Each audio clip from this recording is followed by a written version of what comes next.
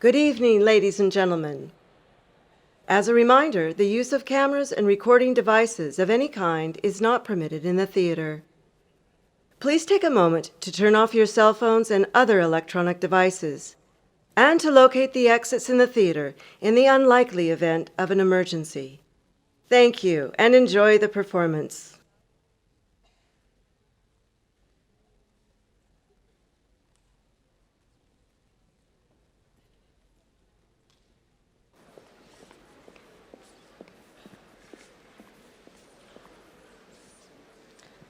Welcome to TEDxBerkeley 2020. I'm Sahar, one of the curators of TEDxBerkeley. I'm Madhav, also curator, and will be your host for the day. 2020. The start of a new decade. It's been 100 years since women first got the right to vote. 50 years since the moon landing. And 25 years since Space Jam first came out.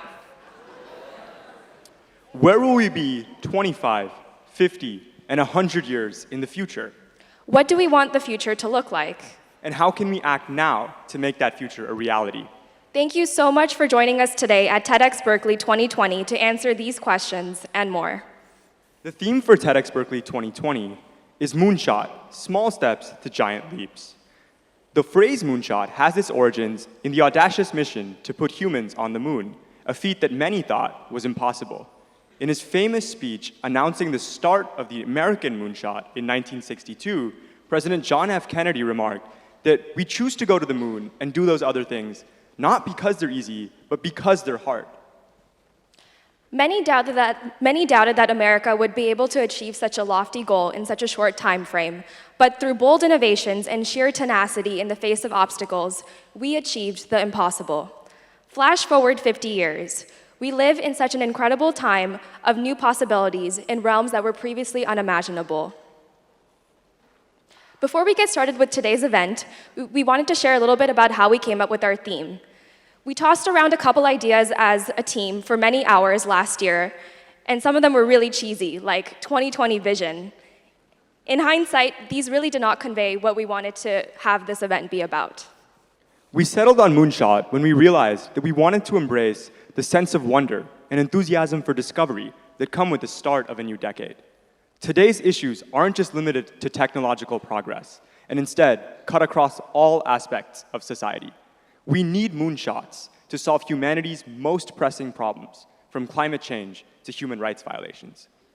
To turn these obstacles into opportunities, it's up to us as individuals to unite and find a purpose greater than just our own. We're excited to have you here today and hope that this event will help you launch your own moonshot. Before we get started with today's event, we just wanted to share a few housekeeping announcements. Please download our mobile app and read through our program on our website at TEDxBerkeley.org in order to get all the information on today's program. We'll have the full schedule, our speaker bios, and you can read a little bit about the student organizers. And we're also having a first ever TEDxBerkeley scavenger hunt, which will be run through the mobile app. There'll be opportunities to check off various activities throughout the day. If you do as many of those as possible, you'll be entered automatically into a raffle to win some really cool prizes. Please also engage with our social media handles throughout the day. We will be on Facebook, Instagram, and live tweeting as speakers present, and we need all of your support to make hashtag TEDxBerkeley and hashtag Moonshot trend by the end of the day. To create a more interactive event, we have an open seating policy, so that means that at the end of each session, please make sure to gather your belongings and when you exit, because when you come back, you'll probably have a different seat. This is a really great opportunity to make new friends. And all sessions will start promptly on time, so please make sure to arrive on time, because we don't allow people to enter the auditorium during the talks, but we will allow people to enter and exit in between them. Please enjoy the snacks and drinks provided by our amazing sponsors outside the auditorium. There's no food and drink allowed inside here, except water. No videography or flash photography is permitted at any time. And to be fully present, we encourage you to limit your use of technology. If you do think you'll be using that, please sit towards the back to avoid distracting those around you. On the note of photography, we're actually really excited to announce for the first time, we have a really cool web augmented reality partner who's you might have seen on the mezzanine. She'll be there the whole day, and you can go. She has a QR code. It takes you to a link on the website where you can get some really cool images and capture this day and make the most of it. For lunch, feel free to try some of the amazing restaurants that surround the venue. If you're not sure where to go, feel free to ask a TEDxBerkeley volunteer, and they're wearing those TEDxBerkeley t-shirts for recommendations.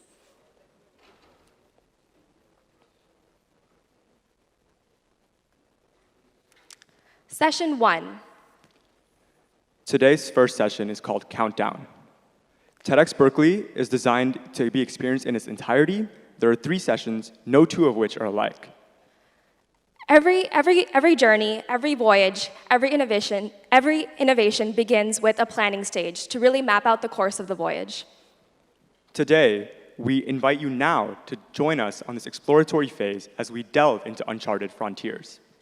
To start us off, we would like to welcome the first ever female chancellor of UC Berkeley, Chancellor Carol Christ, to share some opening remarks. Thank you. Thank you. That's great.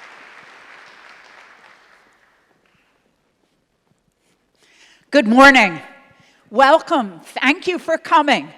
It's so fitting that the theme of this TEDx set of talks is Moonshot, because Berkeley is a place of moonshots. It's where a lot of the chemical elements were discovered. It's where earthquake science was revolutionized. It's where the science of nutrition was revolutionized.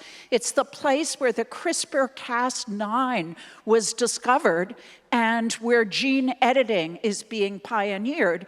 And it was the place of almost a literal moonshot this past fall when a satellite was launched in the middle of a power outage from our Space Sciences Laboratory. Today, the challenges in front of us are even more daunting. Climate change, the future of our democracy, the future of human health, the relationship of artificial and human intelligence. It's going to require people to come together across disciplines, across countries, and put aside what are personal ambitions to work for the greater good of the planet in order to solve these extraordinary challenges. We're going to need people like the people you'll be hearing today with their extraordinary ideas. So I hope you enjoy the day, and go Bears.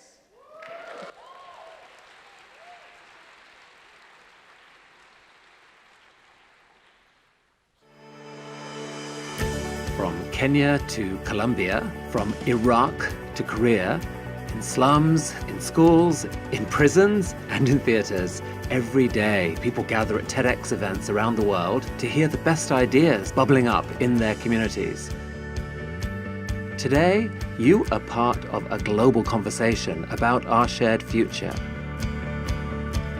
So what is this TEDx? TEDx is an initiative of the TED Conference, a nonprofit devoted to ideas worth spreading. We grant free licenses to allow TED-like events to spread globally. This event today is based on the TED Conference format and ideals, but is independently organized by your local community. So please make sure to thank the team of volunteers who worked so hard on today's event. It's their ideas, dedication, and time that made it all possible. It's they who booked all the speakers, and the views you'll hear today are, of course, those of those speakers, not necessarily of TEDs. But we hope their talks spark an exciting conversation among you. This is a day for curiosity and for skepticism, for openness and for critical thinking, for inspiration and for action. The more you enter into it, the more you'll take out. And now, on with the show.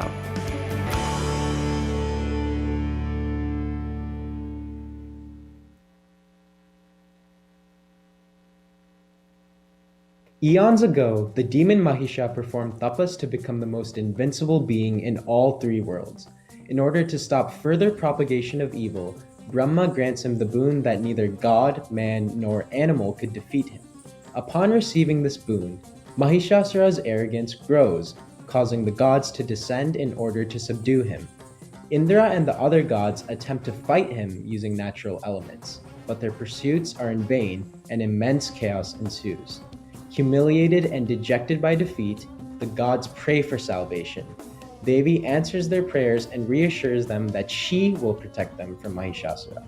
Possessing the combined power of all the gods, she assumes her full form. Devi then marches into Mahishasura's palace to defeat him. Mahishasura, in awe of Devi's beauty and powerful aura, asks for her hand in marriage. She agrees on one condition, that he defeat her in battle. Mahishasura first sends his men to capture Devi, but they are quickly defeated. Enraged, he takes it upon himself to fight Devi, and an intense battle ensues. In desperation, Mahishasura assumes the form of a bull to outwit Devi. He leaps and charges at her, but his attempts fail. Devi defeats him and peace is finally restored in all three worlds. TEDxBerkeley presents The Ultimate Savior.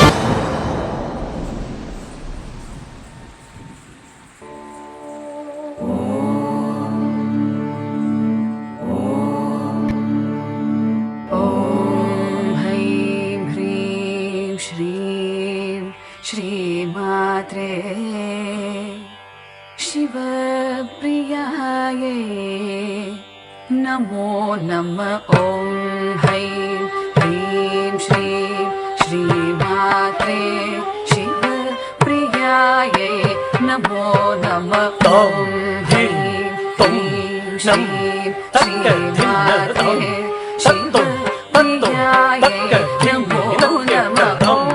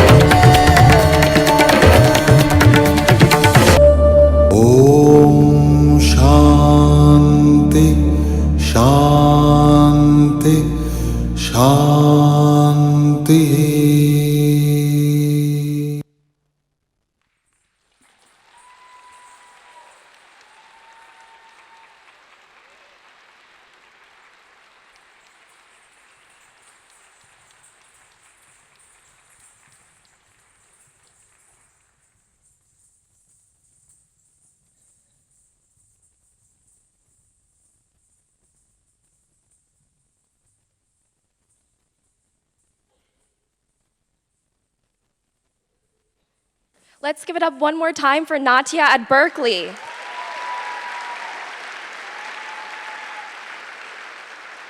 So Natya at Berkeley is a South Indian dance group here at UC Berkeley. They performed at competitions around the world and won several awards while staying true to the classical art form. Up next, we have our first speaker of the day, and we're going to literally start off our theme of Moonshot by shooting for the stars. Dr. Emily Levesque joins us from the University of Washington. She's a renowned researcher known for her work on massive stars and how they evolve and die. Her upcoming book, The Last Stargazers, is about the immediate developments in astronomy's future. Please give it up for Dr. Emily Levesque.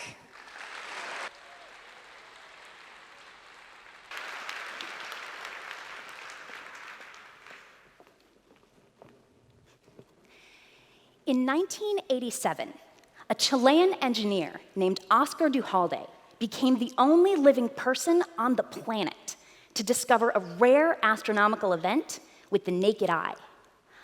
Oscar was a telescope operator at Las Campanas Observatory in Chile.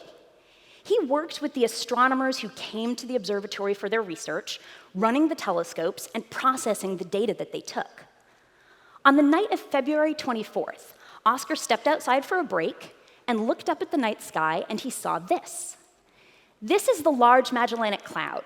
It's a satellite galaxy very near our own Milky Way.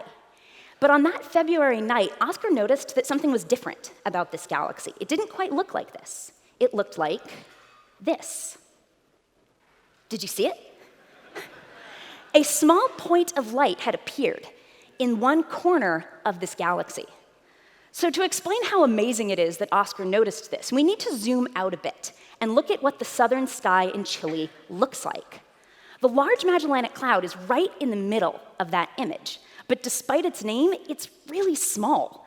Imagine trying to notice one single new point of light appearing in that galaxy. Oscar was able to do this because he had the Large Magellanic Cloud essentially memorized. He had worked on data from this galaxy for years, poring over night after night of observations and doing it by hand, because Oscar had begun his work in astronomy at a time when we stored all of the data that we observed from the universe on fragile sheets of glass. I know that today's theme is Moonshot, and as an astronomer, I figured I could start us out nice and literally, so here's a shot of the moon. It's a familiar sight to all of us, but there's a couple unusual things about this particular image. For one, I've flipped the colors. It originally looked like this. And if we zoom out, we can see how this picture was taken.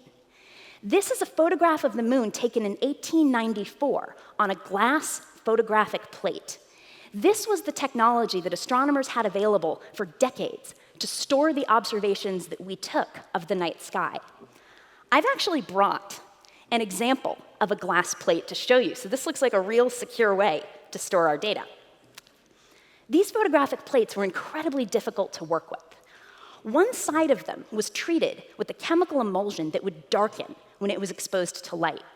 This is how these plates were able to store the pictures that they took. But it meant that astronomers had to work with these plates in darkness. The plates had to be cut to a specific size so that they could fit into the camera of a telescope. So astronomers would take razor-sharp cutting tools and slice these tiny pieces of glass, all in the dark. Astronomers also had all kinds of tricks that they would use to make the plates respond to light a little faster. They would bake them or freeze them. They would soak them in ammonia, or they'd coat them with lemon juice, all in the dark. Then astronomers would take these carefully designed plates to the telescope and load them into the camera. They had to be loaded with that chemically emulsified side pointed out so that the light would hit it. But in the dark, it was almost impossible to tell which side was the right one. Astronomers got into the habit of tapping a plate to their lips, or like licking it, to see which side of the plate was sticky and therefore coated with the emulsion. And then when they actually put it into the camera, there was one last challenge. In this picture behind me, you can see that the plate the astronomer is holding is very slightly curved. Sometimes plates had to be bent to fit into a telescope's camera. So you would take this carefully cut, meticulously treated, very babied plate up to a telescope, and then you'd just... So sometimes that would work, sometimes they would snap. But it would usually end with the telescope loaded into a camera on the back of a telescope. You could then point that telescope to whatever patch of sky you wanted to study, open the camera shutter, and begin capturing data. Now, astronomers couldn't just walk away from the camera once they'd done this. They had to stay with that camera for as long as they were observing.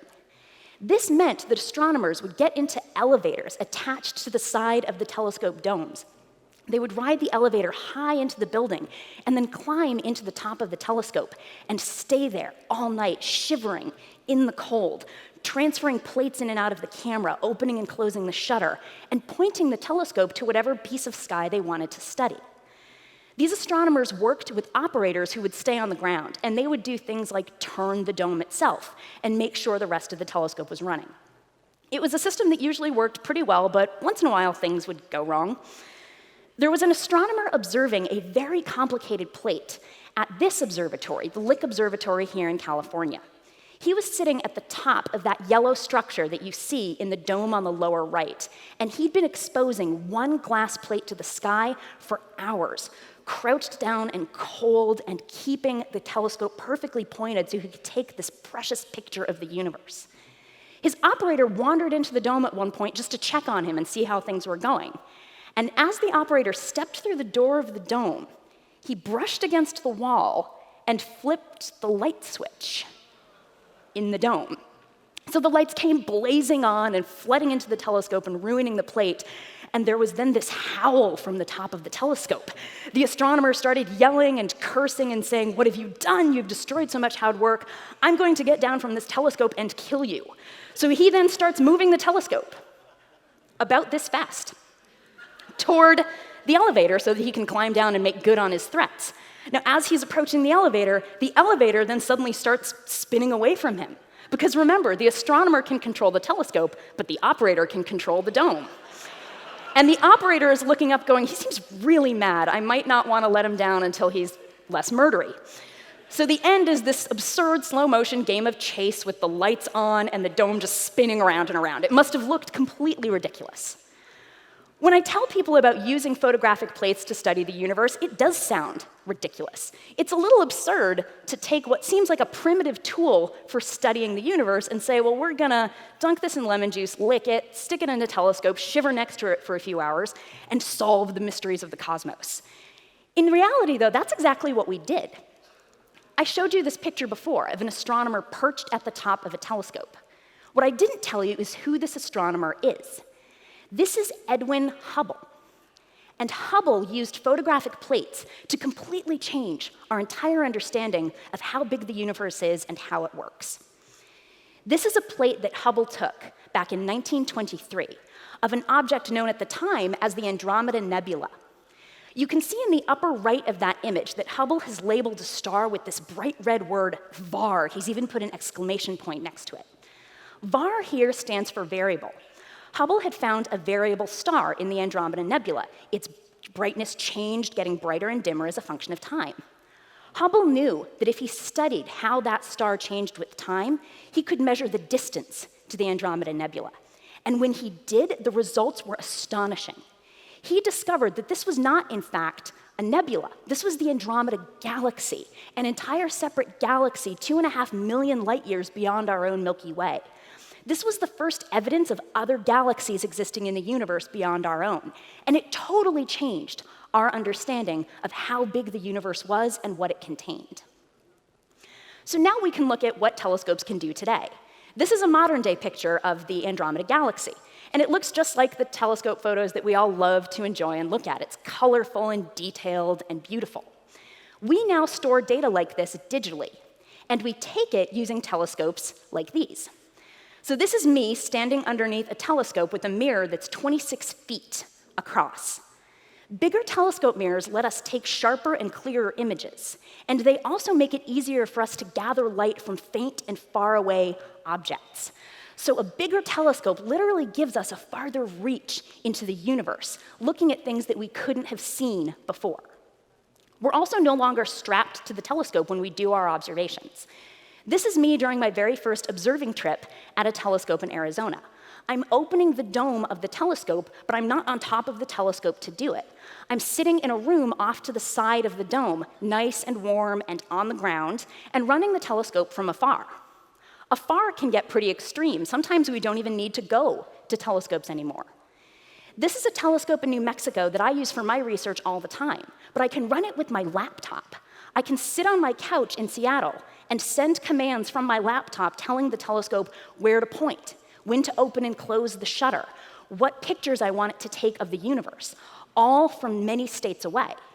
So the way that we operate telescopes has really changed, but the questions we're trying to answer about the universe have remained the same. One of the big questions still focuses on how things change in the night sky. And the changing sky was exactly what Oscar Duhalde saw when he looked up with the naked eye in 1987. This point of light that he saw appearing in the Large Magellanic Cloud turned out to be a supernova. This was the first naked eye supernova seen from Earth in more than 400 years. This is pretty cool, but a couple of you might be looking at this image and going, really? I've heard of supernovae. They're supposed to be spectacular, and this is just like a dot that appeared in the sky. It's true that when you hear the description of what a supernova is, it sounds really epic. There are these brilliant, explosive deaths of enormous, massive stars, and they shoot energy out into the universe, and they spew material out into space, and they sound like noticeable. They sound really obvious. The whole trick about what a supernova looks like has to do with where it is. If a star were to die as a supernova right in our backyard in the Milky Way, a few hundred light years away, backyard in astronomy terms, it would be incredibly bright. We would be able to see that supernova at night as bright as the moon. We would be able to read by its light. Everybody would wind up taking photos of this supernova on their phone. It would be on headlines all over the world. It would for sure get a hashtag. It would be impossible to miss that a supernova had happened so nearby. But the supernova that Oscar observed didn't happen a few hundred light years away. This supernova happened 170,000 light years away, which is why, instead of an epic explosion, it appears as a little dot.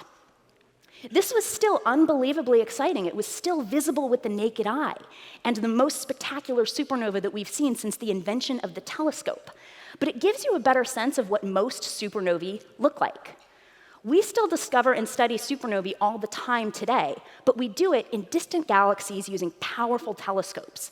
We photograph the galaxy multiple times, and we look for something that's changed. We look for that little pinprick of light appearing that tells us that a star has died. We can learn a great deal about the universe and about stars from supernovae, but we don't want to leave studying them up to chance. We don't want to count on happening to look up at the right time, or pointing our telescope at the right galaxy. What we ideally want is a telescope that can, systematically and computationally, do what Oscar did with his mind. Oscar was able to discover this supernova because he had that galaxy memorized.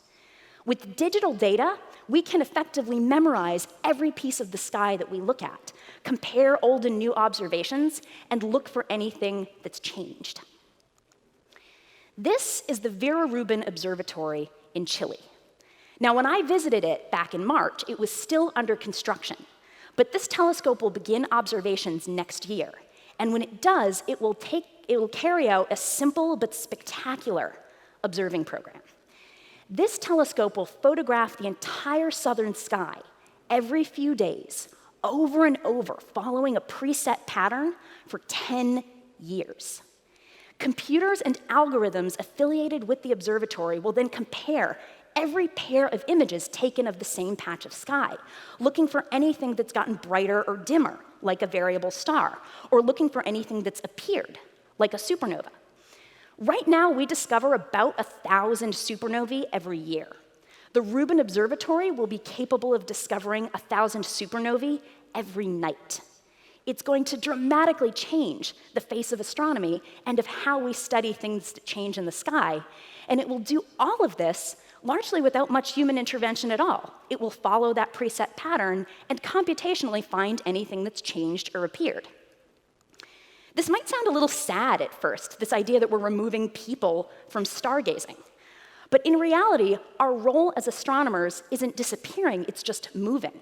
We've already seen how we do our jobs change. We've gone from perching atop telescopes to sitting next to them, to not even needing to go to them or send them commands at all. Where astronomers still shine is in asking questions and working with the data. Gathering data is only the first step. Analyzing it is where we can really apply what we know about the universe. Human curiosity is what makes us ask questions like, how big is the universe? How did it begin? How is it going to end? And are we alone? So this is the power that humans are still able to bring to astronomy. So compare the capabilities of a telescope like this with the observations that we were able to take like this. We discovered amazing things with glass plates, but discovery looks different today. The way we do astronomy looks different today. What hasn't changed is that seed of human curiosity. If we can harness the power of tomorrow's technology and combine it with this drive that we all have to look up and to ask questions about what we see there, we'll be ready to learn some incredible new things about the universe. Thank you.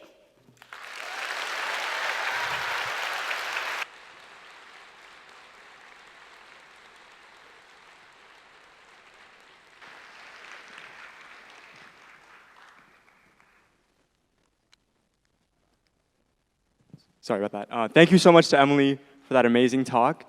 So our next speaker, last week she sent us an email saying that, so my talk is basically going to be romantic comedy with some stand-up material in it.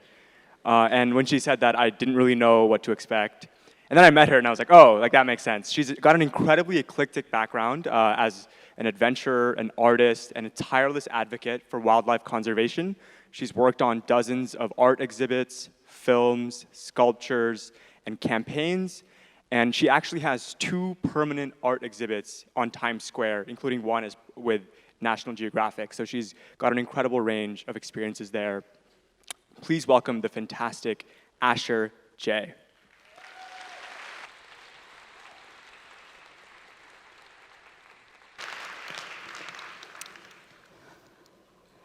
In 2014, I got married to the love of my life.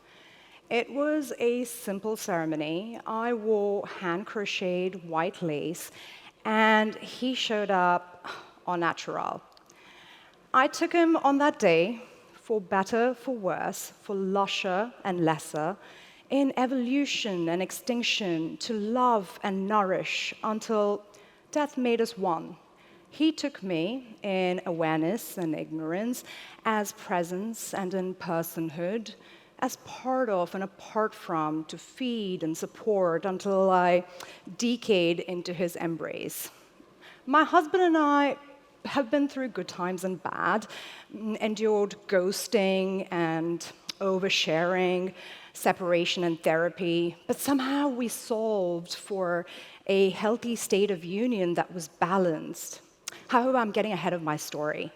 I met him at birth, but it wasn't until the 4th grade when I read the Trials of Life trilogy and watched a lot of Explorer and Captain Planet that I got reintroduced to him in this personal, seductive, descriptive, poetic way. So you could say that Sir David Attenborough, National Geographic, and TBS were my Cupid, dating app, and matchmaker.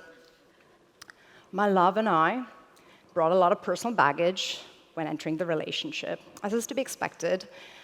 I brought myopic exes, consumerism, pollution, non-biodegradable trash, you know, the usual. He brought mass extinctions, non-renewable resources, deadly pathogens, and natural disasters. I mean, nobody is perfect, and every relationship has its challenges. Most of my disagreements with him have been about our age difference. He's been around a little longer than me, I won't lie. My timeline dates back 3 decades. He boomed 4.6 billion years ago. So, okay, boomer, what I lack in years, I make up for in life hacks. I know what you must be wondering. Did we miss a meme? When did Earth become a man?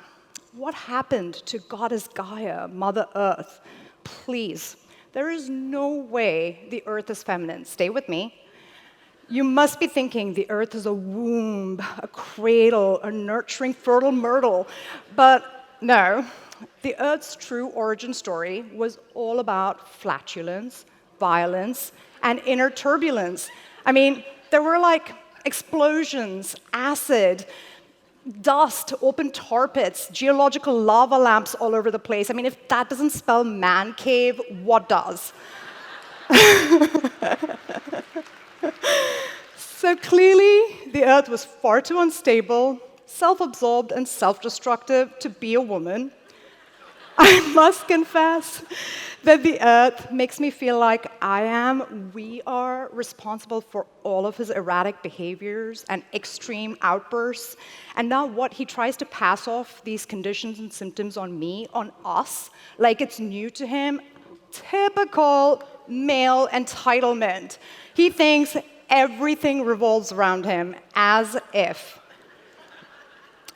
And while I get why seeing the Earth being overlooked, overworked, exploited, taken for granted, and constantly dismissed could begin to hint at the obvious XX geno-pheno stereotype, but just consider for a moment that the majority of his constitution is mantle, and he man-spews it all over the place because he doesn't know how to self-soothe mommy issues much. And note to self, does not perform well under pressure. I can only hope that clarifying Earth's gender for you all will inspire the patriarchy and Wall Street to finally step up for, respect, and care for one of their own.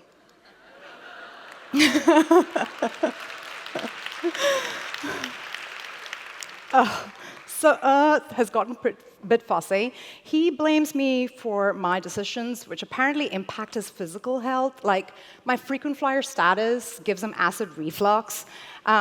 Me eating steak causes him to bloat. And when I Amazon Prime, it just gives him gas. So he's proving to be a pretty high-maintenance partner. He also pins what my predecessors, my great-great-great-great-great-great-great-grandma and grandpa have done to him on me. Talk about holding a grudge. He blames me for my kind's past choices, like the agricultural revolution. He was okay with the Stone Age because we were mostly just feng shuiing rocks, but he did throw the industrial era and population explosion in my face. So, two can play that game, sir. I blame him for botflies, mosquitoes, volcanic eruptions, humidity, infectious diseases, and death. That's right. I hold my own in this connection, like Sally when she met Harry. Earth is the original disaster artist. Step aside James Franco as Tommy Wiseau. This year alone, Earth garnered a lot of press and publicity for losing his cool, which is raising sea levels, sinking island nations, destroying beach vacations worldwide, and ruining the real dream of retiring to Florida. I'm a city bird, guys, born and raised by vertical buildings and the grid. It's probably why I love nature so much. It is so messy and hard to contain, kind of like my belongings in a studio apartment. When I met Earth, I was a hardcore New Yorker. So it's true what they say, opposites do attract. And he would awaken to the dawn chorus. My morning alarm was an orchestra of horns hitting on a double-parked FedEx truck. But at the end of the day, Earth just gets me. I get him too. After all, we're cut from the same cloth, or the same fabric of space-time. But let's not split hairs or strings. Speaking of space, Earth and I both have exes who shattered us. Kind of also integrates chaos theory there. So neither of us is doe-eyed about how difficult a real committed relationship can be, especially not after listening to Super Soul Sundays by Oprah. His previous partner, Thea, nearly destroyed him.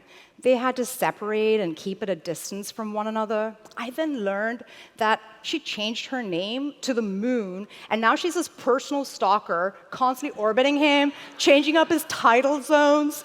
Consequently, I have to keep a close eye on her.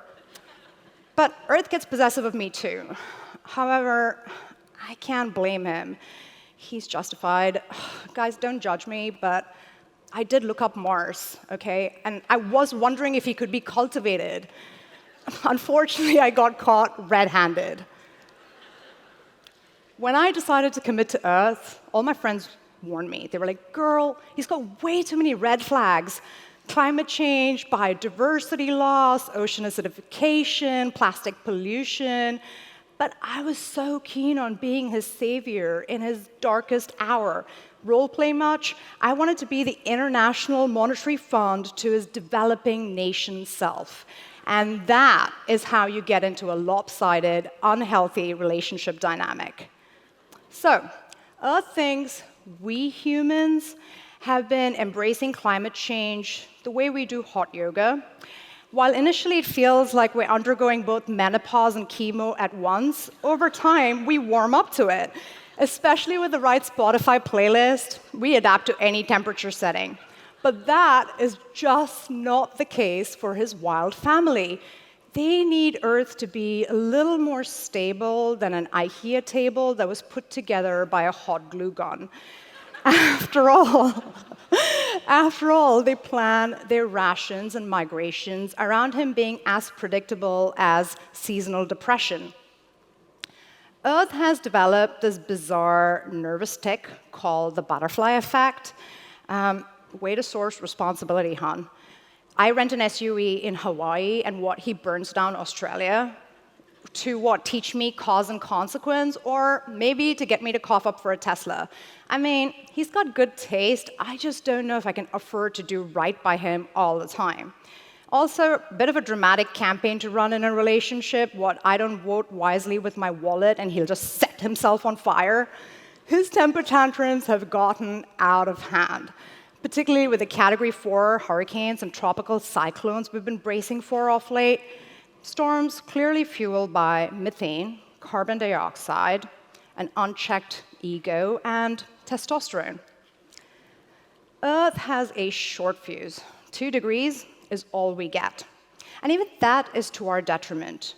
Policymakers responding to his ultimatums and tipping points with denial and hubris are basically making Earth the fire festival. Except instead of a few wealthy hipsters enduring a couple of days of scarcity and loss that results in a traumatizing yet compelling Netflix documentary, this is going to result in a global ecological and economic collapse that affects everyone across the board. Earth will rebrand the Fire Festival as a franchise experience and make crying out for help as useful as calling Equifax's customer line. The good thing about being involved with Earth is that I no longer have to self-mutilate. That means no plucking, waxing, shaving, exfoliating, or laser treatments. Dating men in my own species means I have to groom myself more frequently than a chimp trying to ascend social status. Being with Earth has meant I can just waltz about like a heathen goddess. I found it so weird that in order to be attractive to the opposite sex in my species, I needed to be minus a layer of epidermis and about 99.8% of my hair. 0.2% of which has to be styled for over an hour to defy the physics of gravity and maintain volume all night, using products that should just be called what they are: hair Viagra. And maybe that's what traditional Chinese medicine markets need: more hair products, or my highly flammable upright coif. Because that would have the same lack of impact on male virility as ingesting rhino horn, pangolin scales, and fingernails. Speaking of wildlife trafficking, serious concern of our times, did you know that we lose an elephant every 15 minutes? A number that really came to weigh on me when I was dating men in my own species, because every time I went out to dinner, I would wonder to myself by the time I got to dessert if this guy I was sitting across was worth the 6 elephants. Invariably, he was not. Hence, married the planet. At least Earth and I share the same love languages, science and statistics. And while with my species, I had to adopt the life hack, shave what you show. You know that thing when you wear an outfit and literally shave around it? Well, with Earth, when I'm on expedition in his arms, I can just live up to my true primate potential. I unconditionally accept Earth too, in his most untamed, authentic self-expression. So yes, at his worst, he can be barbed, prickly, bug-infested, and venomous. Yes, a botfly might impregnate my arm, or a wild dolphin might just crap in my face, but every relationship has its risks. For a while, things did get more codependent because we lost sight of our interdependence, but Deepak Chopra's 21-day meditations on love really brought us back into perspective, and I got to understand the importance of being whole on your own. It dawned on me then that someone who's whole is self-aware, self-contained, and self-evident, rather like a full bladder. There was a time when Earth was as popular as a Kardashian. And when he was pictured as the pale blue dot, there was just so much buzz around it. So Earth was briefly grateful that as a species, we began to see his significance. However, we suffer from crippling ADD, so we got sidelined by selfies, selfie sticks, and Bitcoin. Our relationship with the planet has since devolved and has tragically become as impersonal as health insurance, as non-conclusive as a juice cleanse, and as detached as currencies to national commons. But the time to avoid responsibility is over. As Tim Gunn's arrival on Project Runway announces, last-minute panic is upon us, and whiners, it's time to make it work. My marriage tragically involves all of you. And while as his wife, I can have his back, I've come to see that where he and we differ the most is when it comes to life. He seems intent on perpetuating it, and we seem both suicidal and homicidal as a species. We don't want to do that easy thing of just coexisting. We would rather cause the apocalypse and develop a Silicon Valley patch for that problem. Give it a cool contemporary tech name like de-extinction, a really expensive solution that essentially combines anthropocentric arrogance with cloning and hybridizes that with the plot of Stephen King's Pet Sematary. We push life to the brink. Earth pushes life to think. We take extinction to the bank. Earth takes evolution up a rank. I made that Dr. Seuss rap for you lot, just so you can get this point. We are a keystone species, and if we were intelligent and acted with integrity to protect our whole self, that self would come to encompass every species our lives depend on, from bees to blue whales. Instead, most of my extended family is at odds with life itself, like bipedal Ebola, pushing the planet to where even asteroids and cyanobacteria didn't dare to a complete midlife meltdown. In-laws, no wonder you guys have a bad rap. Evidently, some members of my Homo sapien family act so unintelligently that they make flatworms look upright, while others of my kind have been meditating so much that they've become one with the Force. Unfortunately, all of us are bound to the same end, to the same fate. So unless the enlightened Jedis in the upper canopy turn the light on for the Jabba the Hutt clones slithering down below, the canopy will get burned or cut down by these nematodes to make more room for tooting livestock. Naturally, the burden of these colossal concerns came to weigh on Earth and I, and soon we got caught up in the classic toxic triangle. But unlike the love triangles on Jerry Springer, it just failed to pique public interest. I spent a lot of sleepless nights mulling over a helplessly flailing present and a difficult, failing future, marriage, about as difficult as P90X for a couch potato, except the Earth is more forgiving than a fitness craze. That's when I discerned that it's not about fixing, saving, or protecting him. Rather, it was about doing those things for my own self, healing my own past traumas and dramas, so I could change and show up as my resolved whole, and trust in his capacity to do the same. As Albert Einstein suggested, we cannot solve a problem with the same mindset and thinking that gave rise to it. Sorry, I flipped ahead. The more I have worked on my own self, the better my relationship has gotten with Earth.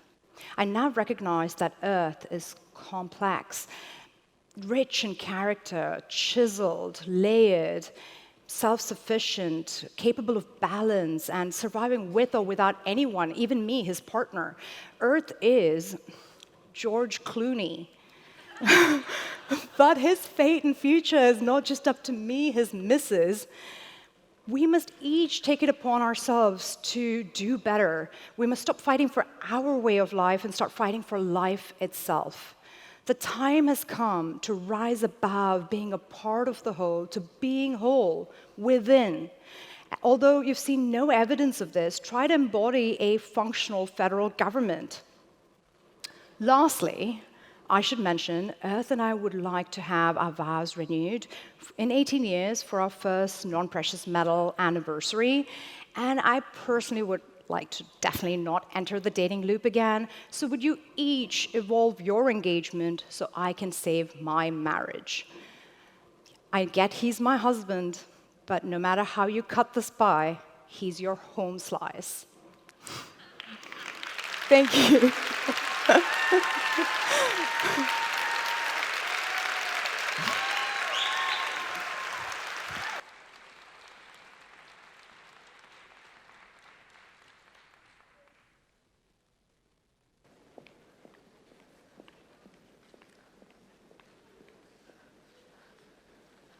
Our next speaker is on a mission to destigmatize birth control. A graduate of UC Berkeley's School of Public Health, Dr. Sophia Yen is currently a professor at Stanford School of Medicine. She's currently the CEO and co-founder of Pandia Health. Pandia Health is the world's first female-led birth control delivery service. Sophia's mission is simple: to make it as easy as possible for every woman to have access to contraceptives, whether they have health insurance or not. Please give it up for Dr. Sophia Yen.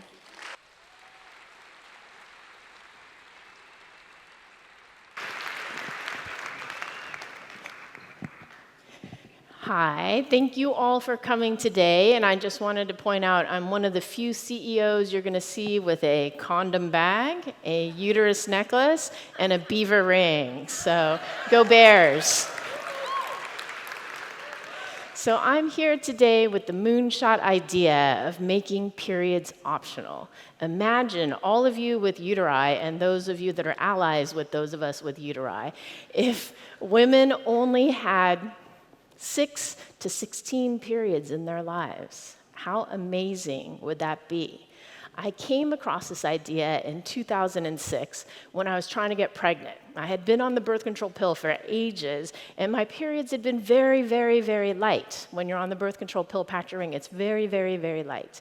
But when you're trying to get pregnant, you have to build that lining so it can catch that embryo. And when it doesn't catch that embryo, it bleeds. And I was like, oh my gosh, there is so much blood. How do women deal with this every single month? So envision every single month, everybody with a uterus building and sloughing and building and sloughing and building and sloughing. Every time you build that lining, you risk uncontrolled growth, cancer. Every time you pop out an egg, you risk ovarian cancer. And we don't know if that is due to the popping or the healing, but it has been shown that if everyone turned off that popping for 5 years, we would decrease the incidence of ovarian cancer by 50%. And then at the bottom, you see the result of the periods. Inevitably, you will ruin some underwear, some clothes, some sheets. A world with fewer periods would be a better one. And I thought I came up with this idea in 2006. However, Dr. Coutinho beat me to it in 1999, and there's a great book called Is Menstruation Obsolete? And it details all the scientific essays, not essays, but papers, peer-reviewed and evidence-based. So if you want to read up on it, you can read up on it there. However, one of my favorite authors out there, Malcolm Gladwell, also wrote an article called John Rock's Error, where he discusses the origin of the birth control pill. And I, as a startup founder, I absolutely get Startup World. There were 3 founders. One of them was Dr. John Rock, and he was a devout Catholic. Not a once-a-week Catholic, but an every single day Catholic. And he wanted to get the pill through the Catholic Church. How amazing would that have been if he had gotten it done? He got it through the nuns. The nuns are always cool. You got it through the priests, much harder to do. Then he got to the Pope. The Pope figured it out. And unfortunately, Dr. John Rock died a sad Catholic because he had really hoped to get it through the Pope. And the 2 PhDs, however, were like, why are you making women bleed every month? It could be every 3 months, every 6 months. It could be never. And had there been a woman on the team, I'm pretty sure it would have been never. Or if I'd been on the team, definitely never. But unfortunately, Dr. John Rock won that argument. And ever since the beginning of the birth control pill, and subsequently the patch and the ring, all of those methods have had 1 week off, just because of Dr. John Rock. And people may say, well, it's not natural not to have your periods. However, in this amazing article by Malcolm Gladwell, he covers the Dogon tribe. Dr. Beverly Strassman goes to study the Dogon tribe in Africa, and this wasn't like ages ago. This is like now. And the Dogon tribe banishes their women, unfortunately, to menstruation huts, as you see here, every single time they bleed. She studied for 736 nights women being banished to the menstruation hut. And these women have the same lifetime as we do. They don't die at age 30, they die at age 70, so we're comparing apples to apples, not apples to oranges. And what she found on the left, the Dogon tribe has menarche when you start your period at age 16. The United States, we start our periods at age 12. This is about nutrition. Once we hit 100 pounds, you generally get your period, and we have lots of nutrition in this country. And then they have 7 periods a year. Again, a nutritional thing. We have 13 periods a year. They have 8 or 9 children. We have 2. I'm not advocating for 8 or 9 children, but they're pregnant a lot. And then they're breastfeeding for 12 months exclusively.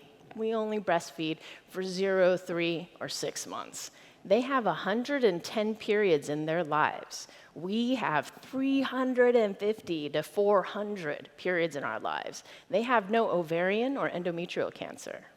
We have ovarian and endometrial cancer.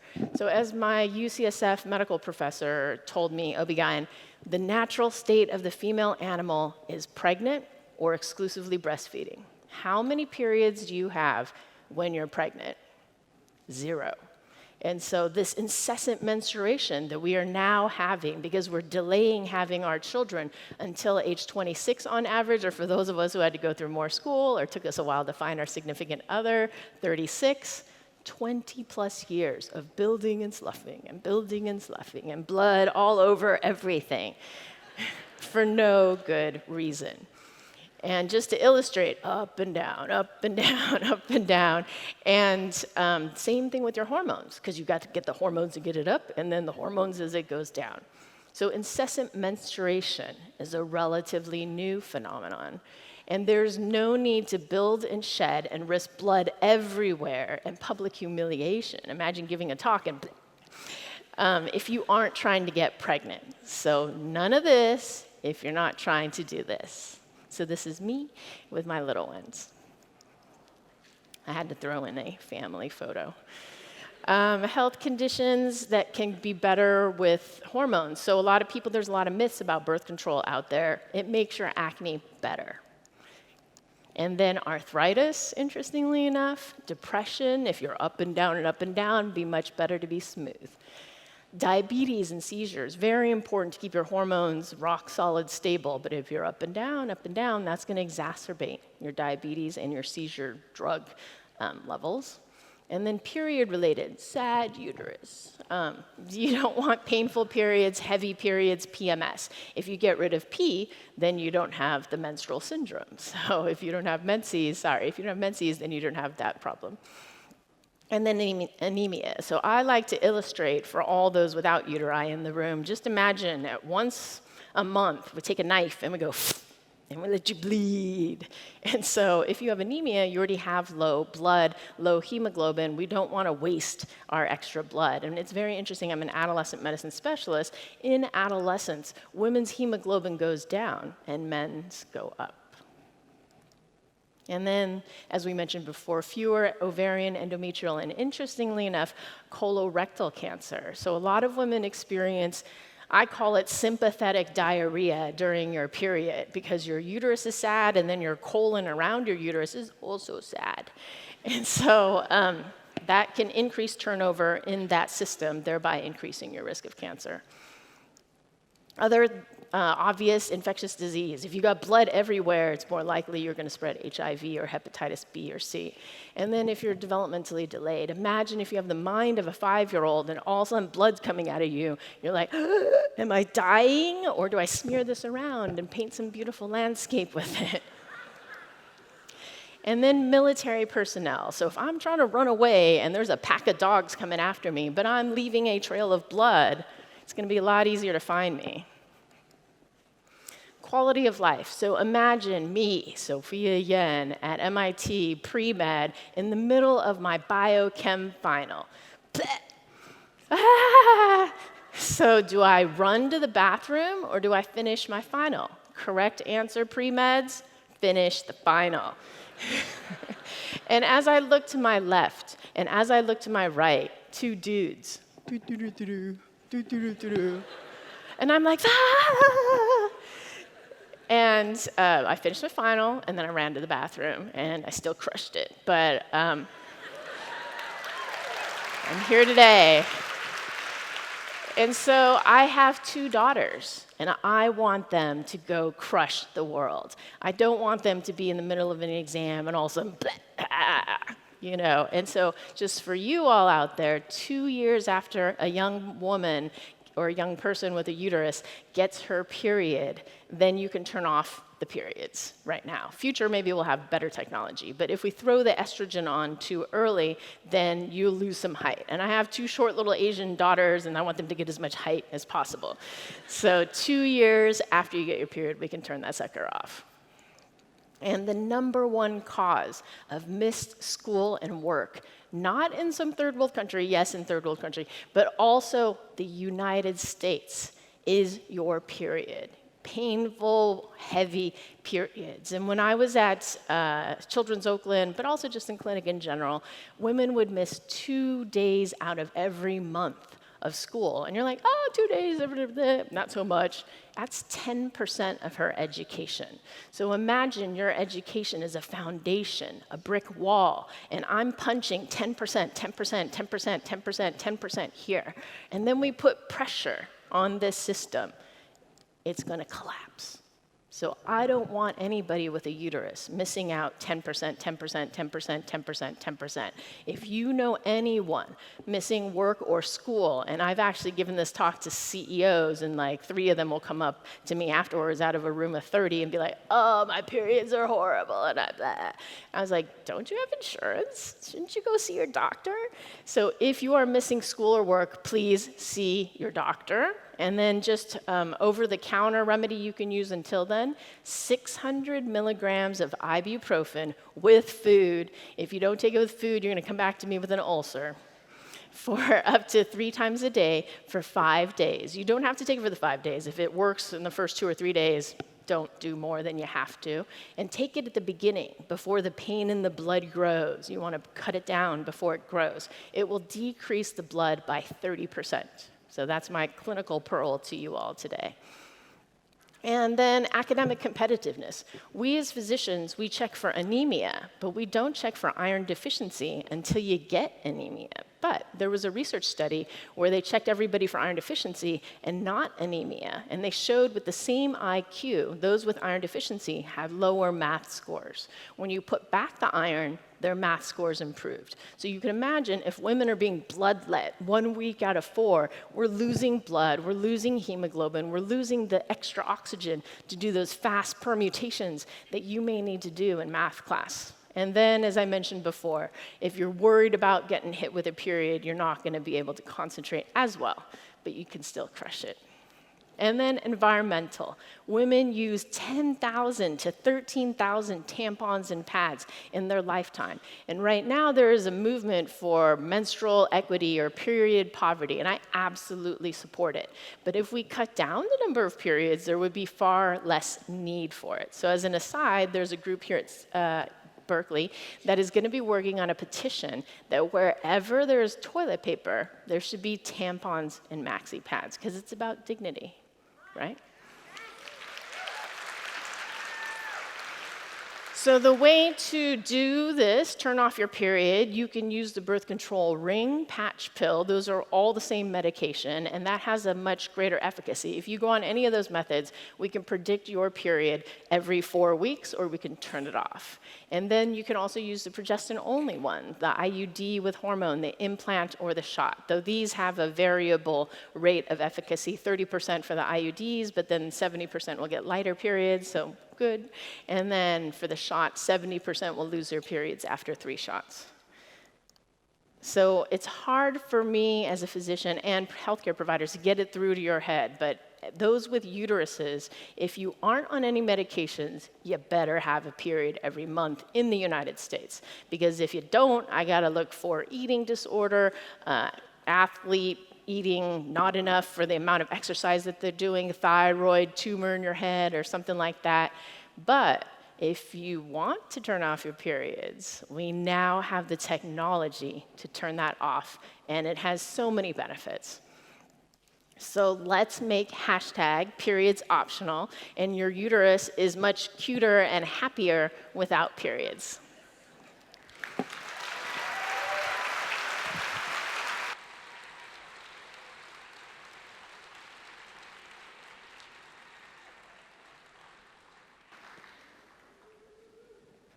Thank you so much to Sophia for that phenomenal talk. Next up, we have community activist, social justice hero, and CEO of DreamCorps, Nisha Anand. Previously to her work at DreamCorps, she served as chief of staff to CNN commentator Van Jones, and she's actually traveled all around the world promoting human rights tirelessly. In fact, in 1998, she was arrested for passing out pro-democracy pamphlets in the military dictatorship of Burma. And now at DreamCorps, her work centers around criminal justice reform, tech equity, and green economics to build a better future for everyone. Please welcome Nisha Anand.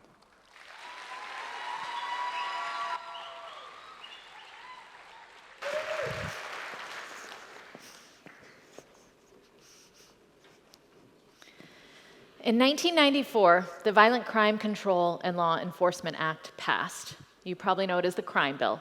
It was a terrible law. It ushered in an era of mass incarceration that allowed mandatory minimums, 3 strikes laws, the expansion of the death penalty. It was terrible, but it passed with bipartisan support. GOP House Speaker Newt Gingrich, architect of the Republican Revolution, led the way. Signed into law by Democratic President Bill Clinton. Also in 1994, I was a senior in high school when this bill got passed, and you were likely to find me on the streets protesting any number of causes, including the crime bill. So that's what makes this picture all the more surprising. Newt was not on the top of my favorite person in this country list, but this picture was taken in 2015. This was the start of a movement that would pass a bill called the First Step Act. The New York Times called it the most significant reduction in criminal justice, the most significant reform in criminal justice in a generation. This, 1994 Nisha, on the streets, activist, might be disappointed in this photo. Some of you might be too. But standing here today, I'm not.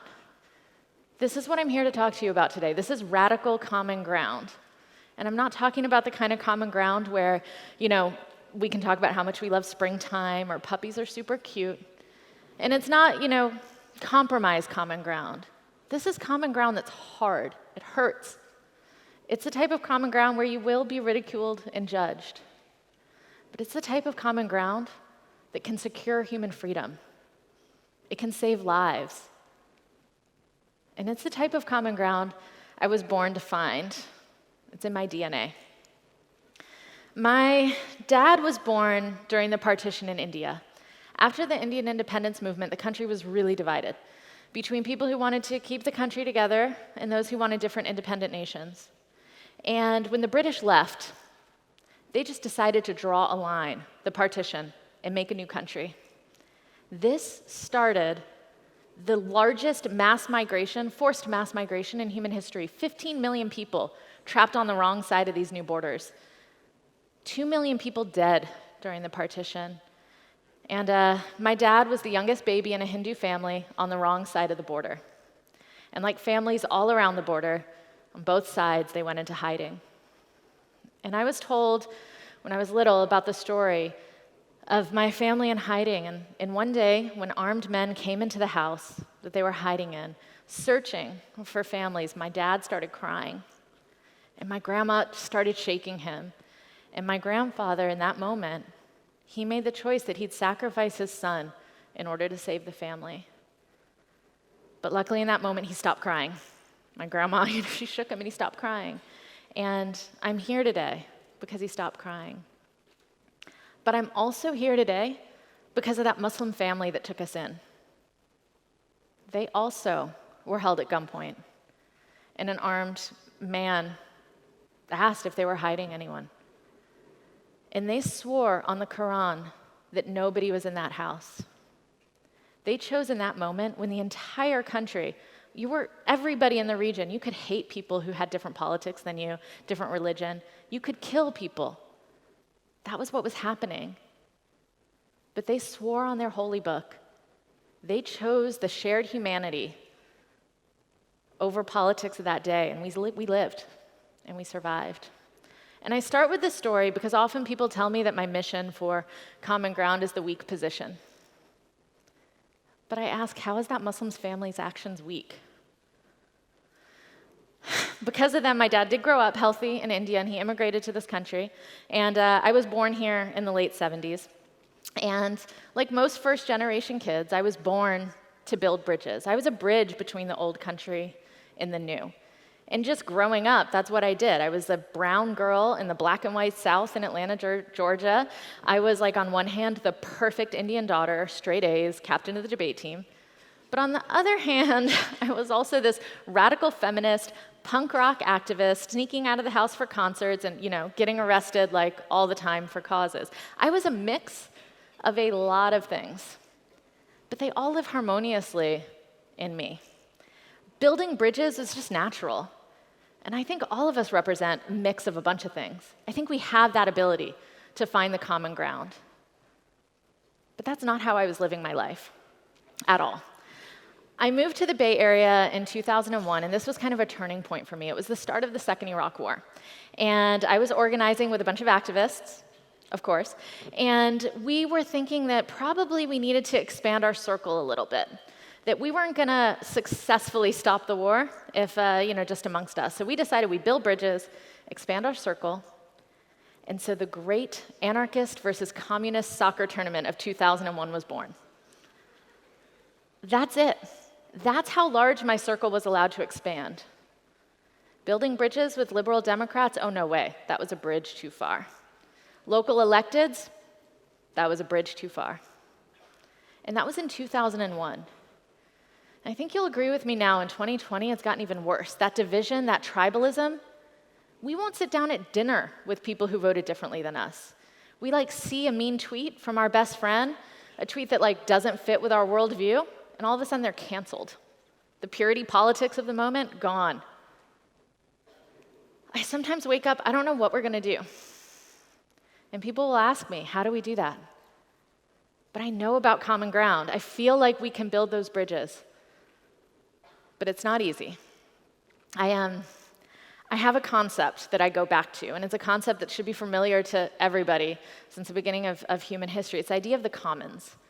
This shared place in the center of town square, the quad, but it's the place where you come together, your community, and you can listen to people on soapboxes with different ideas, and you can be very different, but you come together because together we're stronger than being apart. And today when I think of the commons, I think I extend it to kind of the resources we all share, collectively owned, like the air we breathe. I think of schools, parks.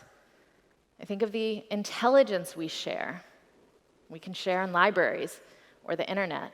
And I think the internet's important. In this digital age, that shared humanity, that access to be together in the commons is at our fingertips. But we're not using it that way. We're not coming together.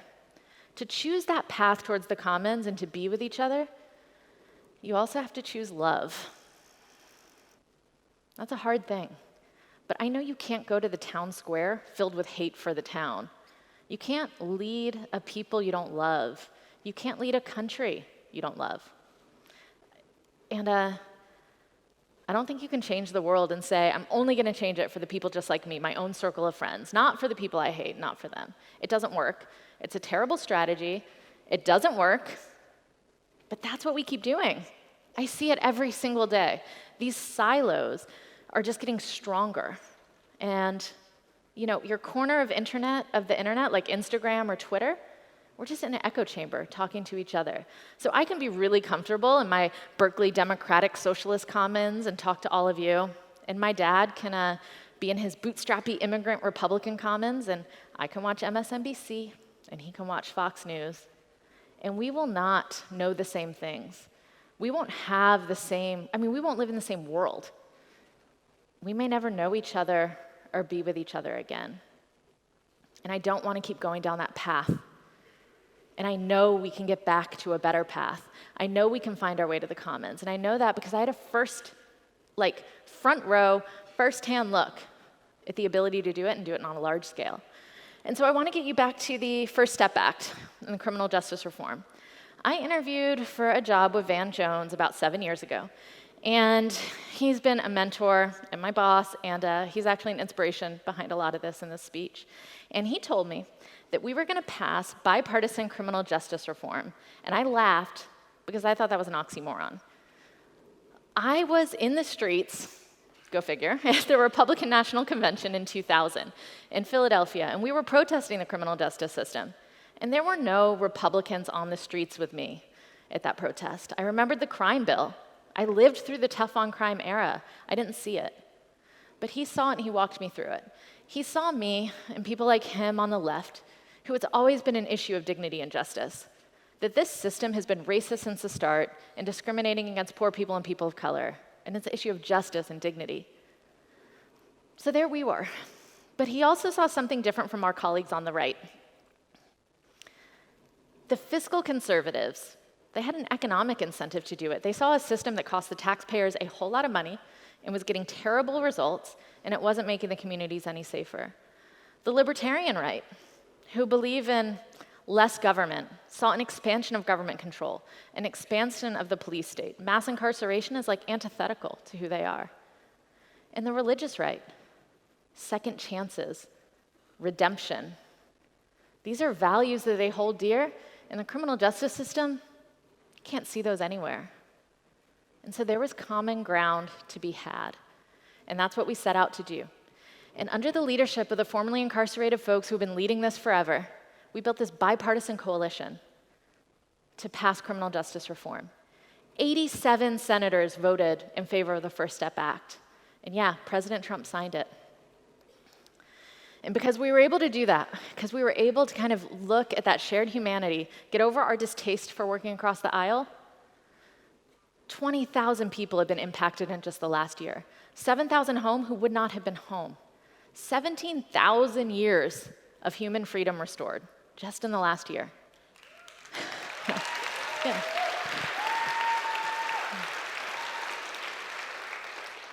And Republicans and Democrats in this election cycle, almost all of them are running on platforms of criminal justice reform.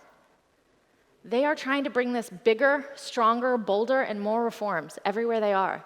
That wasn't possible during the tough on crime era. But I also look at this. These are the people coming home. In my office, we get a video like this almost every day. Thousands of people coming home. And when people tell me that common ground is the weak position, or that my love for the people, or my belief in our shared humanity is naive, or that if I work with folks across the aisle, that I'm somehow getting taken advantage of, I just look at this. I look at the people. I say that to the folks coming home. Say that to those 2.2 million people that are still behind bars. And so now, our challenge is to make this possible across a whole bunch of other issues too. Human rights, immigration, all sorts of things, healthcare, mental health. I think there's common ground to be had, but it's not easy. I'll get to that in a minute. It's not easy. If you want change in a large scale, you need large movements. And that means our circles have to be bigger. And it's not easy being a lefty working across the aisle. I certainly get my fair share of hate mail. But I think that that's exactly the radical approach we need right now. And so this is Jenny Kim. She is someone who is dead serious about second chance hiring. She wants to make sure that formerly incarcerated folks have a pathway to jobs and that businesses make it an amazing place for folks to work. She's also the Deputy General Counsel at Koch Industries, K-O-C-H, Koch. But she's an amazing organizer, and I'm proud to work with her on this issue. And an issue I care deeply about, and probably a lot of you do too, climate, which seems divisive. Seems like there's no common ground to be had there. I think there is. Trump's own Department of Defense this year released a report saying that all future wars were going to be wars about resources, wars about climate. And so, yeah, I want to find partnership with the military. And I used to be the national director, national organizer for the War Resisters League, the oldest pacifist organization in the country. But if there's common ground to be had there, yeah, I'll partner with them. It's not easy. The approach means we need to find love. We need to get back to that shared humanity and that commons. But I know this love, it doesn't just get us through Thanksgiving dinner.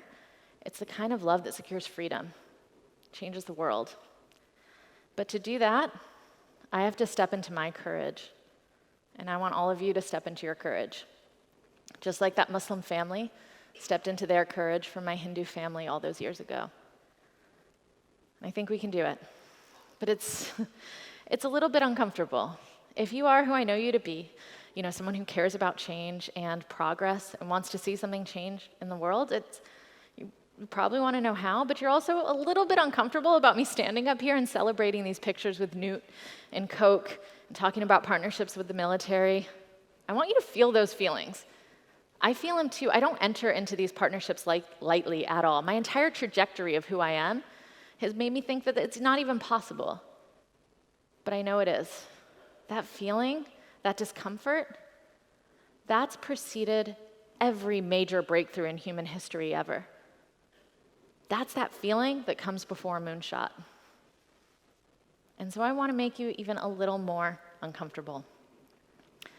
I want you to think about an issue that you care deeply about, something that you want to see changed on a national or global scale. Think big. What would resolution look like? On a large scale, what would it look like to solve that problem? And can you get there with just your circle of friends? I know you can't. The anarchist communist soccer tournament isn't going to help bring about that change. So I want to think about how can we expand that circle a little more. Where is there common ground to be found? Can you think of any unlikely allies, strange partners? Further than that, who's in your way? Who's stopping you from finding that common ground? And is there room for them in that circle? I think there is. I think we have to be able to find it at this scale. And it means that we're going to have to step into that courage and include people, hold our vision so strong, know that justice and freedom is so important that we're able to include more people. Love the people who might not love us back. And so I want to ask you, who's your Newt? Who's your Coke? Who's the military in your story? And I want you to choose that common ground. Thank you.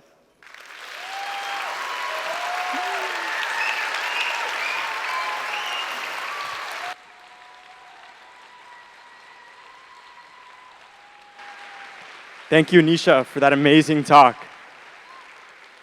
So it's a real special honor for me to be able to introduce our next speaker.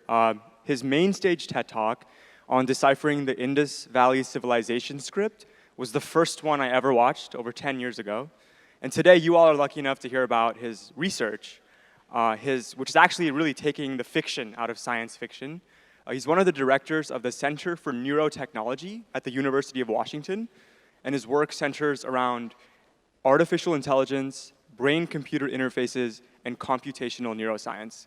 Please join me in welcoming Dr. Rajesh Rao.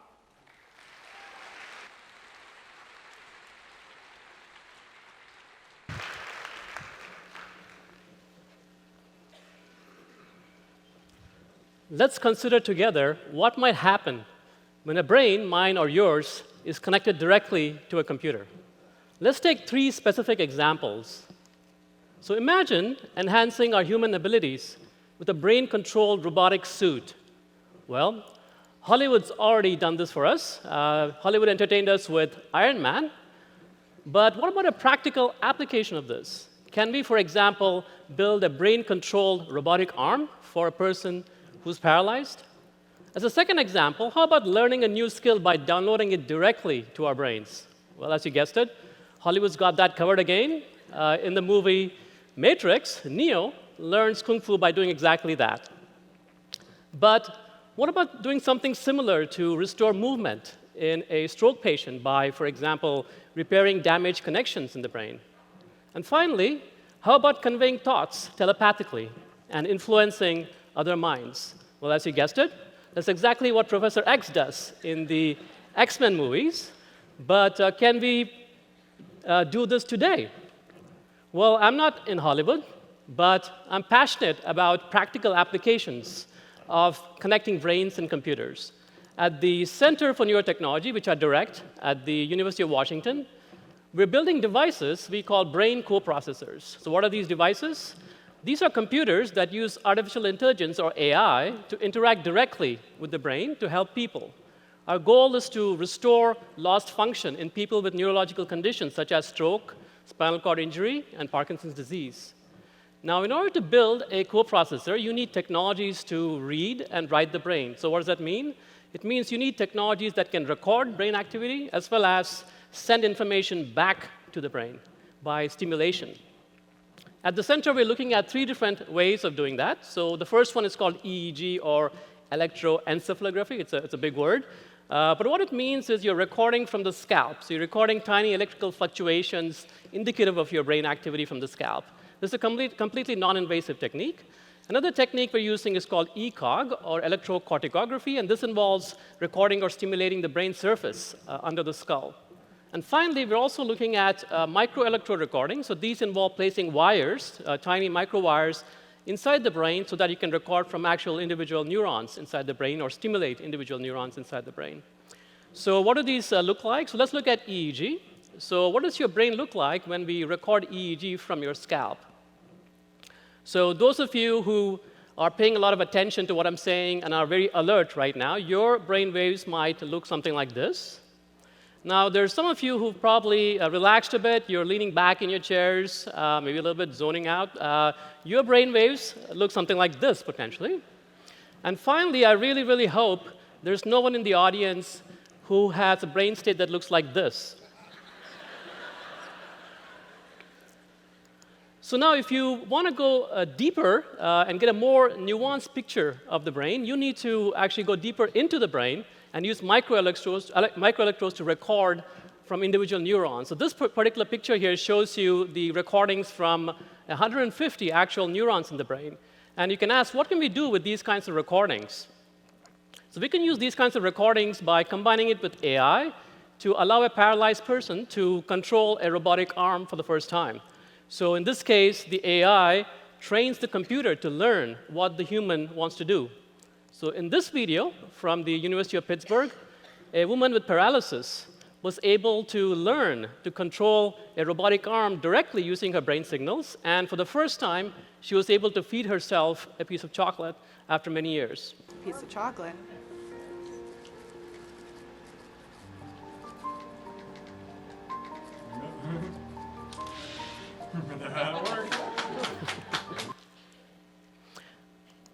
So you can also, using a brain coprocessor, rewire the brain by using the coprocessor as a bridge. So in this experiment by F. Fetz and colleagues at the University of Washington, what they did was they used the brain coprocessor to connect 2 brain areas, as you can see here. And what they found was remarkable. So after 2 days of this artificial connection between two brain regions, the brain regions actually got strengthened. The connections between the brain regions got strengthened. So why is this useful? Well, for example, you can use this particular technique for targeted rehabilitation of the brain when the brain has become damaged due to stroke, for example. Well, you don't always have to use invasive techniques to build a coprocessor. You can also use EEG, which you remember is a non-invasive technique. So in this particular example, a human uses EEG to control this little Iron Man-like humanoid robot that we call Morpheus. So Morpheus sends you images of what he sees, and the human can use EEG to select an object from the choices of objects in front of them. So for example, here, the human chooses one of these two red or green blocks. So the human chose the red block using EEG, and the robot does all the hard work, picks up the object, and the human can then tell the robot, again using EEG, which of these two tables to bring this object to. So this actually was something we did 2 years before the original Iron Man movie. But sadly, the producers of Iron Man never invited Morpheus for an audition for the lead role. I mean, he would have been cute in the movie, don't you think? So instead of sending instructions to a robot, such as Morpheus, can we send instructions directly to another person's brain? So in order to do this, you need technology to write the brain, like Professor X. So luckily, there is some technology right now. It's called transcranial magnetic stimulation. So this particular technology uses an electric current to induce a magnetic field, which then penetrates the skull, and then induces a little electric current inside the brain. So we can use this technology to, for example, send a signal to your visual cortex to make you see things, even though there's nothing in front of your eyes. We can send some signals to your motor cortex to make you move your hand, even though you didn't plan to. So that's a little creepy, isn't it? But actually, it's a great example of how your brain controls what you see and what you do. So in other words, you are your brain.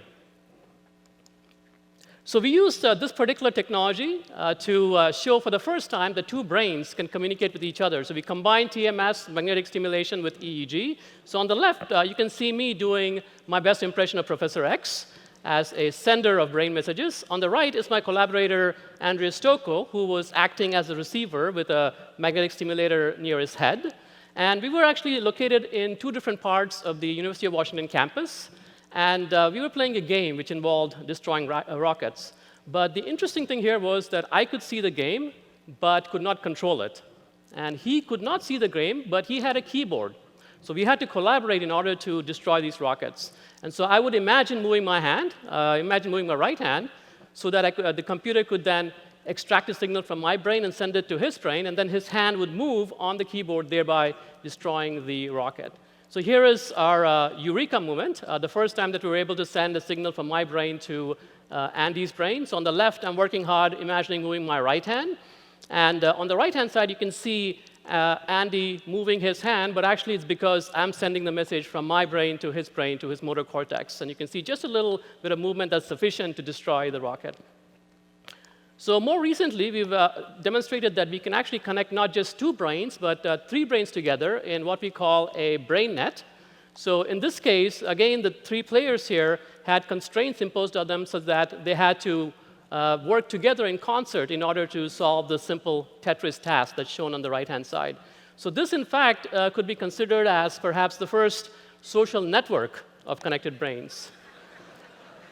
Or as one of my students remarked, move over, Facebook, here comes BrainBook, where you don't even need like buttons anymore.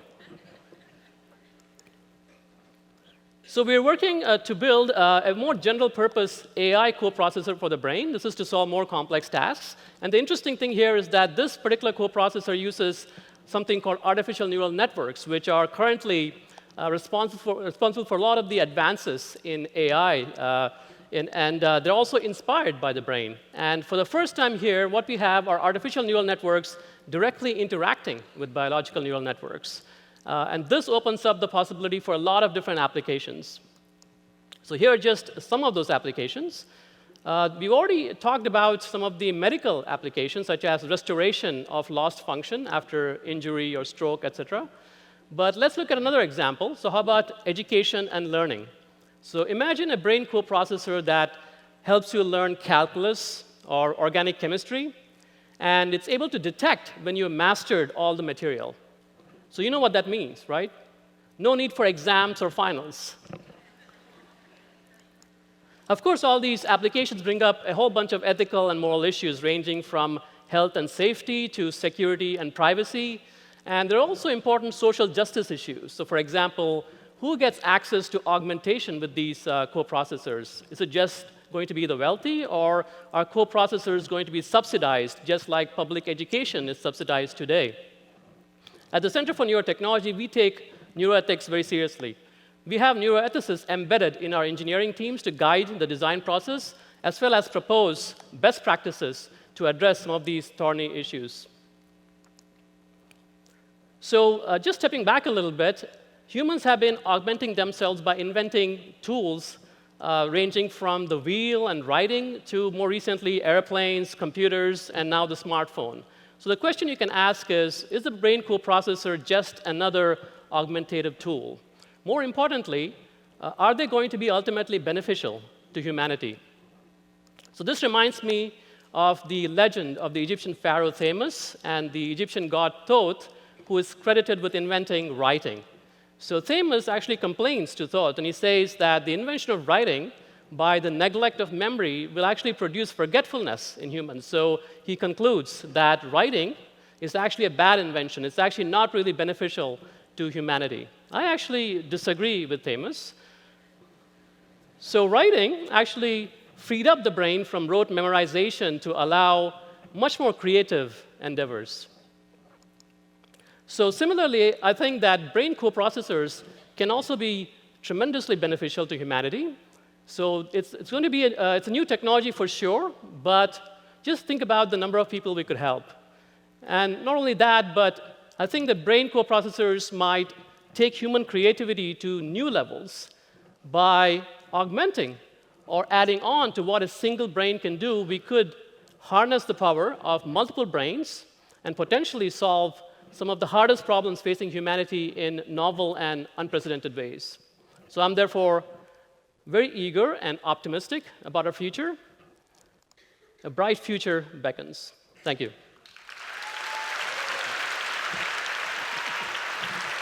Thank you.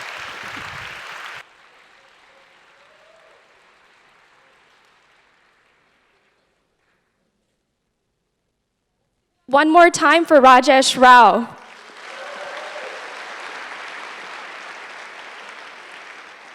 Up next, we have Humayun Saki, who is one of the world's most famous players of the rubab, a classical Afghani instrument. Afghan music represents a confluence of cultures that extends past present-day Afghanistan into the historical empires of Persia, Central Asia, and India. During Afghanistan's long years of armed conflict, music was censored and finally banned. However, Humayun continued to devote his career to the classical rubab style, not only ensuring its survival, but also helping it reach new heights. He has worked with the Kronos Quartet and the Berlin Philharmonic. He will be joined today. He will be joined today by Rajwinder, who is a tabla player. Please give it up for Humayun Saki.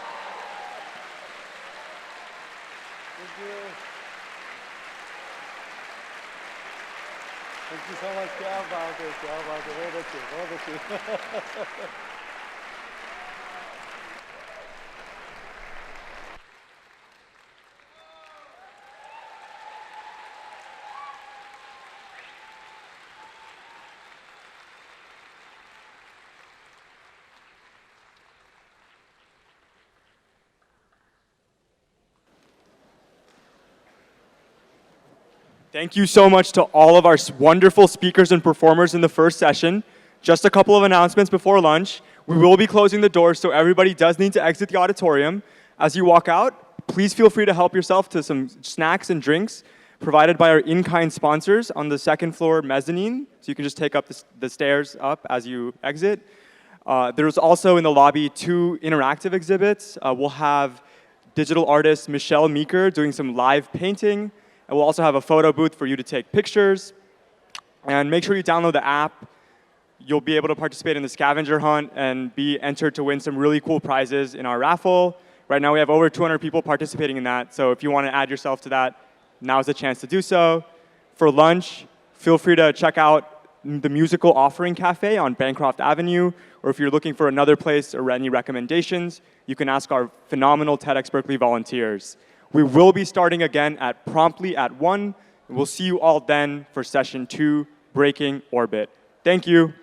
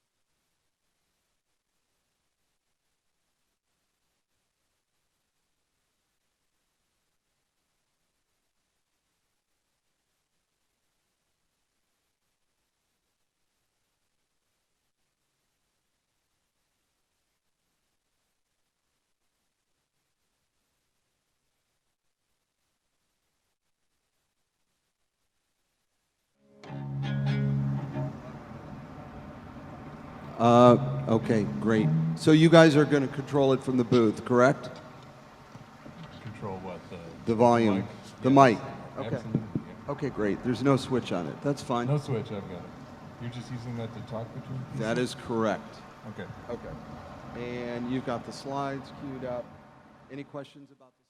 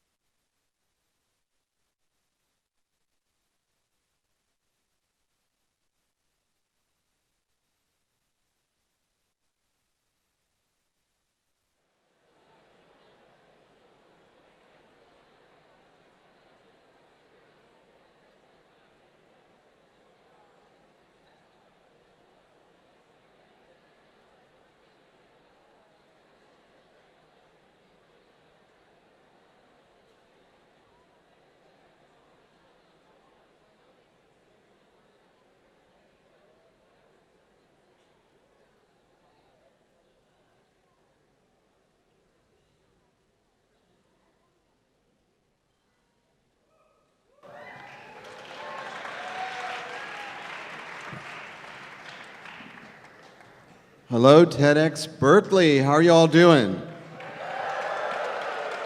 Awesome. What a great crowd.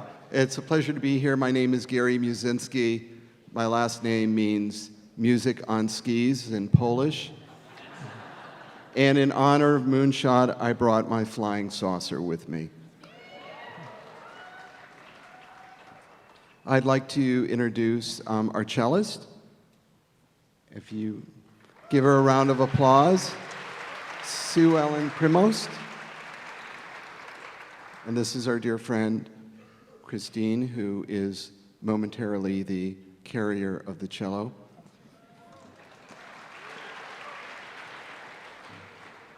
So I want to say a little bit about the theme of roots and wings and how it relates to Moonshot, because, music allows us to expand what is possible. It transcends words, and it helps us open up to a new way of perceiving, thinking, and it's the original form of collaboration and communication. That's why we call it a universal language. This idea of roots and wings is that the roots keep us grounded in our current reality, which, as you might have noticed, is a bit challenging. And the current reality, the roots, also includes understanding science. And then the wings is about not just staying confined or in despair, but rising above that and freeing up our imagination to reimagine the world. And I think that's what we're all here to do with the Moonshot theme today. So think of music as the soundtrack for freeing up your imagination. We hope you enjoy the journey with us. We're going to play two pieces, and this next one evokes the spirit of the west coast of Ireland. I was very inspired by Irish traditional music, so this is a duet for handpan and cello. Enjoy.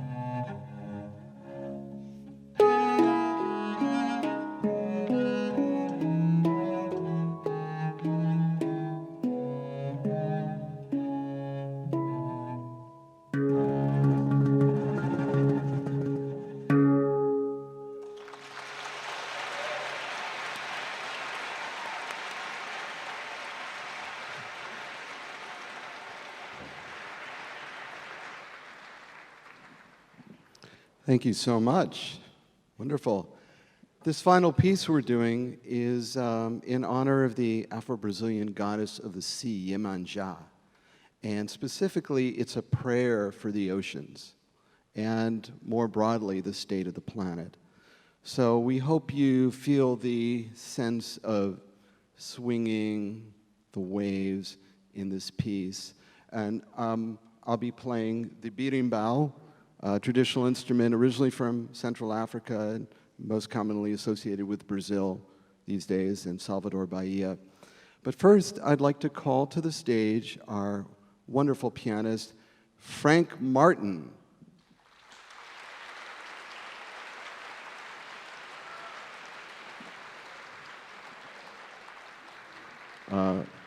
There he is. And also, on lead iPad today, we have Christine Toulis. So Christine, if you would join us.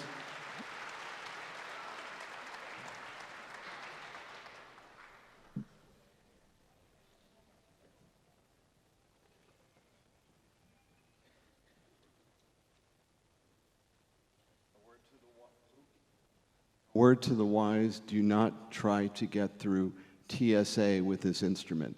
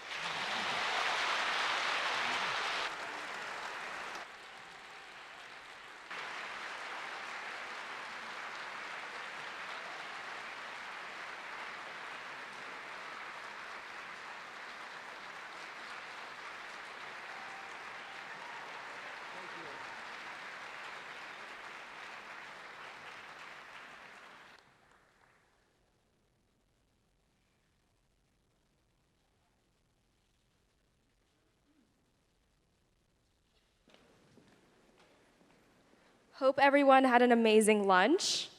So this was Gary Musinski and the Roots and Wings Ensemble. They brought together a diverse and eclectic sound inspired by rhythms and melodies from around the world. They are 4-seasoned musicians, and they have performed at SF Jazz, the Country Music Hall of Fame, and they've collaborated with big names like Stevie Wonder, Bruce Springsteen, Elton John, Lady Gaga. So they were incredible. Thank you so much.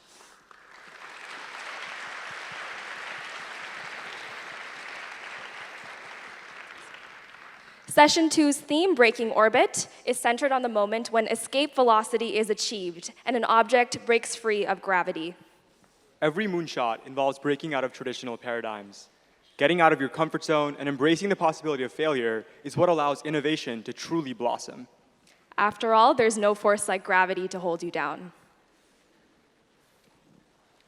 All right, raise your hand if you hate math. I can't actually see you, so I don't know if there's like a lot of people raising their hands or not, sadly. I'm going to pretend like it's a lot. No. Hopefully our next speaker changes your mind, for those of you that raise your hand. If you've taken multivariable calculus or linear algebra recently, you probably might have used some resources that he has worked on. After graduating from Stanford, he worked at Khan Academy, where he developed all of the multivariable calculus curriculum there. All at the same time, he was operating his own YouTube channel, and he quit to grow that. And he has developed a really great source of material for understanding common math concepts and esoteric problems. 3 Blue 1 Brown, his YouTube channel, now boasts over 2 million subscribers and over 100 million total views. So he's really taken math education to the next level. And his content focuses on visualizing math as a way of understanding it. Thank you so much, and please welcome our next speaker, Grant Sanderson.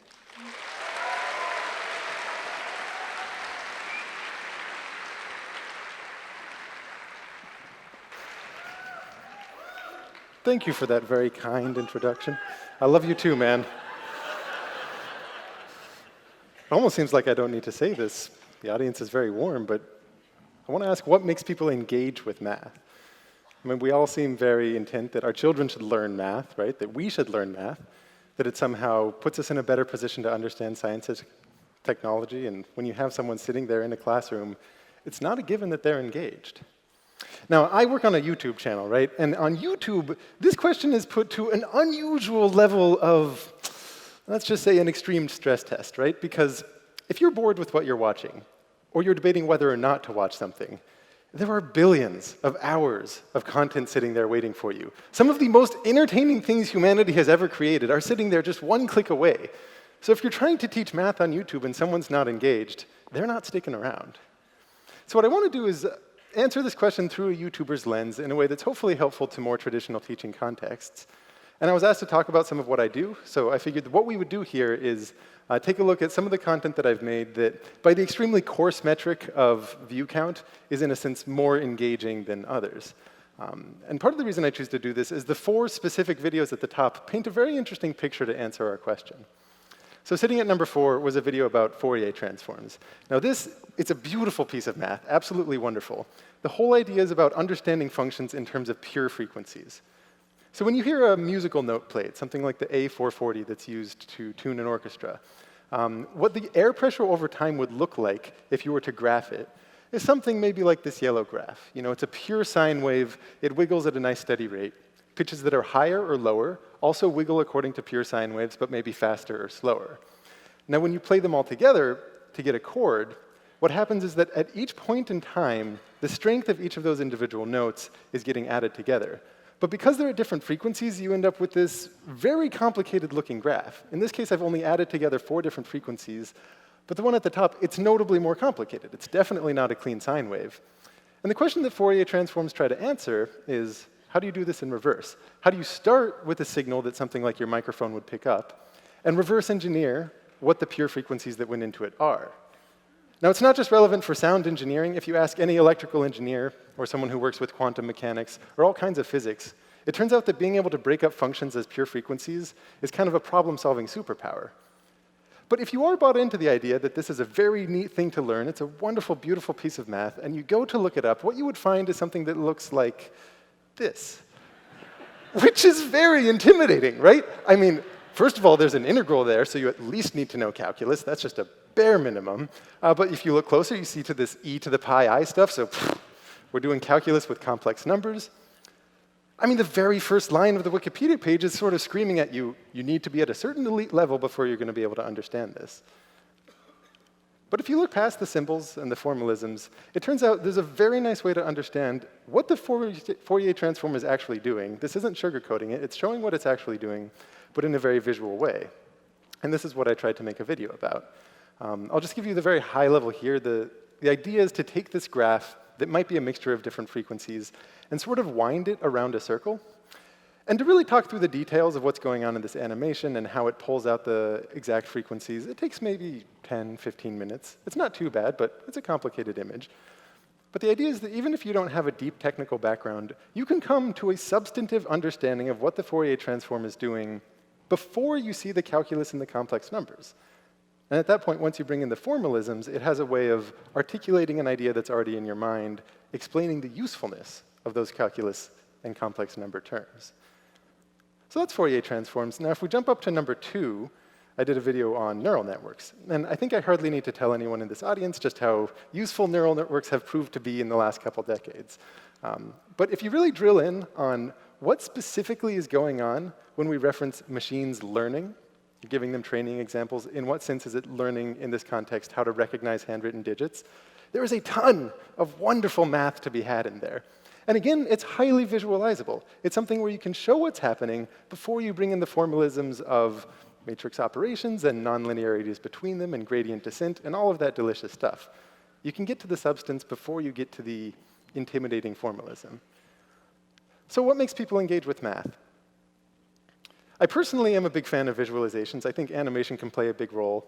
But that's only once you've got them bought into learning a topic.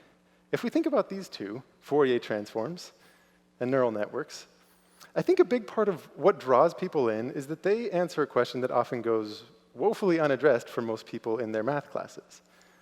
When am I ever going to use this? I mean, you all know this feeling, right? I hear that kind of murmur of agreement. You're in an algebra class. You're doing something like the quadratic formula. You're just working through worksheet after worksheet, and it's all so unrelated to your life or anything that you could imagine being in your life. But if you can answer this question, I think it elevates math to the status of going to the gym. It's still going to take work, right? We're not going to sugarcoat things.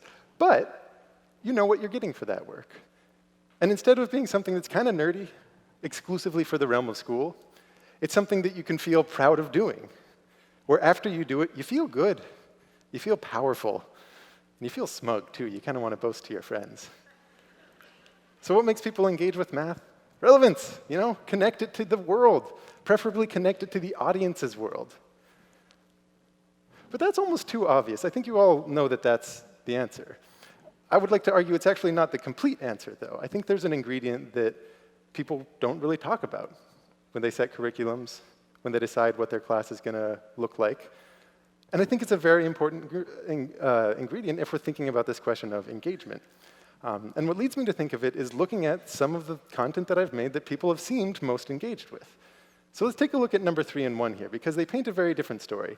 And what I want to do is just talk about the topic itself, the math that you're going to learn in the video without any of the context, okay? Just what problem does each one talk about? So sitting at number 3, the problem is, let's say we have 2 different blocks, and they're sitting on a frictionless surface. Okay? In this case, I have one that's 1 kilogram and one that's 16 kilograms.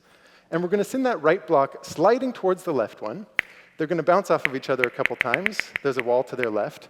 A bunch of bounces happen, and eventually they sail off, never to touch again.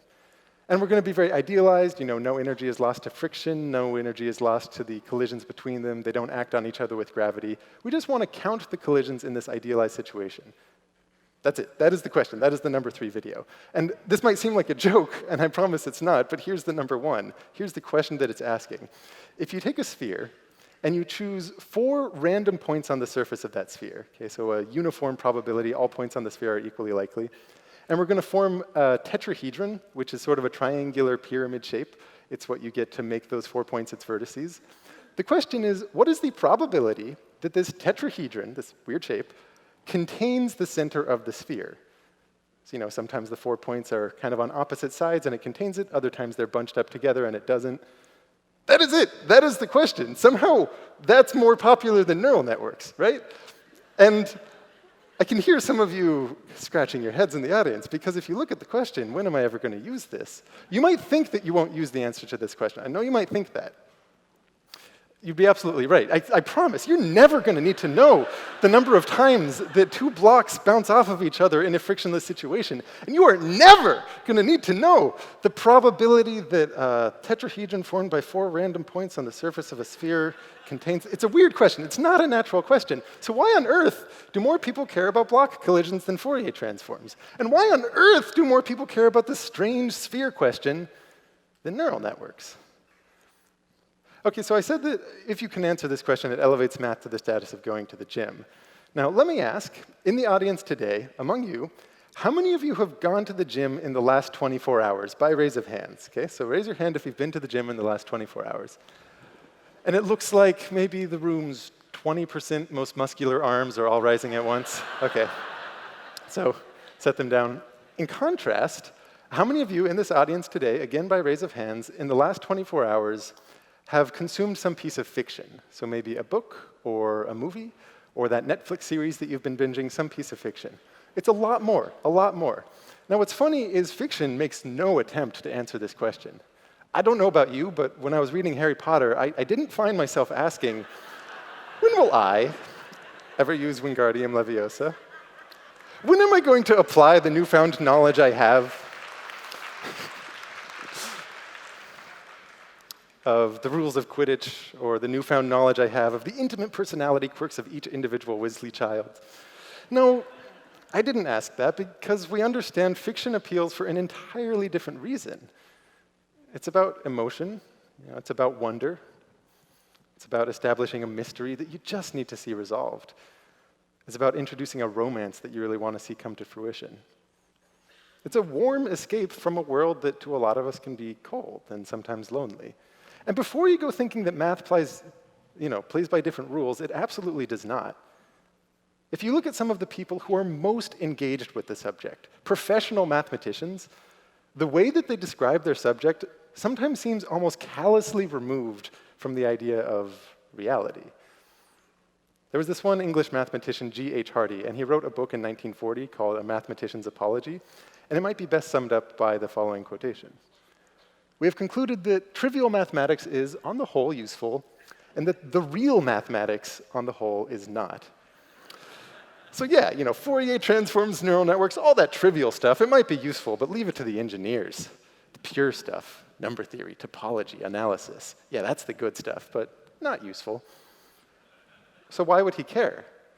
Well, let's turn to an earlier mathematician, another giant of the field, Henri Poincaré. He writes, the mathematician does not study pure mathematics because it is useful. He studies it because he delights in it, and he delights in it because it's beautiful.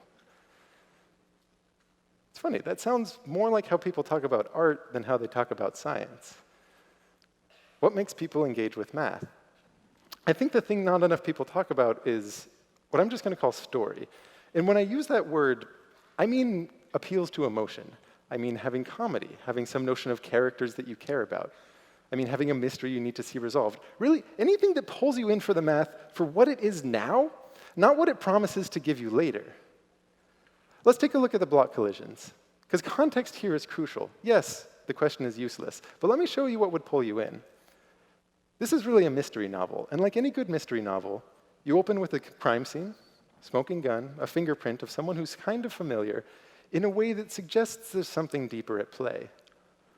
If each block has the same mass, it's not too hard to see what's going to happen. They transfer their momentum entirely with each collision. You end up getting 3 total clacks. Now, if we increase one of those masses by a factor of 100, it gets more interesting, because once it hits that block, it retains a lot of its momentum, and it ends up taking a lot more collisions to turn it around. It is a legitimately hard problem. I'll tell you that. It's a hard problem to figure out. But I'm just going to tell you the answer because the pattern is what's going to be interesting here. All in all, when the dust settles, it ends up being 31 total collisions. So we had 3 and then 31. If we up it by another factor of 100 to 10,000, most collisions happen in a very big unrealistic burst. Right? It's dependent on the idealism of the situation. And what I love about it is you get a beautiful, dramatic pause before the final. Because you remember, our pattern was 3, then 31, and then finally it's going to be 3, 1, 4. And you might not see it. I wouldn't blame you. It's a very surprising result. But it turns out if you keep playing this game and you up by various powers of 100, what ends up happening, and again, I want to emphasize, this depends on the idealism of the situation. The total number of digits in the collision are the same as pi, 3141592. And at this point, it does not matter if the physics is idealized.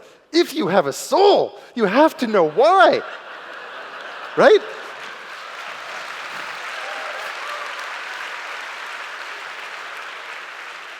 It's a one-dimensional situation. There's no circle. I don't see a circle. And pi's digits are counting something. That is a very weird thing for pi to do. That's not what it does. So what follows is a detective story tracking down the circle. And you're not shying away from the math. To get a satisfying answer to mystery, you dive right into that math. And you learn what you need to learn. But it's not because it's useful. It's because the story has drawn you in. Now, what about that weird sphere problem? I will admit that maybe most of the popularity there has more to do with a mildly clickbaity title that I gave it. You see, I called it the hardest problem on the hardest test, which is actually kind of the point. You see, there's this contest given to some of the most ambitious math students in colleges around the United States and Canada. It's called the Putnam. It is famously hard. You know, the mean score on this is 2 out of 120. It's a very hard test. And it's given in these two parts, each with 6 questions. Number 1 is hard, because it's the Putnam. And they get progressively more challenging. So the point that, you get to 5 and 6, it ends up being, well, it ends up being crushing, let's be honest. And this problem that I talked about earlier, the sphere probability tetrahedron situation, showed up as number 6 on one of these tests. So the video is not about the problem per se. You do see how to solve it. But it's a story about how you, dear viewer, whoever you are, whatever your background in math, you're not actually that different from the top students. Because what we can do is walk through, step by step, the problem-solving tactics that could lead you to find the clever insight to answer this question. That is, maybe a stretch to call the hardest problem on the hardest test, but it's positioned as the hardest problem on a famously hard test. And in the same way that people watching Star Wars, I think, get a little buzz within them by thinking, what if I had the Force? I like to think that people watching something like this get that same buzz thinking, what if I were to solve the hardest problem on a Putnam test? Yeah, it's a fiction. It might be a fiction. But that's exactly what pulls you in. And I know I've been a little bit focused on my own channel here, but I guarantee if you look at any of the most successful math outlets out there, they succeed by leveraging some component of story. Maybe the most popular math channel on YouTube, Numberphile, great channel. One of the best things that it does is it exposes the humanity and the character of different mathematicians. If we look at Stand Up Maths by Matt Parker, he leverages comedy and wit in order to talk about very technical topics, but in a very laughable way. A personal favorite of mine is a channel called Looking Glass Universe. And when you watch a video, you almost hear in the narration the smile behind each word. And the whole channel is a sort of scientific homage to Lewis Carroll and Alice in Wonderland. So you want to talk about incorporating fiction into science, this exemplifies it. But even then, even if you buy me that there's some storytelling component to be had in math, that it can be genuinely entertaining, I know that some people are going to be thinking, yeah, but when am I ever going to use that math? Surely the stuff we should teach our students isn't that playful puzzle stuff, it's the useful stuff. That's the reason we emphasize math and put it core in the education system. Who cares about puzzles? But here's the thing about math. Even if it's not useful, even if it's almost trying not to be useful, it has a way of coming back around. Do you remember our friend Hardy from earlier? Well, one of the reasons he was not only okay with, but weirdly proud of the fact that his work had no applications is that he had just lived through 2 world wars. So at that time, utility and morality were not exactly synonyms. And shortly after the quote we saw earlier, here's what he writes.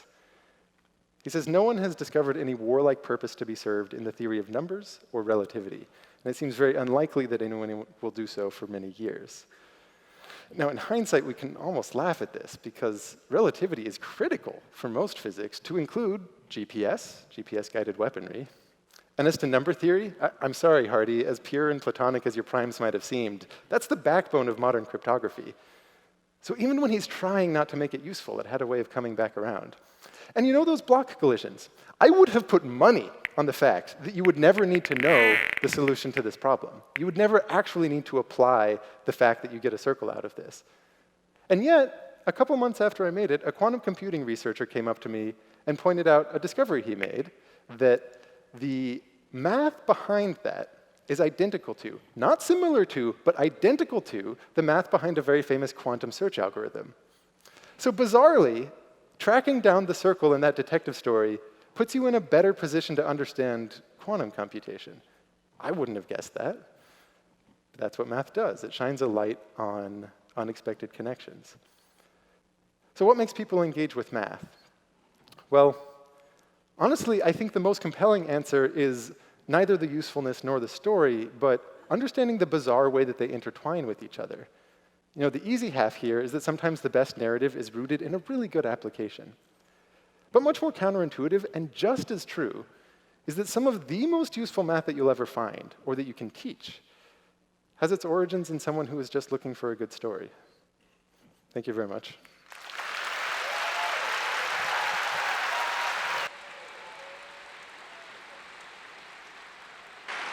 Please give it up one more time for Grant Sanderson.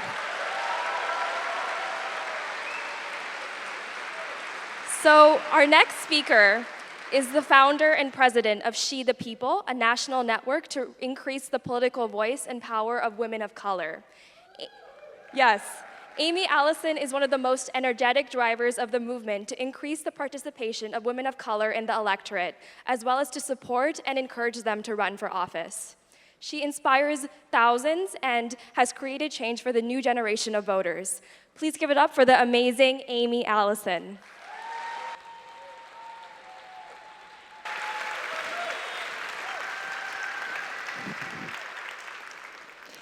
Hi, everyone. I'm here to talk about my experience in the military, but I'm not here to talk about the military. I'm here to talk about duty. I'm here to talk about conscience. I'm here to talk about character. I'm here to talk about the courage to be. A long time ago, I was a 17-year-old with a college acceptance letter in my hand, and I signed an 8-year contract of service. The recruiter was waiting outside of my high school history class. "The Army Reserves is perfect for you," he said. "It's good money, and it'll make a woman out of you." Now, people have this perfect idealized vision of courage that they carry around, and often that person's wearing a uniform. And that can be true, but sometimes it's not for the reasons that you think. I was a kid from very early on who believed in duty and service. I was student body president of my high school. I organized food drives. I started the first black student union at a mostly white high school. Yeah.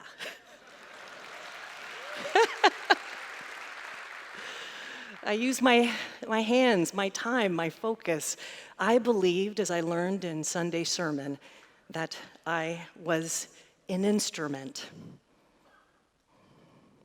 But for the moment my bus pulled up alongside of some uniform buildings in Fort Jackson, South Carolina, for boot camp, and a red-faced drill sergeant ordered us off the bus and in line, and his hostile assessment of each one of us. The moment I buttoned up my green battle dress fatigues and laced up my combat boots and pulled my cap over tied back hair low across my eyes. The moment he pulled a young woman out of line to show us how to stand at attention, body just so, arms just so, eyes forward and unfixed. They told us to yell only in response to a direct question. Drill sergeant, yes, that reverse order of words confusing me in this new normal. And the thing I heard again and again and again, you are not paid to have an opinion. You are paid to follow orders. And so I did. I qualified on the rifle range with my M16, shooting at human-shaped targets. I I shot my M60 machine gun. I practiced with my hand grenade and my bayonet, and all summer in boot camp, I practiced shooting and stabbing. But I also practiced not reacting to what I was practicing for. I had never, up until that point in my life, been around so many women. There were 300 women in my company, some twice my age, from places in the history book, Mississippi, Louisiana, Georgia. And after a very intense day, we'd go back to the barracks and we'd stretch out on our wool drab blankets or dangle off our bunks, our dog tags jangling. A new friend would grease my scalp or braid my hair. And after lights out, we'd whisper to each other why we were here and what we'd hoped for when we were through. You know, boot camp was a long time ago. But I still remember the ways that I was remade. That summer, early on, a drill sergeant I wasn't familiar with plucked me out of an early morning formation and took me to another part of the base to use as a threat to his own unit of female soldiers.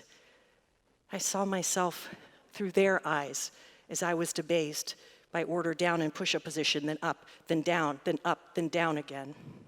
He told me I looked like a gang member.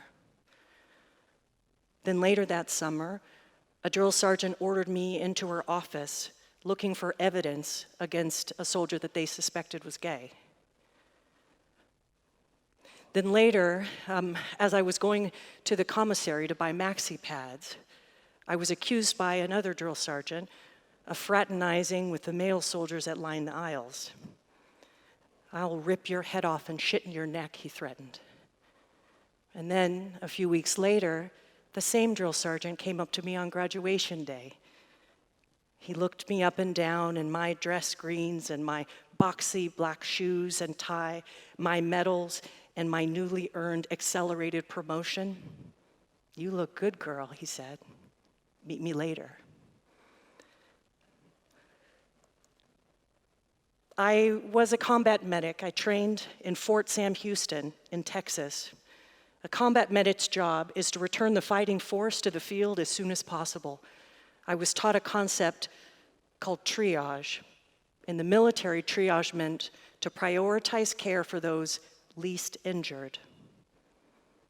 When I was assigned a duty station, it was a veterans hospital near the university that I attended. The hospital was full of men, some decades from their original war wounds. Some that had come in with these terrible bed sores because they didn't have adequate care at home. Others had scabies from a difficult life of being homeless on the streets. I couldn't wear my battle dress fatigues on the hospital floor, with the risk of re-traumatizing and triggering those that had already suffered trauma or moral injury. It wasn't that I experienced this and didn't feel anything. I felt a dull ache. My heart began to hurt, and over time, that ache became more prominent. I could not quite ignore it all, but I also could not say what I was seeing and what I was feeling. Instead, I followed orders. You see, if I'm going to be honest, I was afraid, because all the things that I saw in all my training and early life crystallized the dawning realization in me that service meant silence. It meant silencing myself. It meant turning my eyes away, to resisting that notion, to raise my head up against undulating waves and search for shore, to swim in fast, hard strokes toward home, that home in my heart. And so, for me, the silence became the thing that I knew shackled me. You know, the root of the word courage is kur, means heart. And it took several more years and a war in the Persian Gulf for me to find the courage to apply for and earn a discharge, an honorable discharge as a conscientious objector in the military.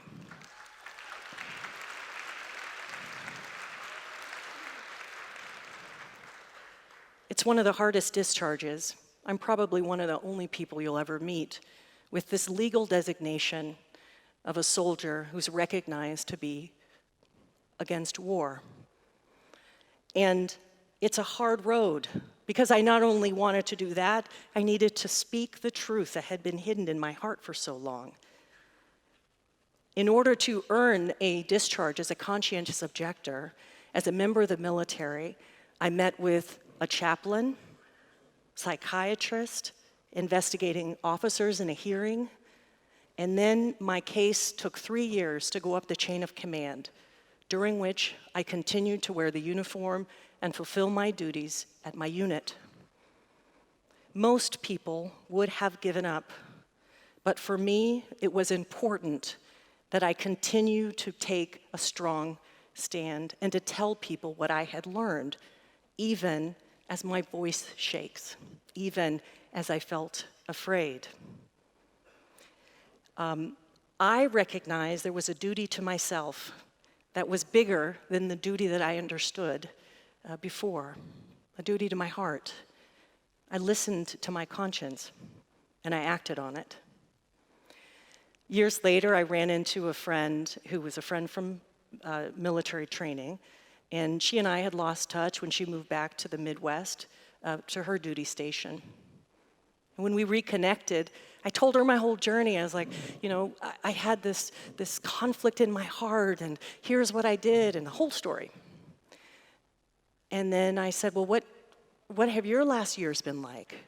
And she said, well, I felt that same conflict, but I borrowed a pregnant friend's pee to get out of the duty. And so what I learned is kind of similar to what Robert Kennedy said, which is that moral courage is rarer than bravery on the battlefield. And to be honest, life is about choices, all of our lives. You can either accept the world that you came into or create a world of your making. You can accept the fate that's handed to you or create a fate of your making. And so even though we are given certain choices, we make certain choices, we have the ability, especially in times of crisis, to reach in to the very human capacity that we all have to listen and act on our conscience. And we are in a time of crisis. Think of the rising nationalism. Think of the global climate crisis, attacks on immigrants, the fact that we're not unified. Humanity is not unified. But it especially is now in a time of crisis where the conscience becomes most important for us to attune to and listen to. Now, my experience going from combat medic to conscientious objector, it gave me great personal freedom, but it also did a couple of other things. It helped me to recognize the people around who are standing up in courage and saying, I cannot in good conscience do this, or say this, or cooperate in this way. And it also gives me the ability to encourage people to stand up and be courageous in their own lives, even if they feel scared or lonely or embattled. The history of change in this world is crafted by the people with the courage to refuse to accept the way things are, to interrupt their training or the stories that we've been told for a long time, and to open up their hearts in order to imagine a new way of being and a new world. We're also told that courage is the stuff of exceptional people. It's not true. We all have the capacity to have a warrior's heart in the way that it makes sense to ourselves. Now, the story of me coming into conscience is mine, but it's not mine. It's ours. We should not live in a country or a world where living by your conscience is considered a dangerous act. Conscience, actually, is the bulwark against authoritarianism, against fascism, against a system that tells us you have no right to think, you cannot have an opinion, you must accept the way things are. And actually, living by your principles, living by what you know is right and wrong, and living out loud that way is the sign of a healthy democracy.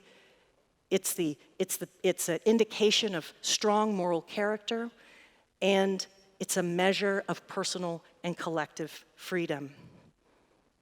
I often think of my hero, Harriet Tubman.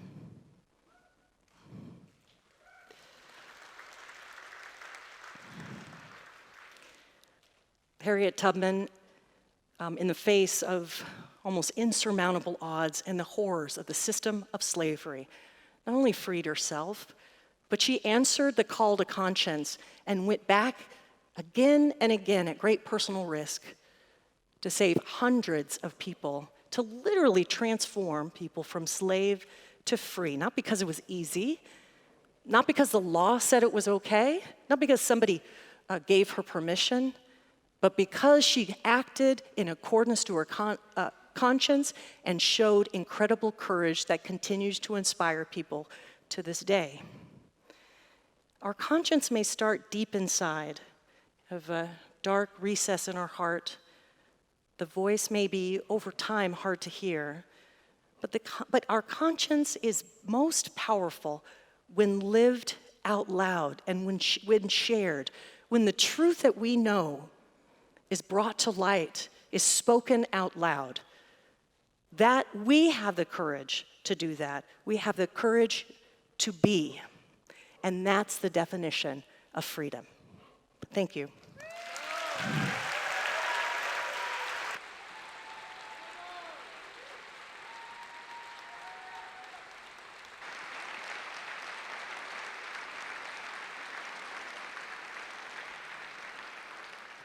Thank you, Amy, for that amazing talk. So we've talked a lot about moonshots today, given that it's our theme. And we've seen how we need moonshots in fields as diverse as menstrual health and American politics. But what happens when a moonshot goes wrong? It's crucial to prevent blind ambition from clouding our judgment. Our next speaker is a UC Berkeley alumna who was an early employee and whistleblower at Theranos. As such, she has an incredible perspective on the danger of unfettered moonshots. Please welcome Erica Chung.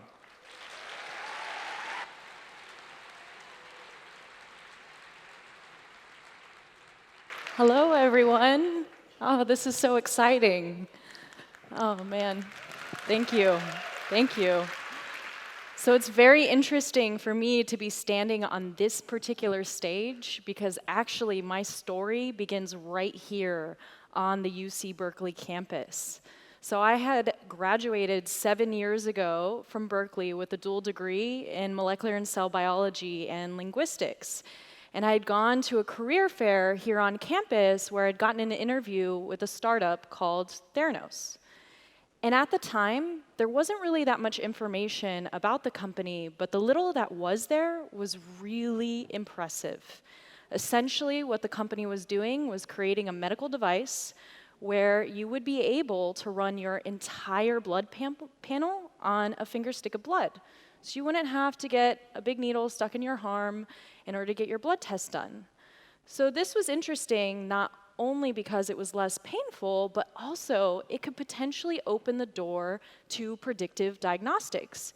If you had a device that allowed for more frequent and continuous diagnosis, potentially you could diagnose disease before someone got sick.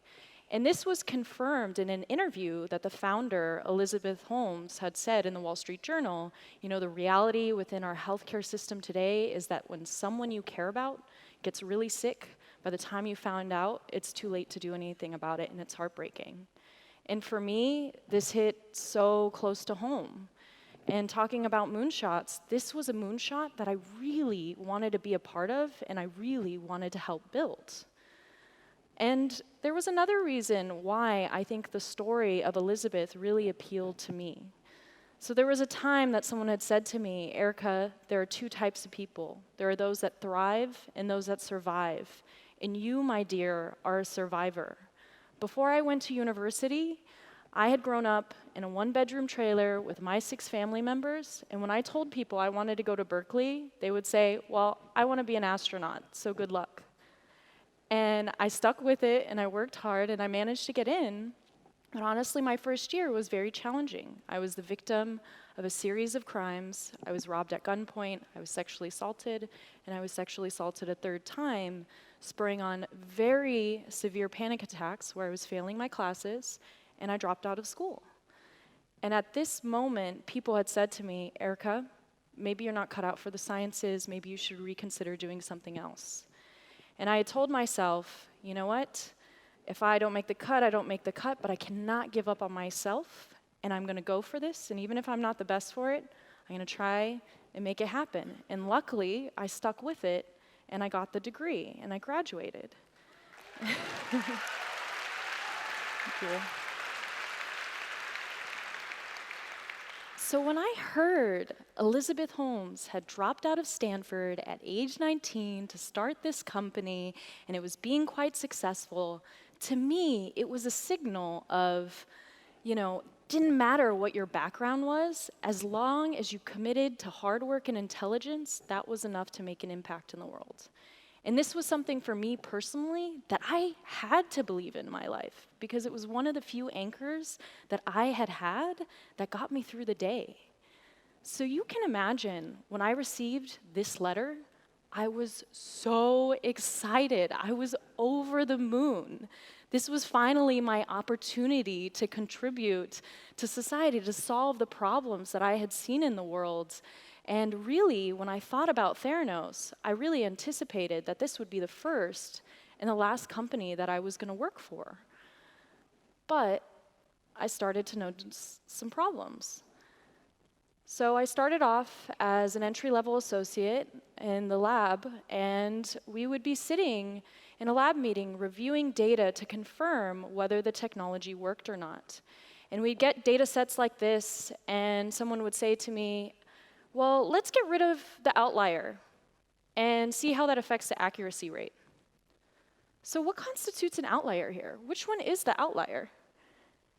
And the answer is, you have no idea. You don't know, right? And deleting a data point is really violating one of the things that I found so beautiful about the scientific process, which it really allows the data to reveal the truth to you.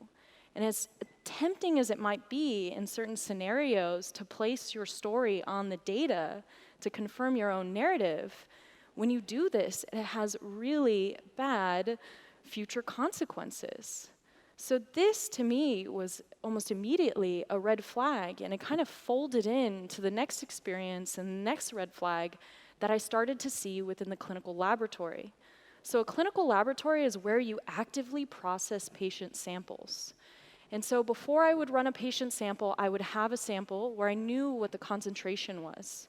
And in this case, it was 0.2 for TPSA, which is an indicator of whether someone has prostate cancer or is at risk of prostate cancer or not. But when I would run it in the Theranos device, it would come out 8.9. And then I'd run it again, and it'd come out 5.1. And I'd run it again, and it'd come out 0.5, which is technically in range. But what do you do in this scenario? What is the accurate answer? And this wasn't an instance that I was seeing just one-off. This was happening nearly every day across so many different tests. And mind you, this is for a sample where I know what the concentration is. What happens when I don't know what the concentration is? Like with a patient sample. How am I supposed to trust what the result is at that point? So this led to sort of the last and final red flag for me, And this is when we were doing testing in order to confirm and certify whether we could continue processing patient samples. So what regulators will do is they'll give you a sample, and they'll say, run this sample, just like the quality control, through your normal workflow, how you normally test on patients. And then give us the result, and we will tell you, do you pass or do you fail? So because we were seeing so many issues with the Theranos device that was actively being used to test on patients, what we had done is we had taken the sample and we had run it through an FDA-approved machine, and we had run it through the Theranos device. And guess what happened? We got two very, very different results. So what do you think they did in this scenario? You would anticipate that you would tell the regulators, like, we have some discrepancies here with this new technology. But instead, Theranos had sent the results of the FDA-approved machine. So what does this signal to you? This signals to you that even within your own organization, you don't trust the results that your technology is producing. So how do we have any business running patient samples on this particular machine? So of course, I am a recent grad. I have, at this point, ran all these different experiments. I've compiled all this evidence. And I'd gone into the office of the COO, and I was raising my concerns. Within the lab, we're seeing a lot of variability. The accuracy rate doesn't seem right. I don't feel right about testing on patients. These things I'm just not comfortable with. And the response that I got back is, you don't know what you're talking about. What you need to do is what I'm paying you to do, and you need to process patient samples. So that night, I had called up a colleague of mine who I had befriended within the organization, Tyler Schultz, who also happened to have a grandfather who was on the board of directors. And so we had decided to go to his grandfather's house and tell him at dinner what the company was telling him what was going on was actually not what was happening behind closed doors. And not to mention that Tyler's grandfather was George Schultz, the ex-Secretary of State of the United States. So you can imagine me as a 20-something-year-old just shaking like, oh, what did you get yourself into? But we had sat down at his dinner table and said, when you think that they've taken this blood sample and they put it in this device and it pops out a result, what's really happening is the moment you step outside of the room, they take that blood sample, they run it to a back door, and there are 5 people on standby that are taking this tiny blood sample and splitting it amongst 5 different machines. And he says to us, I know Tyler's very smart, you seem very smart, but the fact of the matter is I've brought in a wealth of intelligent people, and they tell me that this device is going to revolutionize healthcare. And so maybe you should consider doing something else. So this had gone through a period of about 7 months, and I decided to quit that very next day. And this... yeah.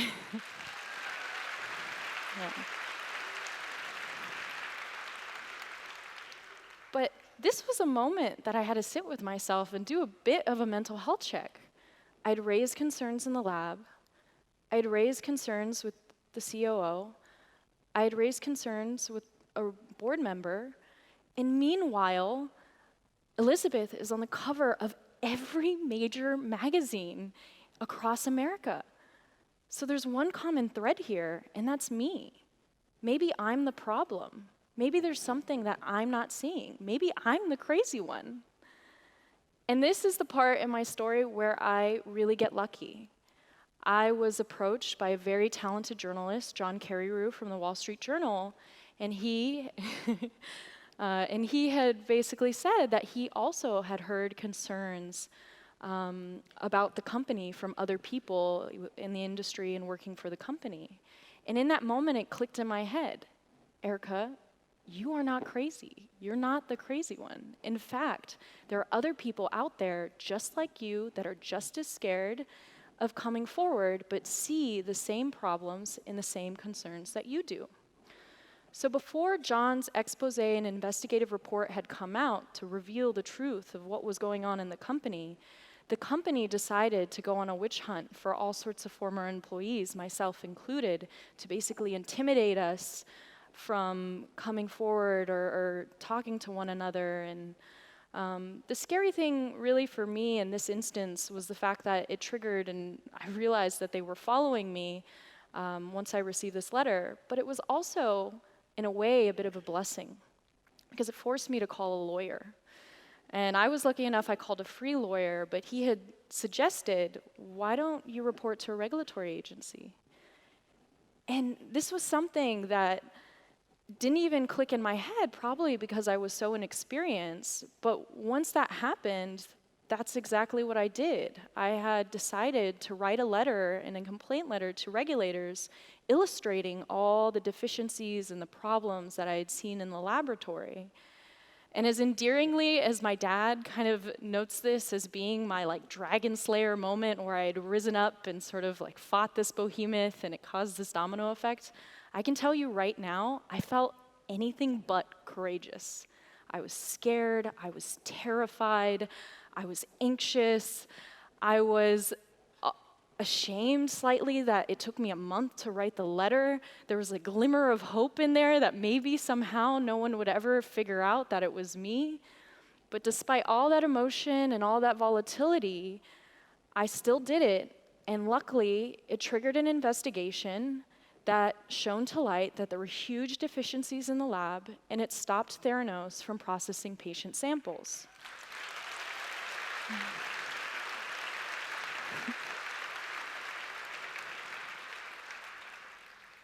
So you would hope, going through a very challenging and crazy situation like this, that I would be able to sort of culminate some how-tos or recipe for success for other people that are in this situation. But frankly, when it comes to situations like this, the only quote that kind of gets it right is this Mike Tyson quote that says, "Everyone has a plan until you get punched in the mouth." And that's exactly how this is. But today, you know, we're here to kind of convene on moonshots. And moonshots are these highly innovative projects that are very ambitious, that everyone wants to believe in. But what happens when the vision is so compelling and the desire to believe is so strong that it starts to cloud your judgment about what reality is? And particularly when these innovative projects start to be a detriment to society. What are the mechanisms in place in which we can prevent these potential consequences? And really, in my mind, the simplest way to do that is to foster stronger cultures of people who speak up and listening to those who speak up. So now the big question is, you know, how do we make speaking up the norm and not the exception?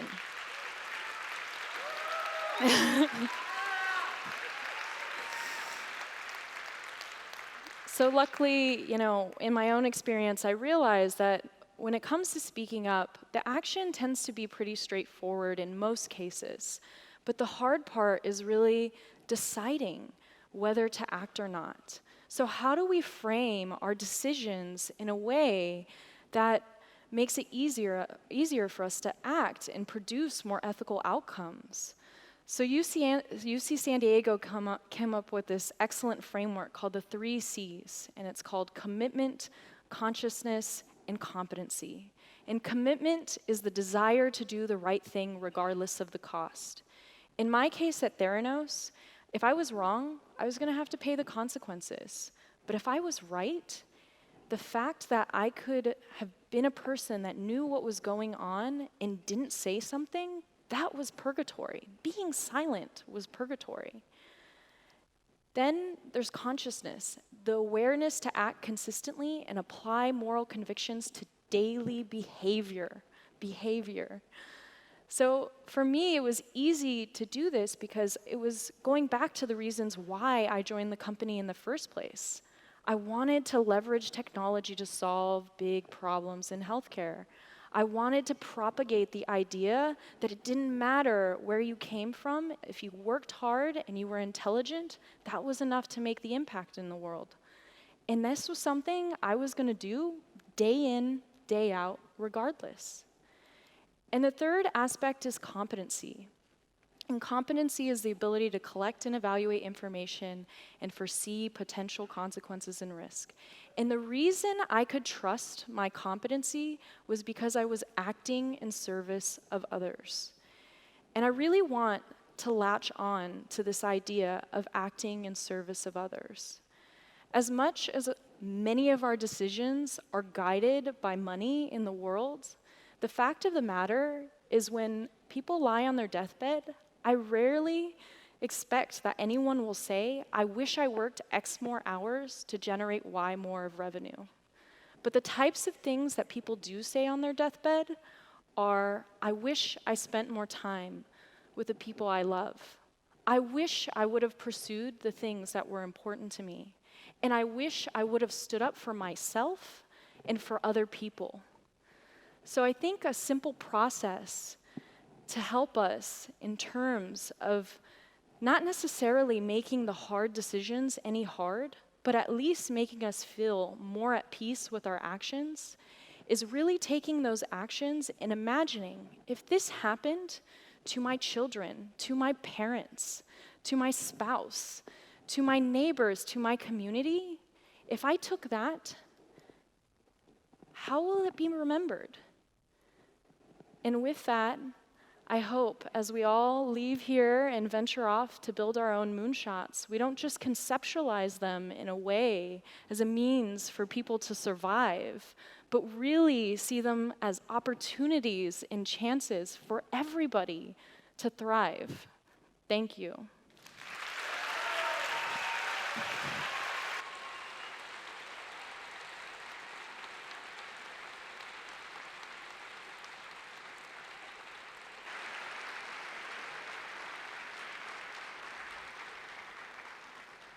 Thank you to Erica for that incredibly inspiring talk. Our next speaker is someone that we've actually been trying to get on our stage for a couple of years now. So we're really, really excited that she's able to come all the way from Belgium. We had to get some permission from the Ministry of Travel to make her get to a letter come here. So it's really, really awesome that she's going to be able to share her experiences with you all. She's a research consultant by day and a writer at night whose cosmopolitan background include growing up in Yemen, spending her teenage years in the US before moving back to Yemen and now Belgium. She has extensive knowledge of the Middle East and North Africa region, focusing on gender, human rights, and the intersection of art and politics. Please welcome Atiaf Al-Wazir.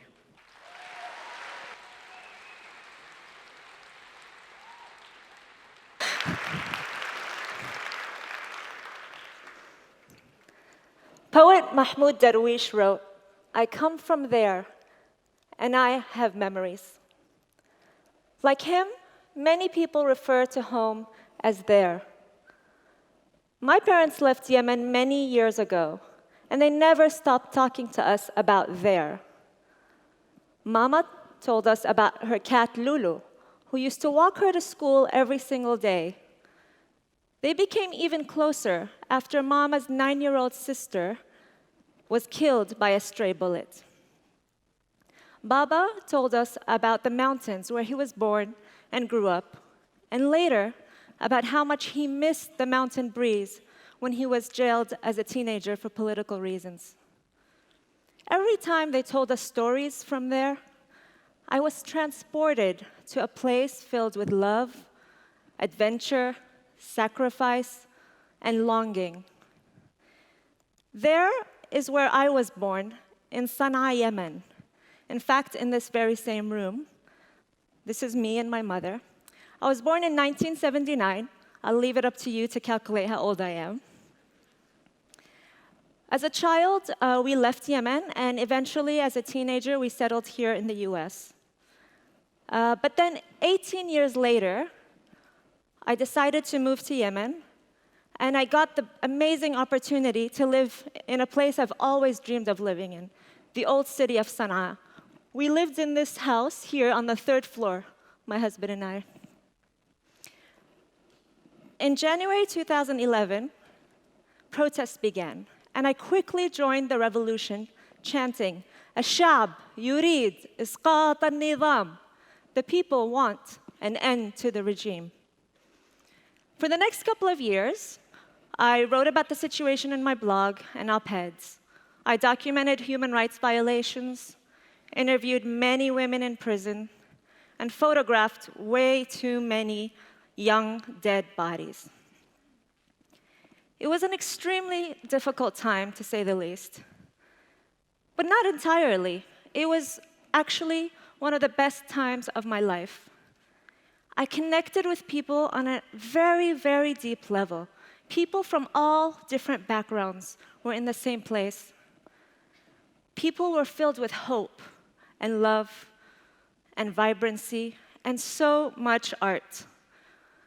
Once I decided to write about this revolutionary art, and my editor wanted to add the line, Yemen, the ancestral homeland of Osama bin Laden, as though that was the definition of the country.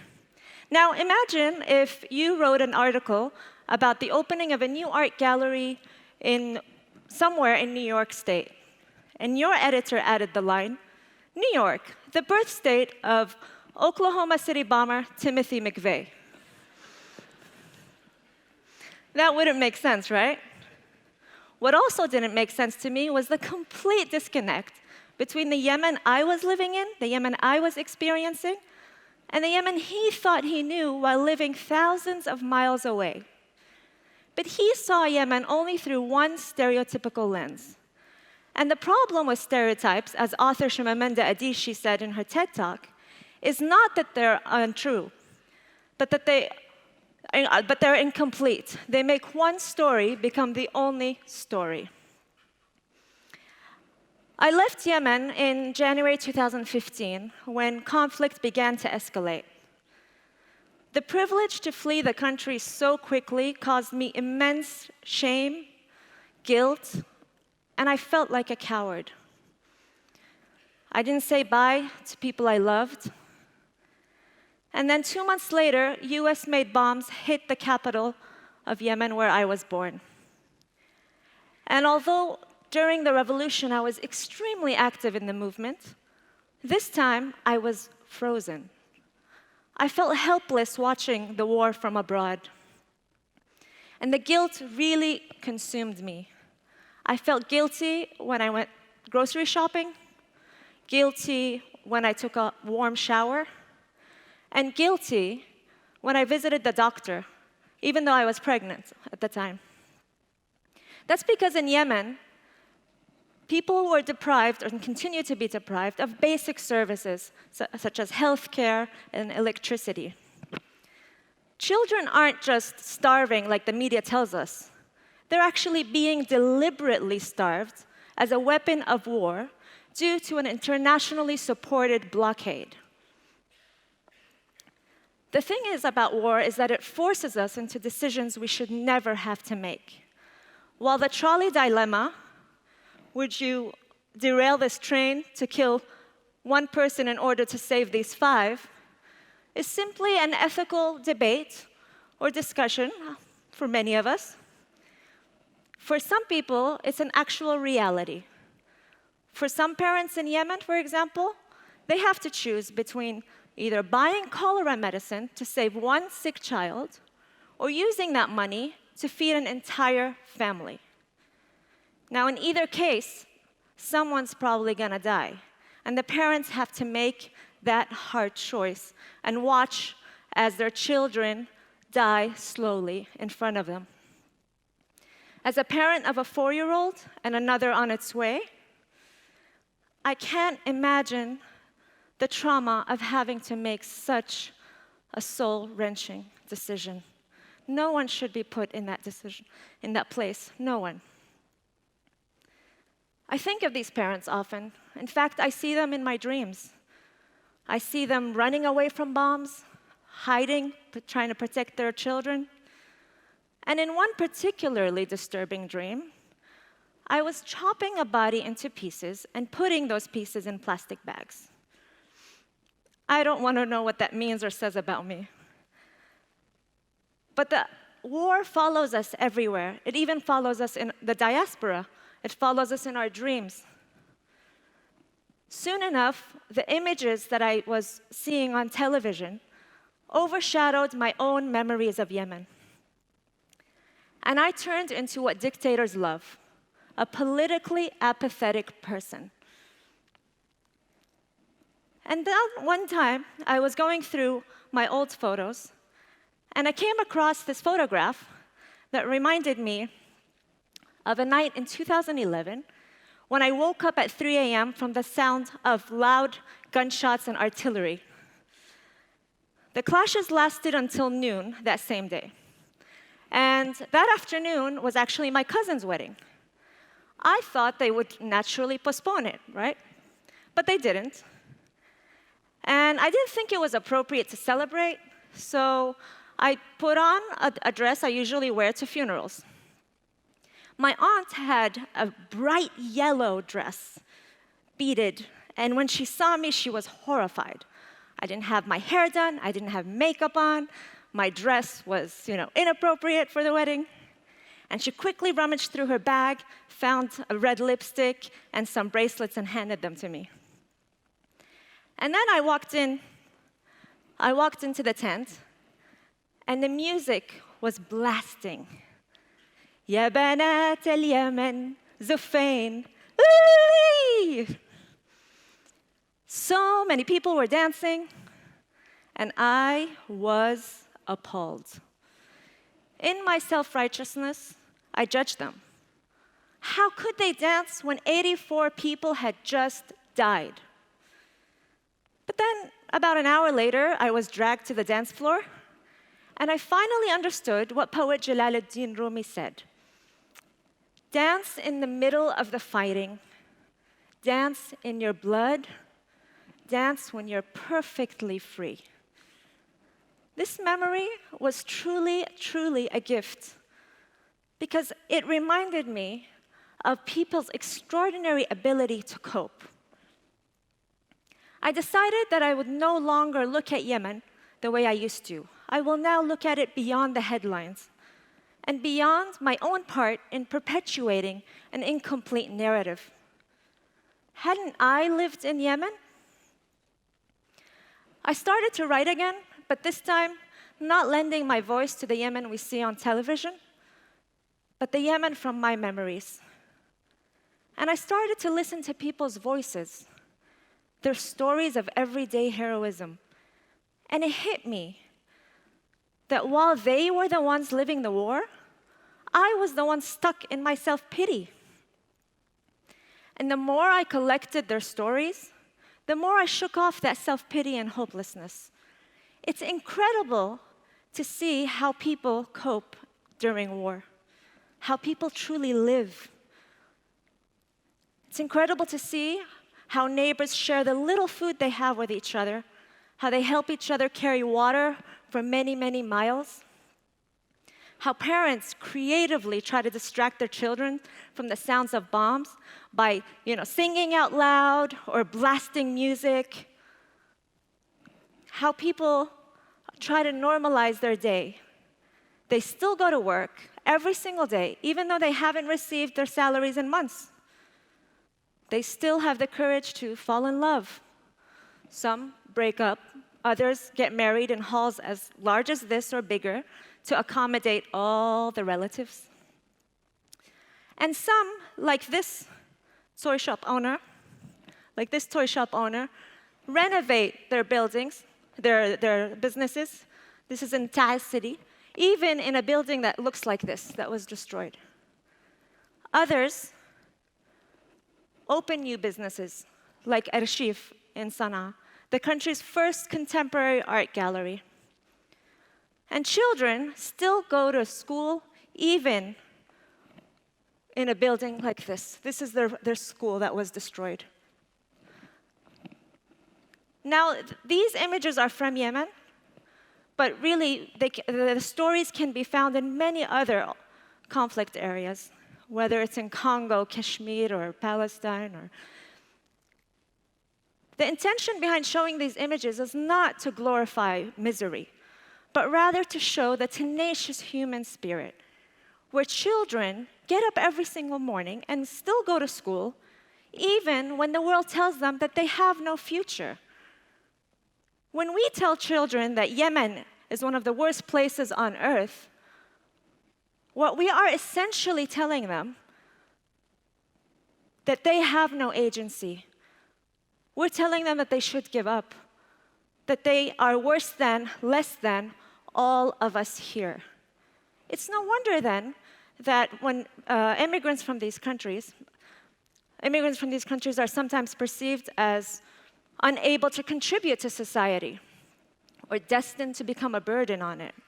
Because that's unfortunately how they're shown in the media, with a few exceptions. I understand the intention behind it. We need to show suffering in order to advocate for a cause. In my own activism, that's often what I did. And I still do that, but now I try to also show the other side. I try to show stories of resilience, because as much as we need to talk about the war machine and the arms trade and war crimes, we must also counterbalance that with stories of how people survive when all hell breaks loose. Because this too is part of their narrative. We need to tell all the stories of war, because perceptions of reality are reinforced by the stories we tell ourselves. We need to tell the stories of ordinary people doing ordinary yet extraordinary things, because they are the ones truly building peace. Peace isn't just the end of fighting. It's the mending of broken hearts and stitching of life back together. We need to say that in real life, even in tragedy, humor is still present. Life is still present, even in war, even in misery. We need to share our own memories, our own stories, our own jokes, in order to begin the process of collective healing. Share your memory, share your story, share your jokes, and I'll share mine. I'll share mine with all of you, and I'll share mine with my children, just like my parents shared their stories with me. This is my resistance, and I urge you to join the resistance.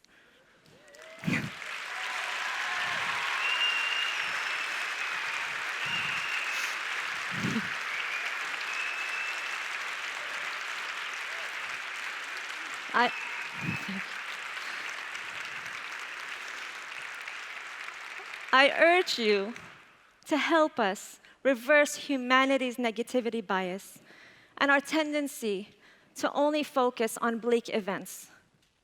In this chaotic world, it's truly an act of rebellion. It's truly radical to think of what could go right.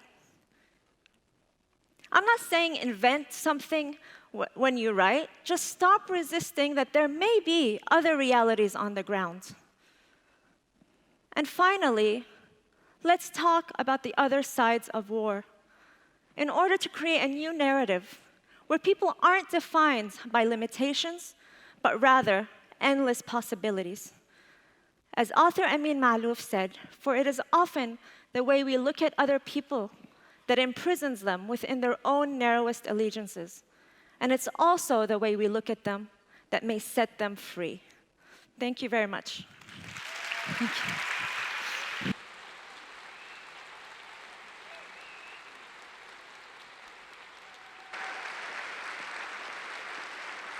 Let's give it up one more time for Atiyaf Al-Wazir.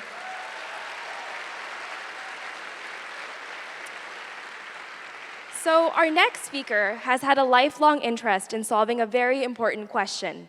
How do we measure aging?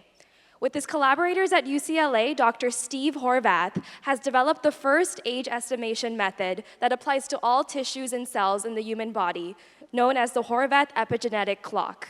He is now working on an even larger question. Is it possible to wind back the clock and reverse aging? Please join me in welcoming Dr. Steve Horvath.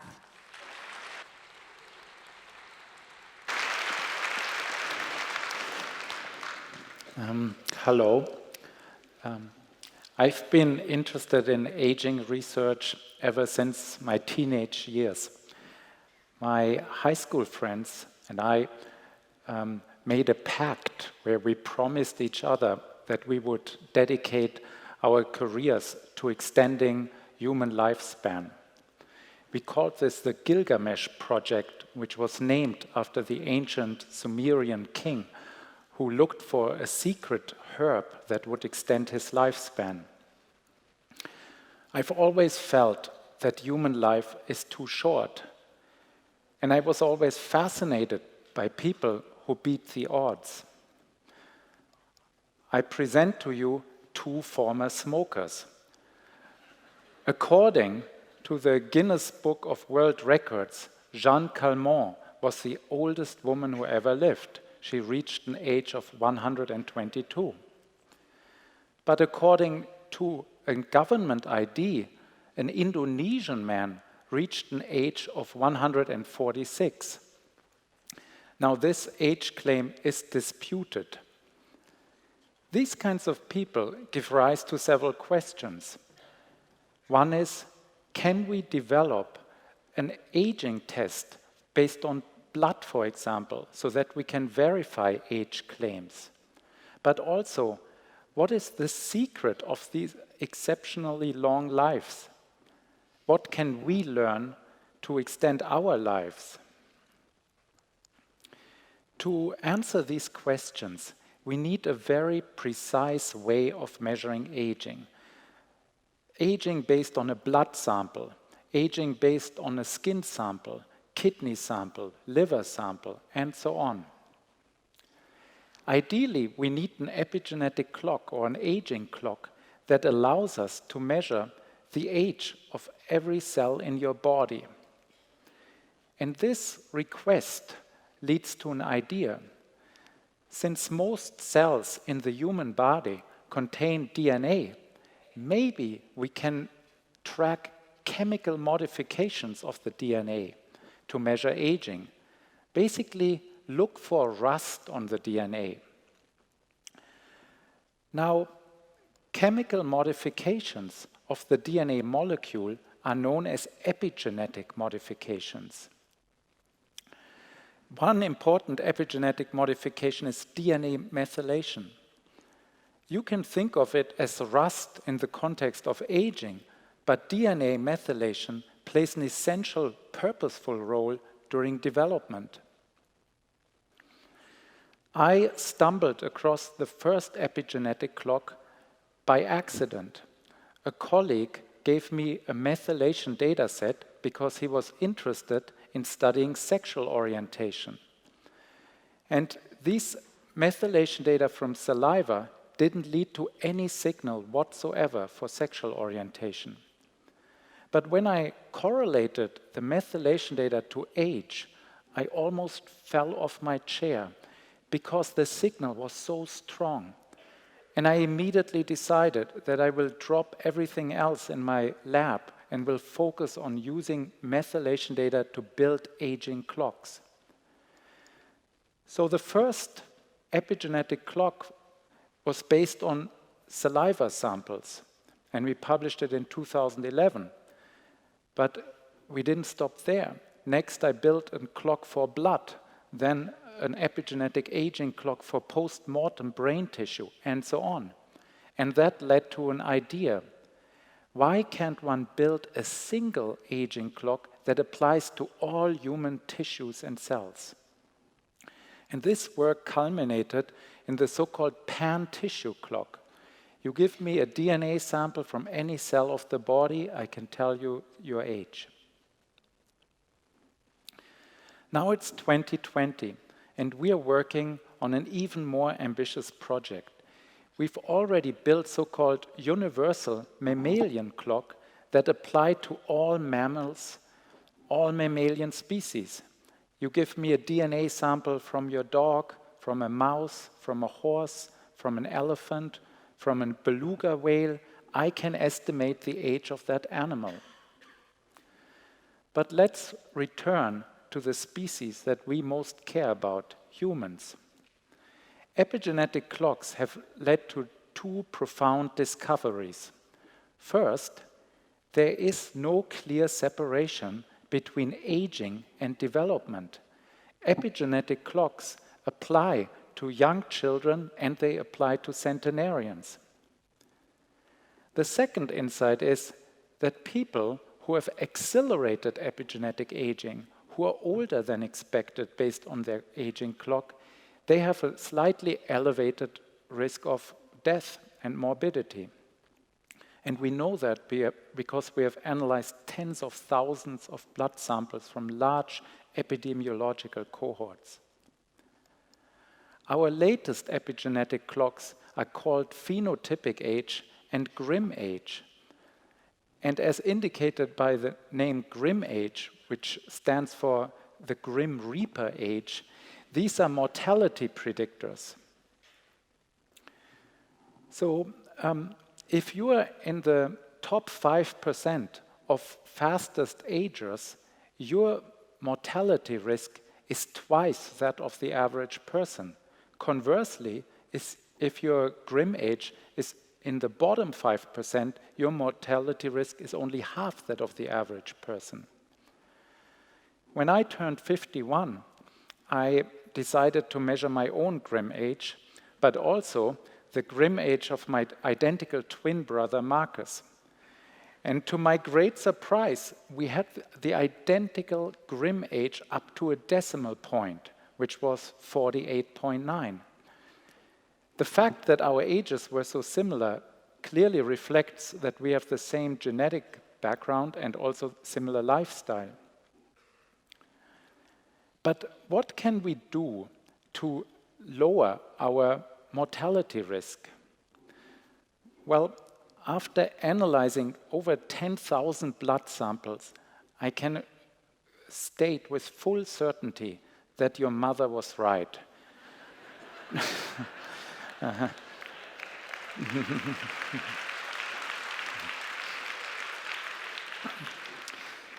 Do eat your vegetables, get an education, exercise, avoid smoking, avoid obesity, avoid diabetes, all of that.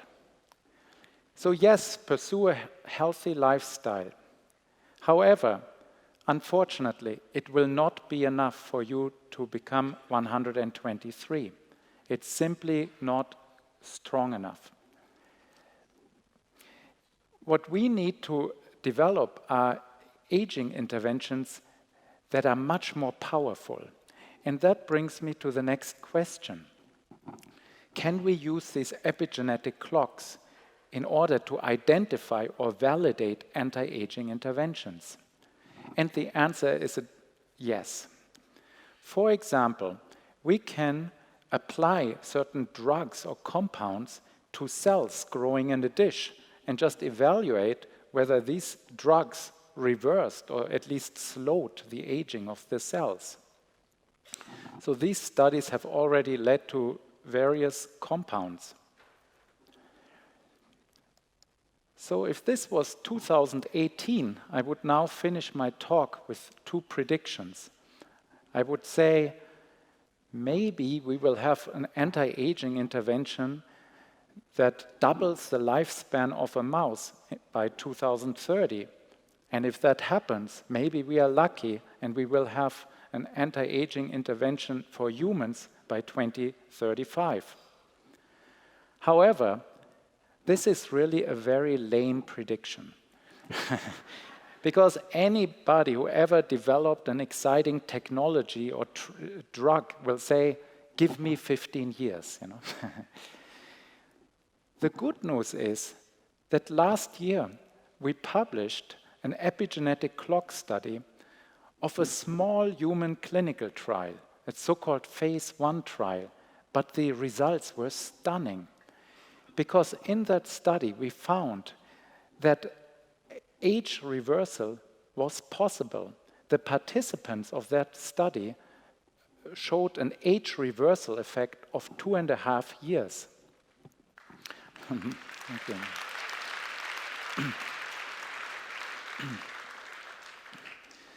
Some of you weren't clapping because you probably thought that's not good enough, you know. Reverse it by 20 years.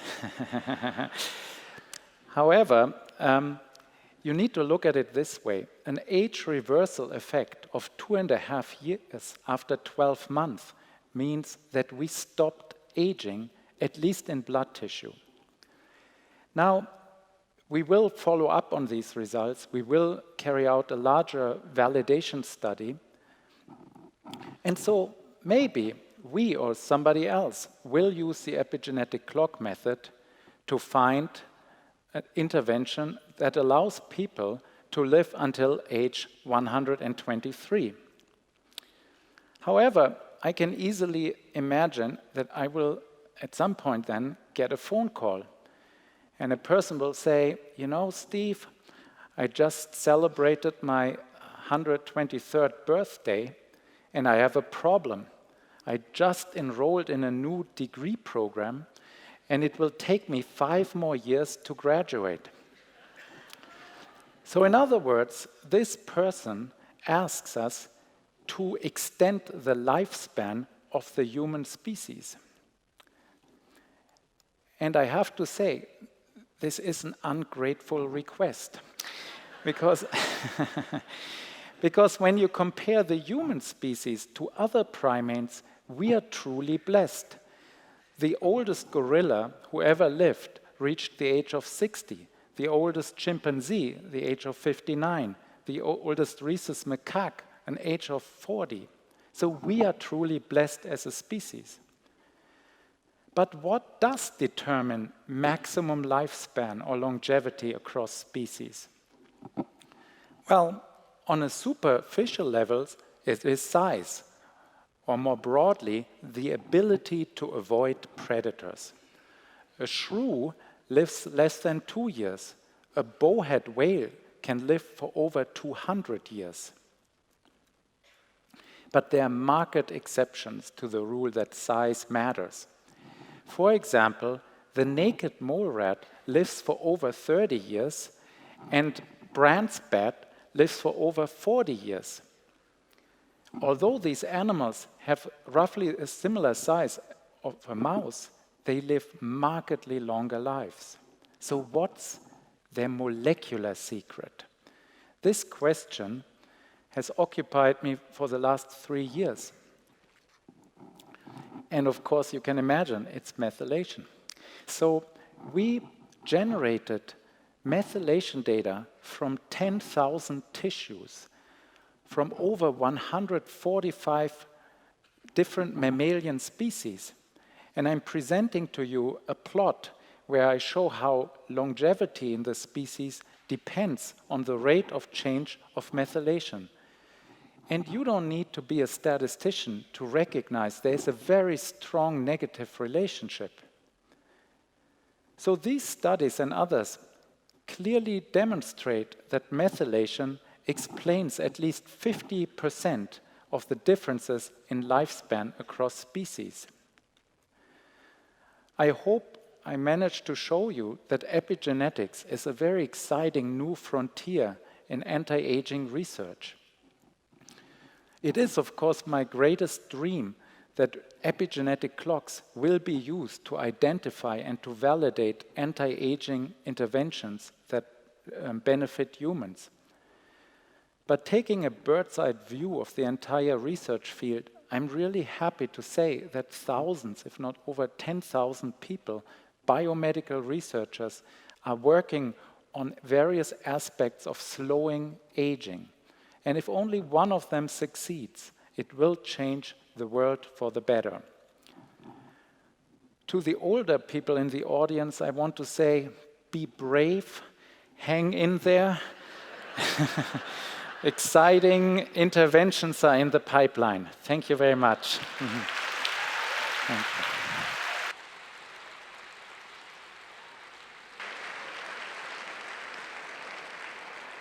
Let's give it up one more time for the amazing Dr. Steve Horvath.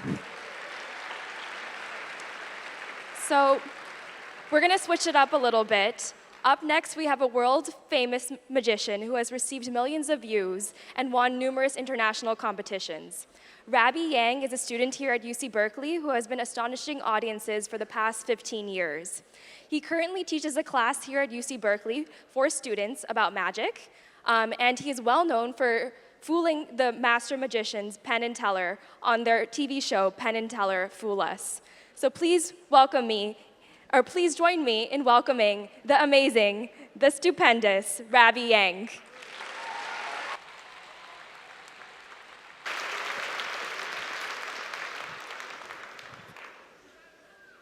All right, hello everybody. My name is Rabbi Yang, and today I'm here to talk about decisions. You see, we make decisions every day, maybe hundreds or thousands of them, and these decisions have very important impact to our life outcomes. Let me give you an example. For example, today, you all decided that you want to come to right here, TEDxBerkeley, and at this very moment, you decided to stay in your seats instead of, say, going to the restroom, and you get to see my performance. But I'm not doing this just by myself. I do need someone to help me out. So if you want to help me, just raise your hand really, really high. And can I get some house light, please? I'm going to come down.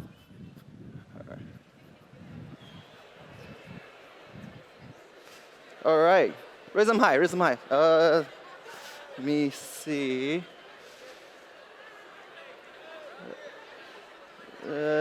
Actually, how about you? What's your name? I'm Stephanie. Stephanie, nice to meet you. That's one more round of applause for Stephanie as she joins me on stage. I'm right here. All right. Careful of the rope right there. All right, here we go. All right, this way, Stephanie. So if you can just stand to the right of that board right there, that'll be perfect. Okay. Oh, Stephanie, are you a student at Cal here? Yeah. You are? Okay. What do you study? Just curious. I study political economy. What is political economy? Yeah. Okay. Was that a hard decision that you had to make when you were choosing your major? Or was that just? No, not really. I like econ. And okay. Sure. Okay. That's good for you. All right. Today we are going to make a series of decisions together, but there's something really interesting to tell you beforehand. I have already made a prediction of the outcome of today's decisions, which is inside that envelope, which is above us this entire time. Okay, just so that later on you know that I introduced the envelope. Okay. All right, now Stephanie, here's what we are deciding. We're going to play a game of tic-tac-toe. Have you played the game before? Yeah. So you know the rules? Okay. So for those of you who don't know the rules, basically I'll be O, and then you'll be X, and then we'll put the boards on the bigger board and try to line up three of the same symbols in a line. Okay? So I guess I'll start. Some people told me it's easier if I start in the middle. I'll give that a try. All right, what about you? Where do you want to go? Top right here? Yeah. You sure? You know, I'll give you 3 seconds to change your mind. 3, 2, 1. Do you want to change? You're determined. Okay. All right, sure. But remember, I gave her the option to change her mind. Okay, so top right here. Okay, I guess I'll kind of stay away from this area. I'll go right here. Okay, where would you like to go? Right there? Okay. So I guess I'll go here. All right, your turn. Okay. I thought I had her on the diagonal. Okay. All right. Now, okay, I guess I got to block you right here. Where do you like to go? Yeah, just right here. Right down there? Okay. Stephanie, sadly, the game is a tie. Nobody wins. I'm sorry. Mostly for myself. But you see, sometimes it's not just about winning. It's about the decisions that we made. Remember, we have a prediction which is above us this whole entire time? Now, can someone lower that, please? All right. Cool. Okay, thank you very much. Now, before I open this, Stephanie, there was no comfort. You didn't know you were going to do this. You didn't know you were going to play tic-tac-toe today. You didn't even know that It's going to end up like this, nothing at all. No. OK. Inside of my prediction says Rabbi, which is my name, this is my prediction, at TEDx. Today, I will play with a poly econ major. You guys see this every day or something? Come on. All right. Wearing purple. And the game will be a tie.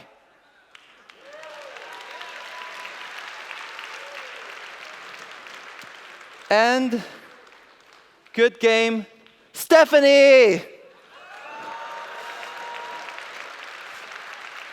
All right, Stephanie, this is my gift for you. Thank you so much. You may go back to your seat. One more round of applause for Stephanie as she goes back to her seat. Thank you so much. All right, thank you, everybody.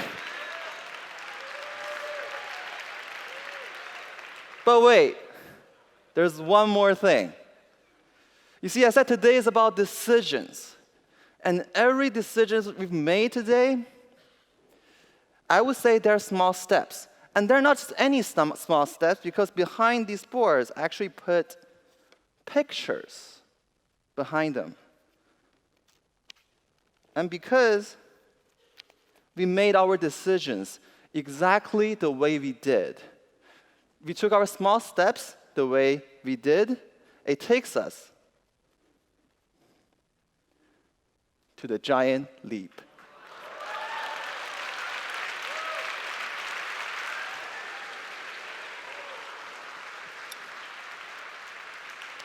All right, thank you, everybody. My name is Ravi Yang. Take care.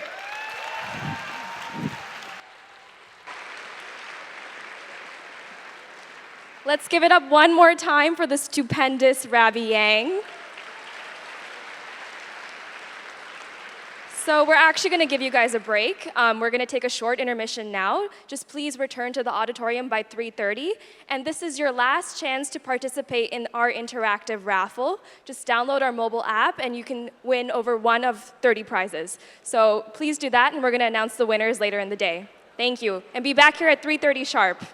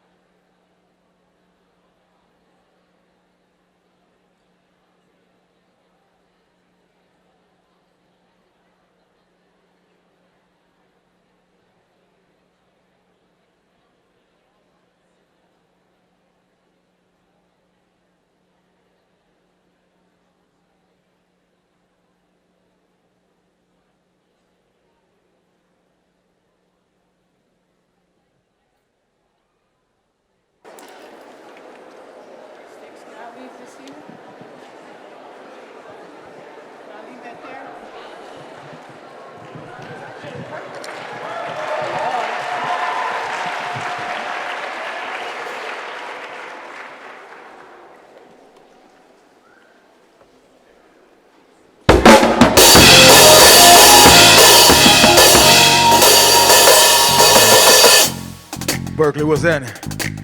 We are Soul Development. We believe that there's not enough darkness in the world to put out the light of even one candle. So never be afraid to let your light shine. But when you shine that light, make sure we shine it in the margins, on the least of us, the left out, and the looked over. Let us tell you a story. Come on. I said, just another sunny day in Northern California. Watch where you going and people might run up on you. And I ain't talking about the gangs that bang red and blue. I'm talking about the boys in blue who aim them things right at you. My mama asked me keep my hands at 10 and 2. I'm a grown man whipping with that B-boy cool. Plus I know my rights and I graduated school, but them lights still blind me when they flashing me in my rear view. No such thing as a routine traffic stop, cause California be the land of the crooked cops. Need I remind you that they fired more than 50 shots on one block? How many innocent bodies will they drop? Sad to say we may never know the answer. We need a cure for cops like we need a cure for cancer. Cause both is killing black males at alarming rates. Nowhere is safe anywhere in these 50 states. Sunny days, they say Cali never rains. It never rains. Where it cold, cause it's cold. They say summer will shower. Movement is medicine, let's get it. Check it. Now, what it's gonna take for us to end all that trauma? Trayvon could be your son, and that's word to Obama. That's word to my mama. I've been trying to keep the peace up in these streets, but they gonna have me turn these streets into Uganda. I grant this one for Oscar. They made a masterpiece from a catastrophe. Fruitville Station deserves an Oscar, so I do this in your honor. And all my soldiers in this struggle down to fight the power, leave your name up on that roster, cause in this war, silence equals betrayal. This is a time of urgency for every black male and everybody as well, so everybody that's well should unite for the stance so injustice doesn't prevail. My heart goes out to the family of Sean Bell, gunned down by the police the night before his wedding bells. And my heart goes out to Michael Bell as well. Somebody send me to Philly, I'm ringing Liberty Bell. Sunny days, they say Cali never rains. It never rains. Where it cold, cause it's cold. They say summer will shower. Mr. Damani Rose, talk to me.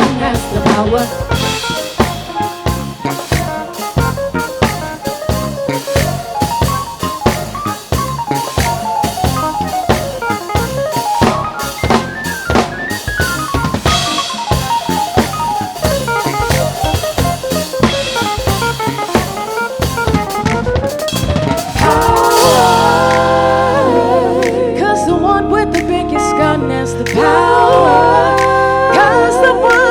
Biggest gun has the power. Cause the one with the biggest gun has the power. Cause the one with the biggest gun has the power. Conceive it till I seen it with my own eyes. When crooked coppers for the truth, they down to plant lies. But I'm true to my roots, so in that lies, my Marcus Garvey teachings, who repeat about my black pride, black fist to the black skies for all my fallen soldiers. Detectives could arrest us, but never could they control us. Knock me off my dean, they hoping I lose my focus. Carrying my cross, what will Babylon notice? I'm the son of God, not the Messiah in the flesh, but I follow in his steps. This life ain't easy, so I know this is my test. They crucify the truth, but yo, I'm here to resurrect, protect. I bring it to your neck, I spit the truth and nothing less, yo. I'm Sun Tzu, and some zoo they built but couldn't tame me. Don't trust the government, police, and schools, how could you blame me? They say the best things in life are free, that's liberation. So it's no wonder why they all about incarceration. Sunny days, say Cali never rains. It never rains. Where it cold, cause it's cold.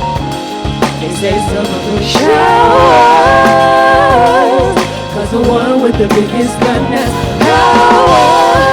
Cause the one with the biggest gun has the power.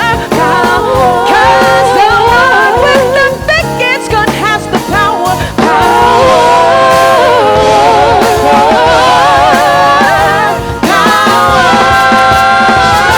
Cause the one with the biggest gun has the power. Now the one with the biggest gun may have the power, but that's only for a short time. Because we know that there's nothing greater than the power of love. And we believe that light is the vehicle by which we transfer love. A light on the hill cannot be hidden.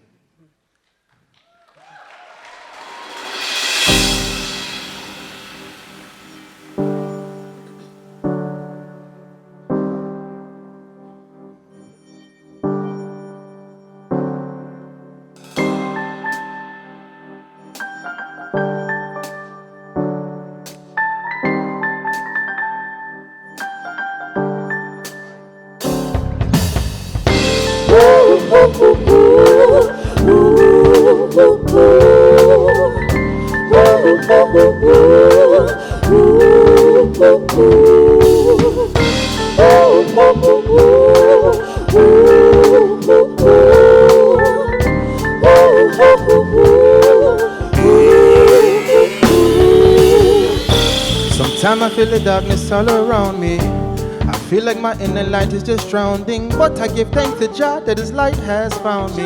So that the darkness I first step far from round me. Cause even in the tunnel, man, you still see the light. And in the toughest struggle, man, you still have to fight. And when them do you wrong, man, you still treat them right, despite the fact that they can't see the light. See, I do this for my children who were products of condition, until the day they realize they products of God's vision. The one who watched they papa cook product up in the kitchen, so when the system came to get them, took the family and split them. I do this for my students who find it hard to dream, but I'm also here to tell them it ain't as hard as it seems. Cause in the darkest hour, the stars are beautiful things if you follow closely enough. Well, it can be a dark world sometimes. Don't be afraid to be a source of light. It can be a dark world sometimes. Don't be afraid to be a source of light. yeah. Don't ever be afraid for you to let your light shine. You were sent to use your talents as blessings to mankind. Even in the darkest hour, your purpose is still divine, and can't nobody take it from you. Your purpose has been assigned, and the force on earth is greater as a person pushing to rise. The truth can free your mind even if they feeding you lies. I know it's hard to find the truth when you live in a sea of lies, but if you couldn't see the light, you still feel it if you were blind. So in due time, I hope these rhymes unlock your mind, and maybe they can help you find your getaway. You know that what you reap is what you sow, and you believe tomorrow comes your better days. It can be a dark world sometimes. Don't be afraid to be a source of light. It can be a dark world sometimes. Don't be afraid to be a source of light. I know that life can hit you hard, but you still got some light in you. Besides, the darker times help you to find the light in you. God gives you the struggle so He can enlighten you. Changes the way you see things, cause that's what His light will do. Despite the time or two, you knew the rules and choose to break them. Chances you choose to take them, excuses you choose to make them. And yet we still choose to thank Him, cause He's the God He's always been. He caused the sun to rise on the holy and those who sin. We all His children, we all carry His light within. Some choose to use it and some are shy in the sight of men. I choose to use it, inspire into enlightenment. And if I do it right, they will find the light in them. It can be a dark world sometimes. Don't be afraid to be a source of light. It can be a dark world sometimes. Don't be afraid to be a source of light. There are times when you need someone, I will be by your side. Let me see those hands like this. Reach out, touch the light. I want to feel them. Hands up. There is a light that shines special for you and me. What time? There are times when you need someone. Lights up. I like them lights out there. Light it up. Be by your side. Yeah. Yup. There is a light Yup. that Yup. Yup. shines special for you and me. It can be a dark world sometimes. Don't be afraid to be a source. To be a source. Don't be afraid. To be a source. To be a source of light. Ooh, ooh, ooh, ooh. Ooh, ooh, ooh. Ooh, ooh, ooh, ooh. Ooh, to be a source of light. We are Soul Development, and we thank you for building bridges made of light, made of love.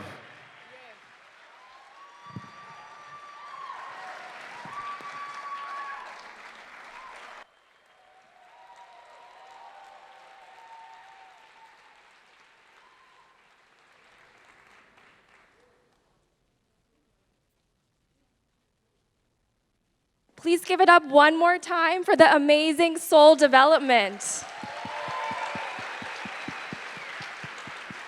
So soul, or source of light development, embodies Nina Simone's quintessential words. An artist's duty is to reflect the times. Performing on stages across the country, they have empowered their listeners to find their own source of activism and healing in today's cultural and political climate. They performed with artists like Common, Yo-Yo Ma, and Masego, and many more. All right, now we want to play a short clip of the footage from the moon landing.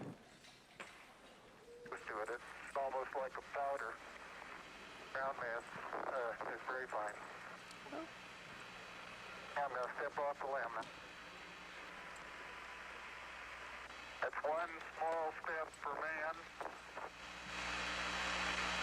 one giant leap for mankind. Oh, that looks beautiful from here, Neil. It has a stark beauty all its own. One small step for man, one giant leap for mankind. Neil Armstrong's quote from the 1969 moon landing perfectly sums up the theme of our last session for today, ad astra, a Latin expression that means to the stars. All moonshots share one thing in common. They seek to stretch the limits of what we think is possible. And now, we hope that this final session captures the risk-taking and the perseverance that is needed in order to land among the stars.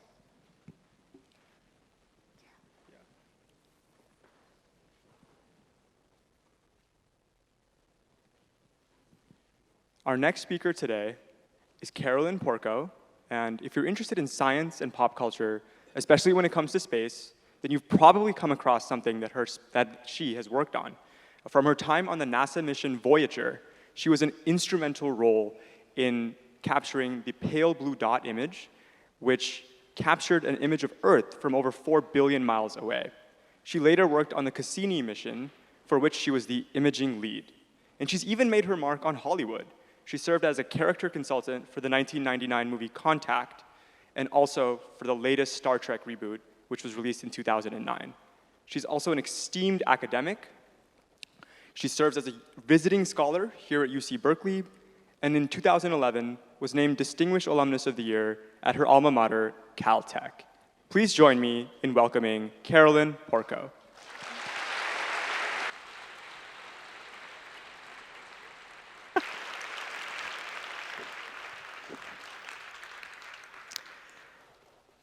So, thank you. For anyone who was alive at the time, and even according to historians, the 1960s were a period of tremendous turmoil. But for those of us who were paying attention to our first forays into space and the effects that those initial steps had on our culture, they were a fascinating time to be alive. Despite all the chaos around us, we and my generation were excited about the possibilities. The optimism of that era was probably best captured by the 1968 film that no one who saw back then ever forgets, and I'm talking, of course, about 2001: A Space Odyssey. It's hard to describe what it was like to see this film for the first time as a 15-year-old. It left such a vivid impression about what awaited us in the future, like video conferencing from space and getting in a space shuttle and cruising across the moon to be waited on by waitresses in stylish uniforms, and knowing that eventually we would get in a spaceship that could take us all the way to Jupiter. And only a year later, Apollo 11 lands on the moon. Ample demonstration to my teenage self that we were going. We're on our way. It was all very seductive. So my head has been filled these days with thoughts of us space cadets a half-century ago, mainlining on optimism and believing that the future would be sublime. And I am grateful to the point of tears to remember, and I'm going to lose it, that once upon a time when I was young, we went to the moon.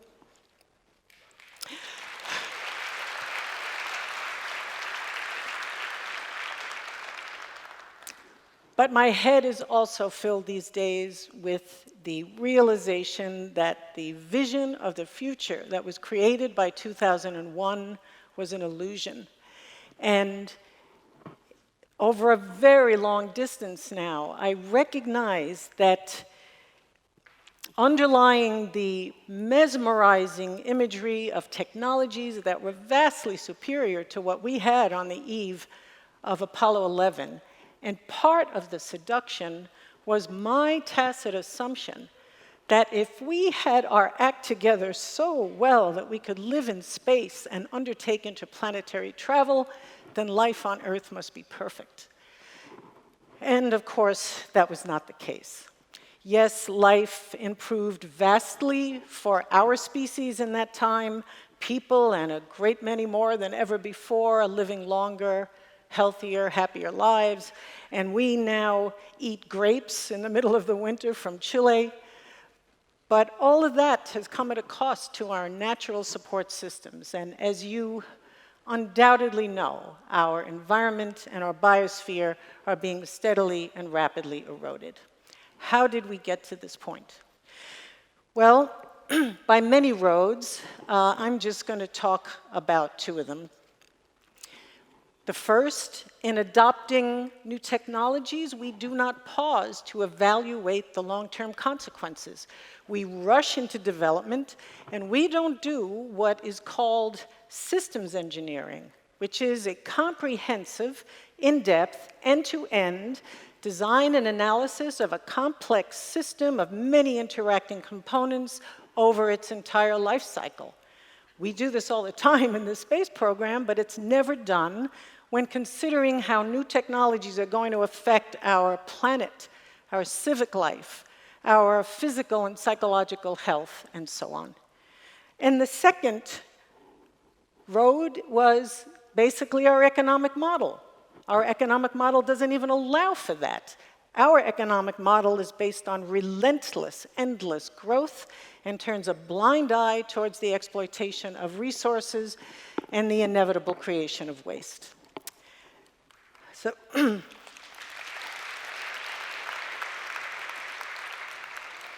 now, it was a model that enabled great advances when we had unlimited resources. But limits now have been reached, and we are faced with what was called, back in 1968, the tragedy of the commons. All over our planet, our common resources are being overused, and they're polluted, and they're even being destroyed. Our oceans, our forests, the air we breathe, our freshwater systems, our arable lands, our soils, our wildlife, and so on. Despite all this, we are being told that there's cause for optimism. We are being reminded that there is another dimension that we have not yet fully exploited. It's the third dimension. It's called space. And in fact, we are now in the era of new space, when commercial interests, long chomping at the bit for access to space and the profits that await there, have now been given the green light, and they are making headway. Now, I have for a very long time been an enthusiastic promoter of human exploration of the solar system, and I have always imagined it to be undertaken by a consortium of nations. And so I am frankly dismayed to witness the exhilaration that many of us have felt about extending our reach across the solar system now being hijacked by profiteers. And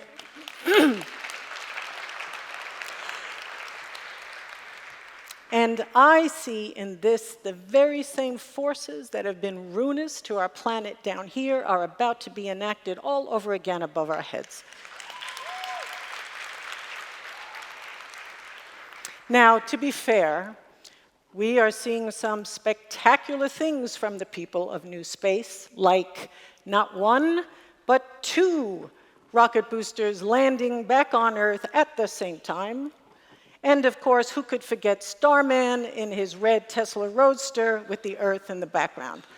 Clearly, this is not your mother's space program anymore. Okay, but we are also hearing some outrageous, absurd claims like mining asteroids is going to save the Earth. And Elon Musk wants to terraform Mars. He wants to turn the surface environment of Mars habitable so that we could move there permanently and avoid disaster down here on Earth. And Jeff Bezos wants to build space colonies in orbit around the Earth because he says we're going to run out of energy and there's going to be too many of us and we have to get off the Earth. And even Stephen Hawking famously said that we need to get in a spaceship and find another habitable planet around another star, or else we'll face extinction due to things like asteroid strikes and epidemics and overpopulation. Okay? The message from these guys is clear. We can only save ourselves if we leave the Earth. And I say, not so fast. Okay? Okay, let's take these things one by one. What about terraforming Mars? Recent results from Mars orbiting spacecraft have shown an inventory of CO2 on Mars that is inadequate to warm and pressurize the atmosphere and turn the planet habitable. And that is even if we could afford the colossal planet-wide engineering task of mobilizing all that CO2, getting it out of the ground, getting it out of the ice, and putting it into the atmosphere. And even then, if we could do all that, there still would be no oxygen to breathe, so that would have to be manufactured on Mars.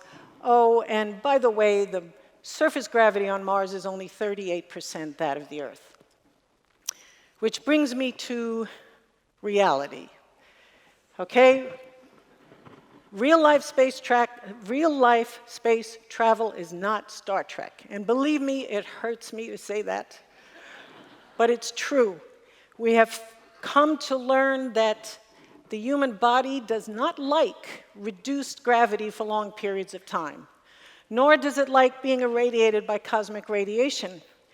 And that's not even to mention the psychological ill effects of being in confined spaces for exceedingly long periods of time. Staying healthy physically and mentally on Mars would be a big challenge, a big obstacle to human colonists trying to live there permanently and raising successive generations. Okay, we are just simply not evolved for such conditions. Okay, so what about colonies? What about, oh, I forgot to say that maybe someday we will have a human presence on Mars in the same way that we have a presence at the South Pole today. That is a research station continuously inhabited but not by the same people. These would not be multi-generational colonies, these would be scientific outposts. So that's the kind of thing I'm hoping for in the future. Now, what about space colonies? These would have to be miles wide to make the environment on the inside comfortable in the gravitational sense. They'd also have to be terraformed. They also would be massive, expensive projects. The justification for this is being given that we will run out of energy in about 200 or 300 years, and by then there will be trillions of us, so we have to move off the Earth. Negative. Our global population is not on track to reach 1 trillion, thank God for small things, and the requirement for energy assumes an economy on steroids, that it's going to double every 25 years, and we need more energy to power it. Well, that growth assumption is not a foregone conclusion, and there's almost limitless sources of energy down here if only we would avail ourselves of them. So, so in short, there is absolutely no justification for preparing to move human civilization off the Earth into Mars and into space colonies. And in my opinion, it is irresponsible to put this specter before us and present it as a reasonable, realistic response to the mess we have created here on Earth.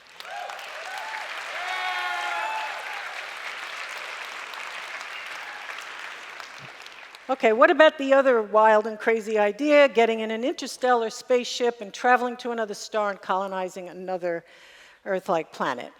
What are these guys thinking? Okay, the Voyager spacecraft, the farthest and fastest human-made vehicles on their way now, making their way to the stars, will take 80,000 years to get to the nearest one, and that one's only 4 light years away. And these things were only the size of a small car. So imagine launching, I don't know, thousands of colonists and all their support structures, how the resources that would require even to bring down that 80,000 years a little bit. Okay, and who the hell wants to spend 80,000 years in a spaceship? Okay, so the only way that we will ever entertain the notion of humans traveling across space and interstellar is if scientists ever figure out a way, or if they ever find that the universe admits the possibility for matter to travel faster than the speed of light, something that is presently disallowed by the laws of physics as we presently understand them. If there is any interstellar travel in our future, it will likely be undertaken by artificial intelligence. So think HAL, the computer, without David Bowman and Frank Poole. I present to you the interstellar astronaut of the future. Okay, so I will end by saying that after 40 plus years of planetary exploration, and with my last major professional assignment behind me, I feel now very much like an astronaut who's come home from the frontier. And while I was away, this is what I learned. That there is no place else in the solar system as suitable or as tailor-made for us as is the Earth. That its surface water oceans are unique, and you won't find anything like them for at least several light years around. And that life on Earth and in its oceans is also unique in the solar system, certainly in the extent to which it has flourished here on our planet. Just a few days, February 14th, will be the 30th anniversary of the much-beloved Voyager pale blue dot, an image of the Earth taken from beyond the orbit of Neptune that has, over the years, become synonymous with an inspirational call to planetary brotherhood and protection of the Earth.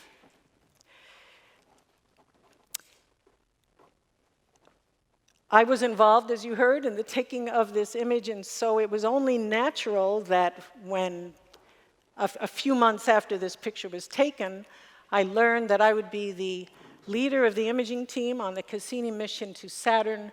I put it at the top of my bucket list to do this picture over again, only make it better. And I got to do that. We did it in July of 2013.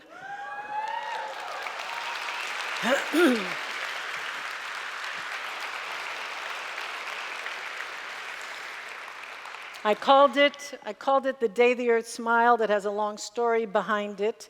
But as you can see, it is, if I may say so myself, a beautiful image of Saturn and its rings in the foreground with our beautiful blue ocean planet a billion miles in the distance, adrift in a sea of stars. The significance of this image lies not in its beauty, but in the uncorrupted, unpoliticized view that it gives us of ourselves. That view of all of us together, all of Earth's creatures together on one tiny little dot of a planet alone in the blackness of space. Our scientific explorations and images like this have shown us with stark clarity that there is no planet B, that there is literally no place else for us to go to survive and flourish without extraordinary, and I would submit, unrealizable effort. Science fiction aside, the unpalatable truth might really be that humanity's last stand is right here, right where it all began, and the lesson going forward now is we had better make the best of it. So I say directly to Jeff and Elon and Mark and Warren and all the high net worth individuals all around the globe, you have won the race. You've earned the gold. You are admired the world over for what you have been able to achieve. How about now showing our fragile, precious, life-giving planet some love?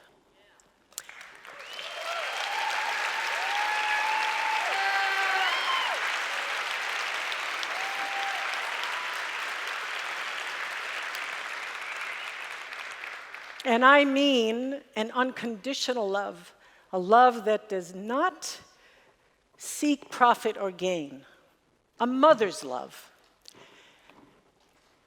You, gentlemen, have the power and the means to do this. You dream big. You want to build colonies in space. You want to jumpstart the habitability of an entire alien planet. Well, here's a crazy notion for you. Why not re-terraform the Earth?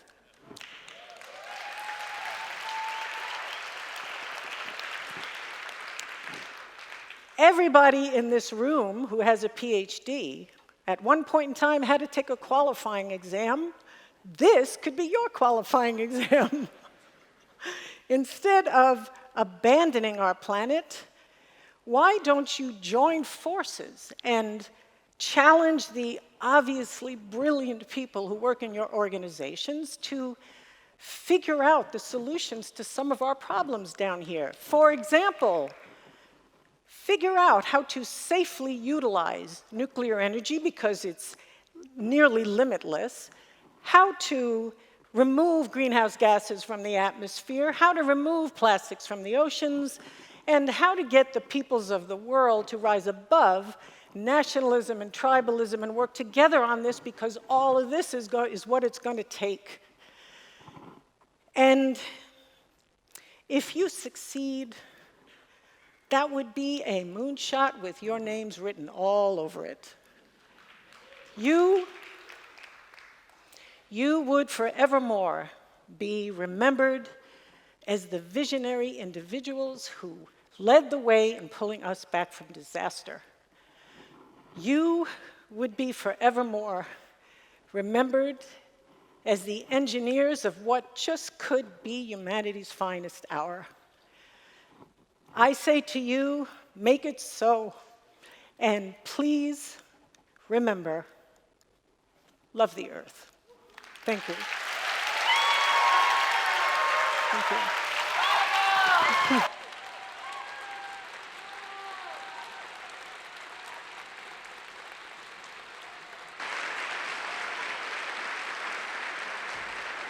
Please give it up one more time for the amazing Carolyn Porco.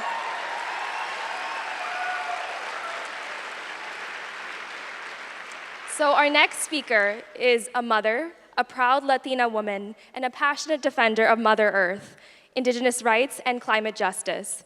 Since 2015, Leila Salazar Lopez has served as the executive director of Amazon Watch, a leading nonprofit organization that works to protect the rights of Indigenous people living in the Amazon rainforest. Please join me in welcoming Leila to the stage.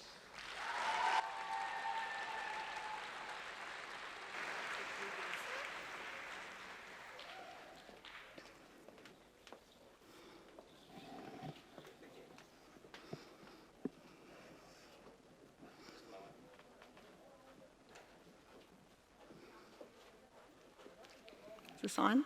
All right. Good afternoon, everyone. I first want to start by acknowledging the traditional territory of the Ohlone people, which we are standing on.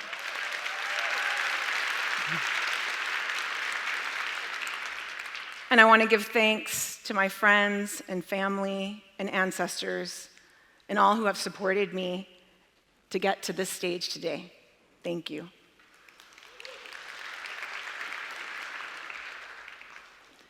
Our planet is on fire, from the Amazon to Australia, from California to the Congo.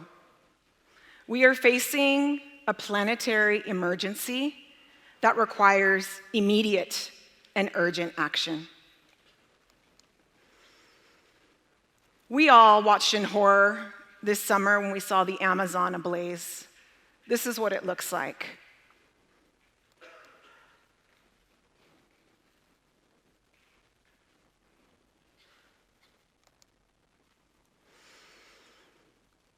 Over 7 million hectares of rainforest have burned in the Brazilian Amazon alone, over 4 million in Bolivia, and combined in the entire region, the amount of devastation is upwards of 44 million soccer fields.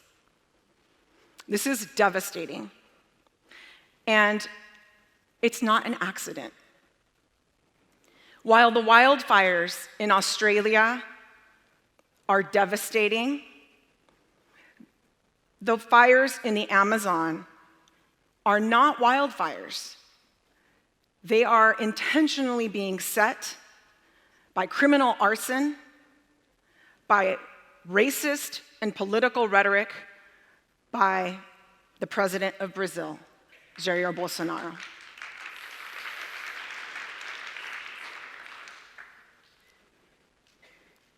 The Amazon basin is the world's largest and most biodiverse tropical rainforest. It is so large, if you were to put the Amazon basin on the face of the full moon, that is how large it is. Most of us know that the Amazon also has the largest river on the planet. What you probably don't know is that there are rivers in the sky called the flying rivers or the atmospheric rivers.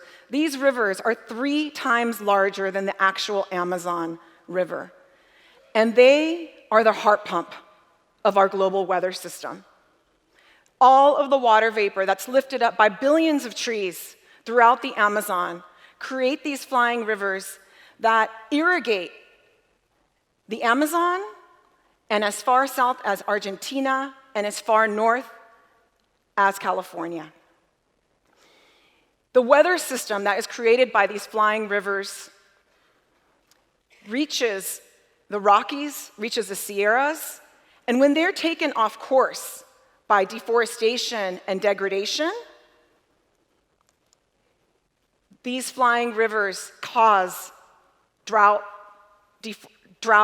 floods, fires when they're off course. So I'm not a scientist, I'm an activist, but I find this all amazing and incredible. And what I do know from the scientists, from the climate scientists, is that we need intact rainforests to maintain these flying rivers, to maintain climate stability. And the scientists just recently, in December, said, we're nearing the tipping point in the Amazon because of the deforestation, because of the degradation, which is twice as much as it was last year. That is a direct result of the attacks on the rainforest and indigenous peoples by the Brazilian government. The scientists have said clearly, if we continue at this rate, we will reach the tipping point of ecological collapse in the Amazon.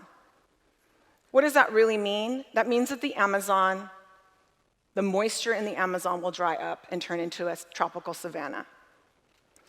This is devastating, not only for the Amazon and all life in the Amazon, but for the entire planet and the future of humanity. The Amazon needs urgent protection now.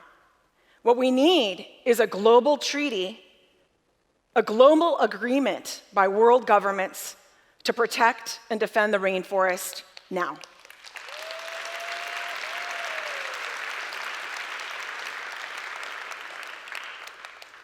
The Amazon is also home to over 400 distinct indigenous peoples.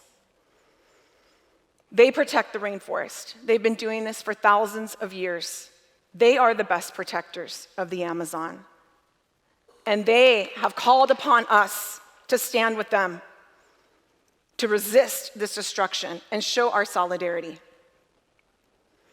to prevent this destruction caused by industrial extraction, by industrial agribusiness, by oil and mining. That's what's causing the destruction and illegal deforestation of the Amazon. This is oil in the Amazon. Oil in the Amazon has caused a toxic legacy. I've seen it firsthand. Actually, when I was a student at UC Santa Barbara in 1995, I visited the Amazon for the first time, and I went to study plants. I wanted to be an ethnobotanist. And I walked the forest with indigenous peoples and learned from them and realized they're a living library. And then I saw the oil spills. I didn't even know there was oil in the Amazon. Oil in the Amazon has dumped millions, billions of gallons of toxic waste into the environment. And you would think that would be enough to stop it. But there are still plans, and new plans every day, for oil concessions in the Amazon. At a time of planetary emergency, at a time when we need to keep fossil fuels in the ground and be transitioning to renewable energy, the Amazon is the last place we need to be drilling for oil.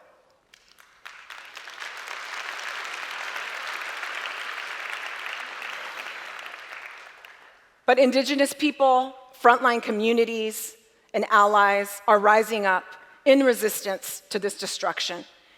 And we are standing with them. We are standing with them to demand indigenous rights, to say we need to protect the Amazon, we need to protect Mother Earth, we need to defend indigenous rights in our communities, and we need to demand climate justice. This is what we truly need around the world to protect our planet. And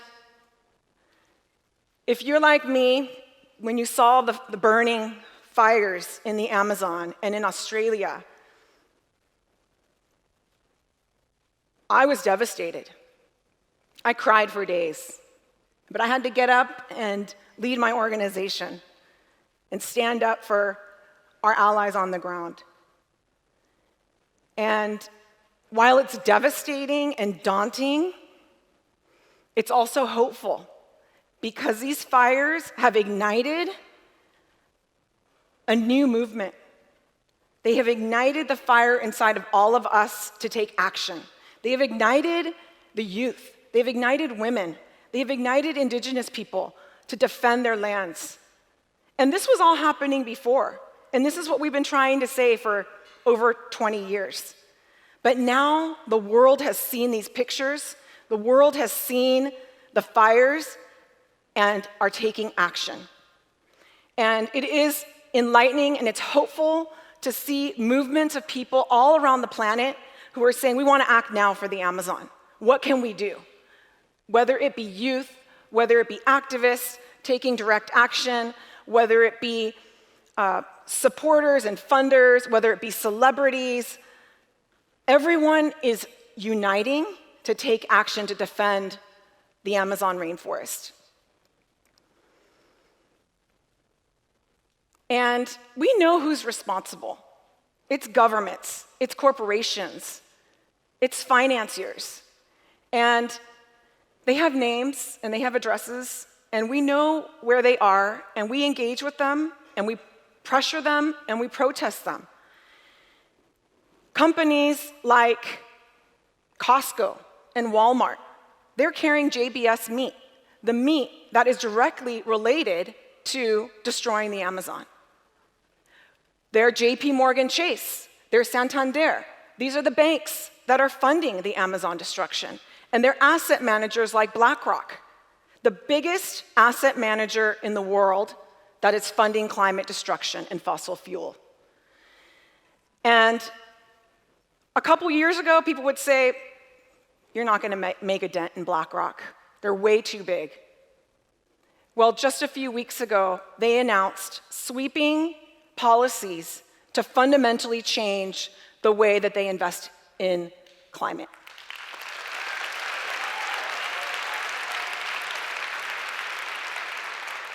And just a few days ago, they released another policy on agribusiness. And it's up to us to hold them accountable. You know, the words and the policies are the first step, and we want every other asset manager and bank to follow them. But if we don't keep the pressure on them, they will not do what they've committed to. So we need to keep up that pressure. We need to keep up the pressure to support the communities who are standing up for their forest, who are standing up for their lives, because it is about the forests, and it's also about the lives of the people who are being not just threatened and attacked, but killed, like Paulo Paulinho Guajajara. And so we're saying no more blood. We don't want a single drop more of indigenous blood spilled for profit and greed and destruction. We are uniting. We're building a movement for the Amazon, for Mother Earth, and for our future generations, for all future humanity. If we want life on this planet, we need to protect the Amazon rainforest. We need to protect all forests. We know that the majority of the biodiversity on this planet is in indigenous people's lands. And we know where the deforestation and destruction is happening. It's not on indigenous lands. So we need to stand with indigenous peoples to continue defending and protecting their lands, because that is defending and protecting life on this planet and humanity and future generations. So my hope is that we continue building this movement to unite the youth, women, indigenous people, frontline communities, the environmental movement, the social justice movement, to protect the Amazon, to protect Mother Earth, and all of us. You know, in 1962, President Kennedy had a moonshot idea that he was going to send man to the moon, and people thought he was crazy. 10 years later, the first astronauts reached the moon and showed us our living, breathing, blue and green Earth for the first time. And what we need to do today is remember that we only have one Earth, we only have one Amazon, and it needs urgent and immediate protection today. So we need that moonshot idea of protecting and restoring the Amazon rainforest. Like I mentioned before, we need a global treaty and a global agreement by world governments, by civil society, and a commitment by the world to protect the world's largest and most biodiverse rainforest. And we have to stand in solidarity with indigenous peoples who are protecting the lungs and the heart of our planet.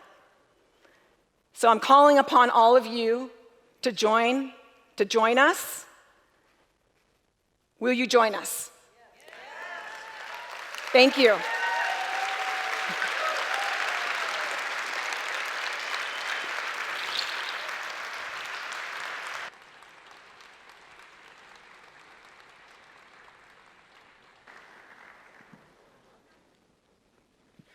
Thank you to Layla for that wonderful talk. Our next speaker bridges together an incredibly interesting background. She's a trauma surgeon who worked in the Navy and went on to become the first Asian American woman promoted to 3-star vice admiral in the US Navy. Her work spans the realms of public health, healthcare administration, and military health.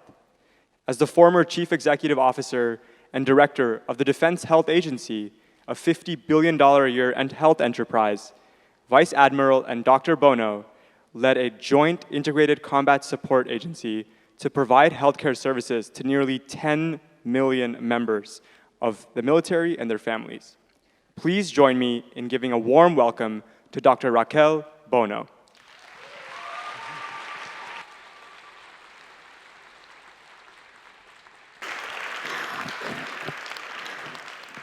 Well, thank you very much. It is So appropriate that we're talking about moonshots. And what I wanted to share with everybody here is that coming here and being at TEDxBerkeley is kind of a personal moonshot of my own. And so what I thought I'd do is I'd share a little bit in preparation for this meeting and for spending time with you this afternoon, is share a little bit about what I've learned in personal moonshots, and then also give you the epiphany that I made as I was thinking about moonshots and how they ought to be used. When I was about 7, my mother started letting me stay up to wait for my father when he came home from the hospital. My father was doing his residency in surgery, and I oftentimes didn't see him for a number of days at a time. And so when he came home one night, I'd be able to have a chance to have some dinner with him before my mother sent me off to bed. And one night, after a particularly long time before I'd seen my father, when he was sharing some of his steak with me, I told him, I said, "Daddy, you know, when I grow up, I want to work in the hospital. I want to work in the hospital so that I can see you every day and be with you." Oh, go ahead. And I started going through all the jobs that I thought I could have. And my father said, "Well, why don't you want to be a doctor?" And I said to him, I said, "Daddy, I didn't know girls could be doctors." And my father said, "You can be anything. You can be anything." And I went to bed really feeling kind of jacked up. And, you know, understanding that and knowing that because of what my father told me was a very heady experience. It wasn't always easy for my brothers to live with a sister like that, but I always figured they'd get over it, right? Well, fast forward to when I become a parent, and I'm getting ready to tuck my own daughter into bed, and she stops me, and she goes, "Mama, what do you do?" And by this time, I was thinking, oh, this is great. So I spend the time telling her what it means to be in the Navy and what it's like to serve our country, what it meant to be one of the 1% who get to wear the uniform of the nation. And then I told her that in addition to being in the Navy, one of the other privileges I had was taking care of patients and making sure that they were all right, that if they had something, that maybe I could help them. I could take them to surgery and help them get better. And for those of you that are parents in the audience, you're going to know this experience. I was having one of those really proud mom moments where my daughter was totally transfixed on me and was listening to every word I was saying. Doesn't happen often.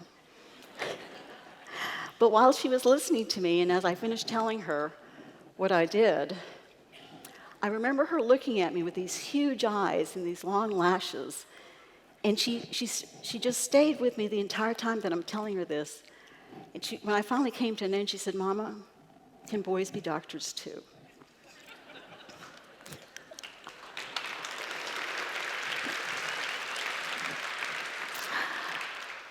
So I'd realized something had happened from the time that my dad told me that I could do anything to the time that my daughter would ask me if boys could be doctors too. And I have to confess, I hadn't really been very thoughtful or intentional. I just knew that what I was trying to do was set a good example. And so in that moment, I realized I have to be a little bit more purposeful about what I'm doing and what I'm doing to prepare for my daughter's future. And so that's the first epiphany that I want to share with you about moonshots, and at least my personal moonshot. And that is, I think it's extremely important that you have the confidence to know that you can do anything. And you have to be able to embrace that and own it and know that when you set out to do your moonshot, that you can do anything. Now, between the time that my dad told me I could do anything and the time that my daughter asked me if boys could be doctors, I did something in between those years. I went to medical school, and I did that I did that on a military scholarship. And then I did my residency in surgery. Now, I did that in the Navy, and at the time in the Navy, there were only about 25% of us that were women. But in the medical field and in surgery, it was just a little bit more skewed. And as a matter of fact, in my training program, I would be the first woman who graduated from the general surgery program, but I was the second woman to start. And the reason that this is something that I point out is that there was something else that my father told me.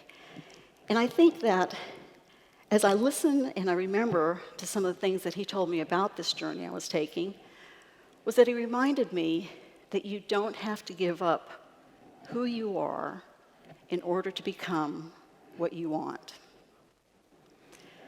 And he knew that as I was going on this journey through medicine and surgery and in the military, that there might be some people I would encounter that didn't necessarily share his view that I could do anything.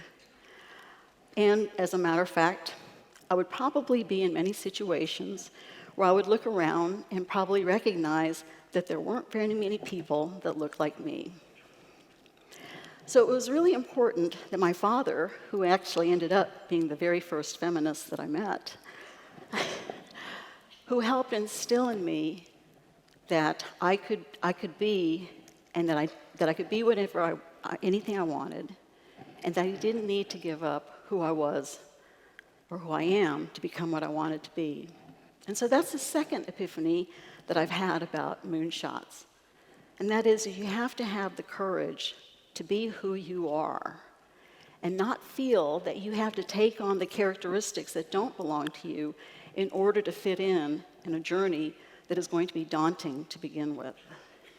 And I think that's an important thing, because what my father told me and showed me in these times is that by being able to remain true to myself and being able to keep the objective and the future in focus, that I could stay on this path. Now, part of my journey also, as you heard in my introduction, had to do with being in the Navy. And just to give you a sense of scale, there are about 300,000 Navy sailors in the United States. We're your Navy.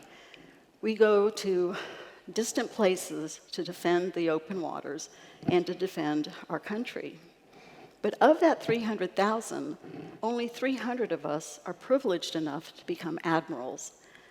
And as a matter of fact, when I got to my last job, it turned out that that job would require a promotion to 3 stars. Now, the thing about being a 3-star admiral, which is equivalent to being a 3-star general, is that the president has to nominate you, and the Senate has to confirm your appointment. So as I was getting ready for this job, and I was thrilled beyond belief, because this meant that I was going to have the opportunity to oversee a very large medical health system for the entirety of the military. It was an incredible opportunity, and I was not only flattered, but I was incredibly humbled by this. But as I was getting ready for my promotion, one of my aides came to me and told me, we're going to have to rearrange the date of your promotion. And if you don't know me, I'll tell you, one of the things that was disappointing to me, part of what I really enjoyed being in the Navy and being a physician was being able to tackle just about any problem or any job or any project. And when my aide came to me and told me that I was going to have to put the brakes on it, I was not feeling really good about this. And I said, well, why is that? Why do I have to delay my promotion? Well, it turns out that they had to do something that I hadn't even considered. It turns out that I had to special order my shoulder boards because they'd never had a female medical 3-star admiral before.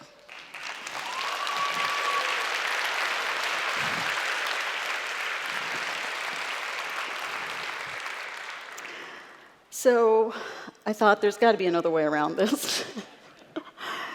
But as I was reflecting on that, it also made me realize about moonshots, and that is that sometimes you're going to have to challenge the convention. You're going to have to rock the boat and break a few molds in order to make this happen. And so as I've had this opportunity to come to TEDxBerkeley, and I'm very appreciative of this because, as I mentioned, this is like my own personal moonshot. What I'd like to leave you with is, whether you're working on your own personal moonshot or you're working with a part of a collective moonshot, always, always have the confidence to believe that you can do anything.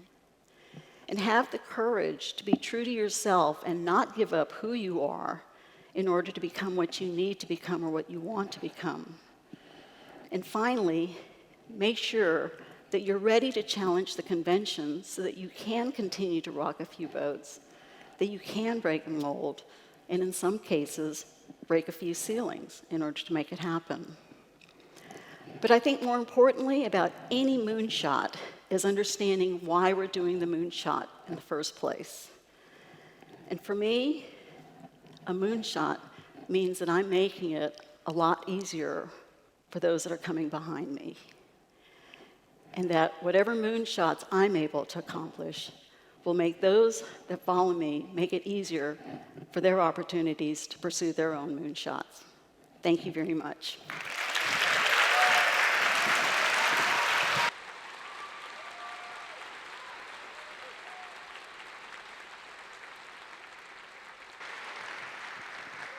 Thank you so much to Dr. Bono for that incredible talk. Our next speaker works at the intersection of technology, design, and art. Her media content has been featured at the Cannes Film Festival, Tribeca, and even the Nobel Peace Prize ceremony. She's also worked on a project called NeuroExplorer VR, which utilized a virtual brain-machine interface to allow the user to experience the evolution of the human brain and stimulate brain function. Now, she works as a VR and immersive media producer. Please join me in welcoming Pfeiffer Garbesi.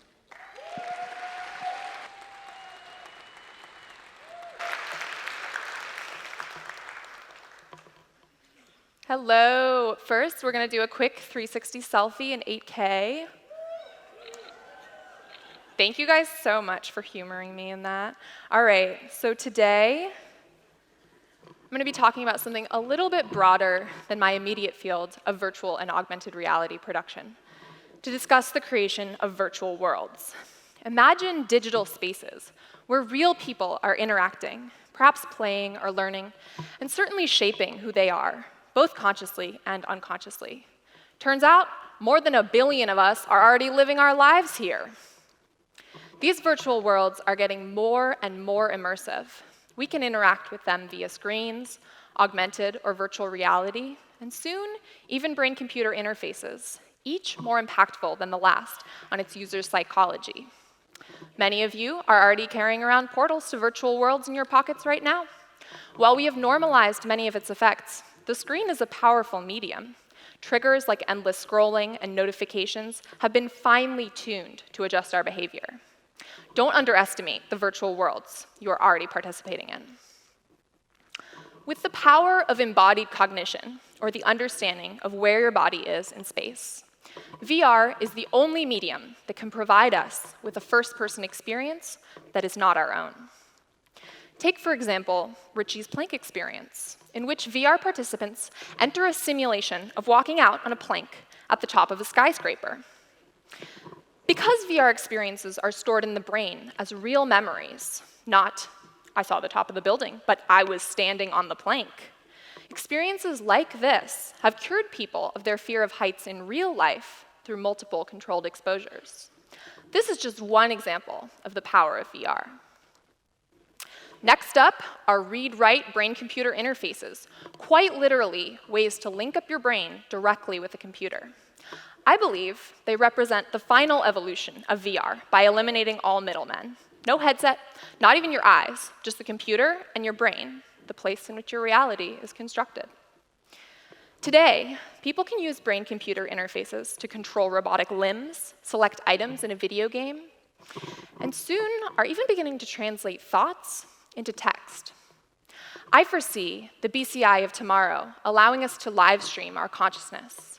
You could tune into my channel, see the darkened audience a little bit, feel the hot lights and the slight give of the carpet under your feet.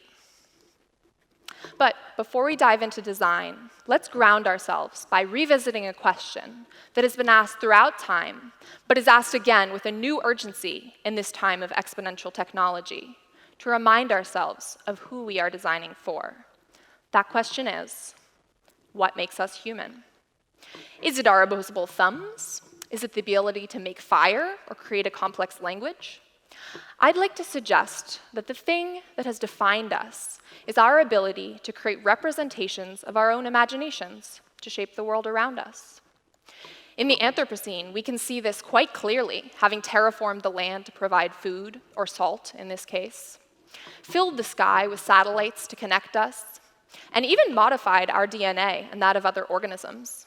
We have augmented our reality far beyond the extent that the term augmented reality implies. What gave us this ability? Imagination. Oh. There we go. Okay. Imagination and empowerment. The ability, oh, now it's skipping ahead. Sorry, guys. Okay. The ability to imagine another world and the belief in yourself that you can make it. Now we have the opportunity to create virtual worlds of our own imagination. But with great power comes great responsibility. Just as we have shaped our world shapes us. Sorry. Sorry, the clicker's off a little bit. Okay.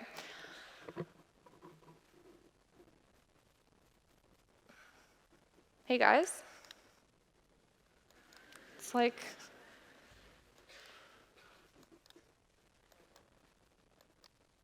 Okay. Hope it stays there. Just as we shape our world shapes us, right? Our idea of who we are, what we care about, and how we interact with each other are shaped by our experiences and environment. Even the basic virtual worlds we have created to date have shown us the impact they can have. We've seen virtual worlds empower us and disempower us at the scale of society.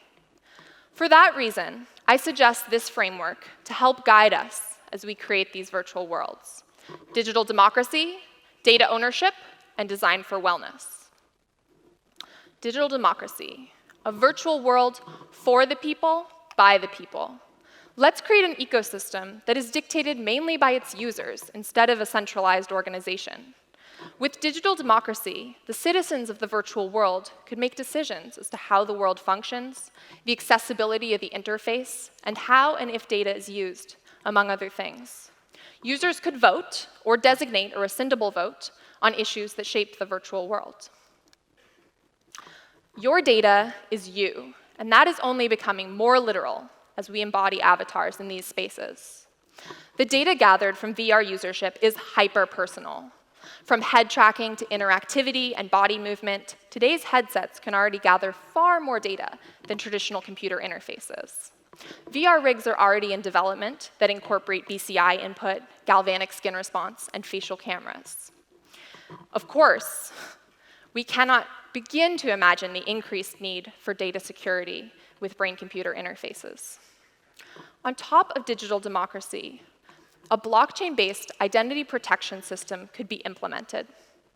Every user could store their personal information inside of a private wallet, a data storage device disconnected from the network. When another entity needed information from them, instead of sending that data, they could issue a smart key along with a contract that acts as a portal to that data for only as long as the smart contract is valid. Currently, application success is measured through the amount of time users spend on it, while I would suggest a shift toward empowering the user both inside and outside of the virtual world. In their 2014 study, Experimental Evidence of Massive Scale Emotional Contagion Through Social Networks, Facebook curated 689,000 people's news feeds to show half of them positive posts from their friends, while the other half saw only negative posts. As the behavioral scientists at Facebook had hypothesized, people's emotions and subsequent posts reflected the environment they were exposed to. While news feeds could be a verbatim timeline of things your friends share, they might be curated to incite a certain response. With VR, the power of the emotional contagion, or many of us just call it empathy, is far stronger than that of screen media. For this reason, the UN and other organizations utilize VR in their fundraising. We are empathetic beings, and will feel these effects more with more immersive environments. Authentic interaction, or transparency in how you interact with other people is a key component to ensuring our virtual worlds can sustain our relationships and our trust. Looking at my newsfeed, I see reflected more and more narrowly things I've expressed interest in. Many algorithms reflect the premise that people should be shown more of what they specifically like in order to keep them on the platform for longer. While we laud open-mindedness as a positive trait, we struggle to be open-minded in a world catered to our known interests. Coming up against things that may not fit neatly within your personal brand, like meeting a stranger from a very different walk of life and hearing their story, are amazing opportunities to recognize the connections between all of us and reduce the fear that causes us to lose our ability to think clearly. Furthermore, personal branding limits our growth as individuals. I have friends that have expressed that if they post something outside of their personal brand, they'll lose followers. Let us cry out, as Walt Whitman once did, "I am large, I contain multitudes." Let us embrace the diversity inside of us that helps us celebrate the diversity around us. Most of all, I would advocate, thank you. Most of all, I would advocate for a design that encourages eternal iteration. Let's replace the traditional vision of design, drafted one time by an individual or organization. The virtual world capable of fulfilling the promise of fulfilling our humanism may need to instead be a constant evolution, shaped again and again by its inhabitants, sometimes chaotic, but free and improvisational. By empowering ourselves within our virtual worlds, we protect our humanity, our imagination, and empowerment to manifest the change we wish to see in the real world, the change that could reshape our society to care for each other, to live in harmony with the environment. Creating virtual worlds that enhance our humanism and empower people inside of the simulation, but most importantly, out in the real world, is my moonshot. I look forward to the worlds, virtual and real, that we create together. Thank you.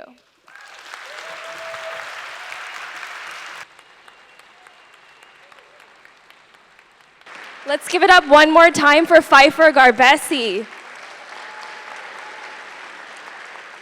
So, our next speaker hurls himself down mountains and off cliffs on purpose. Matthias Gerard, also known as Super Frenchie, is a professional skier and base jumper who has completed many first descents and jumps around the globe.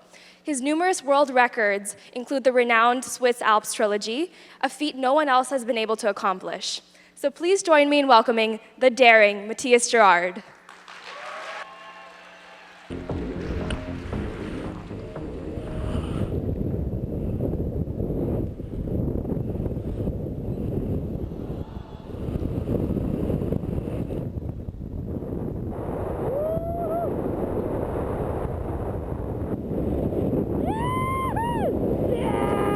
That avalanche. It was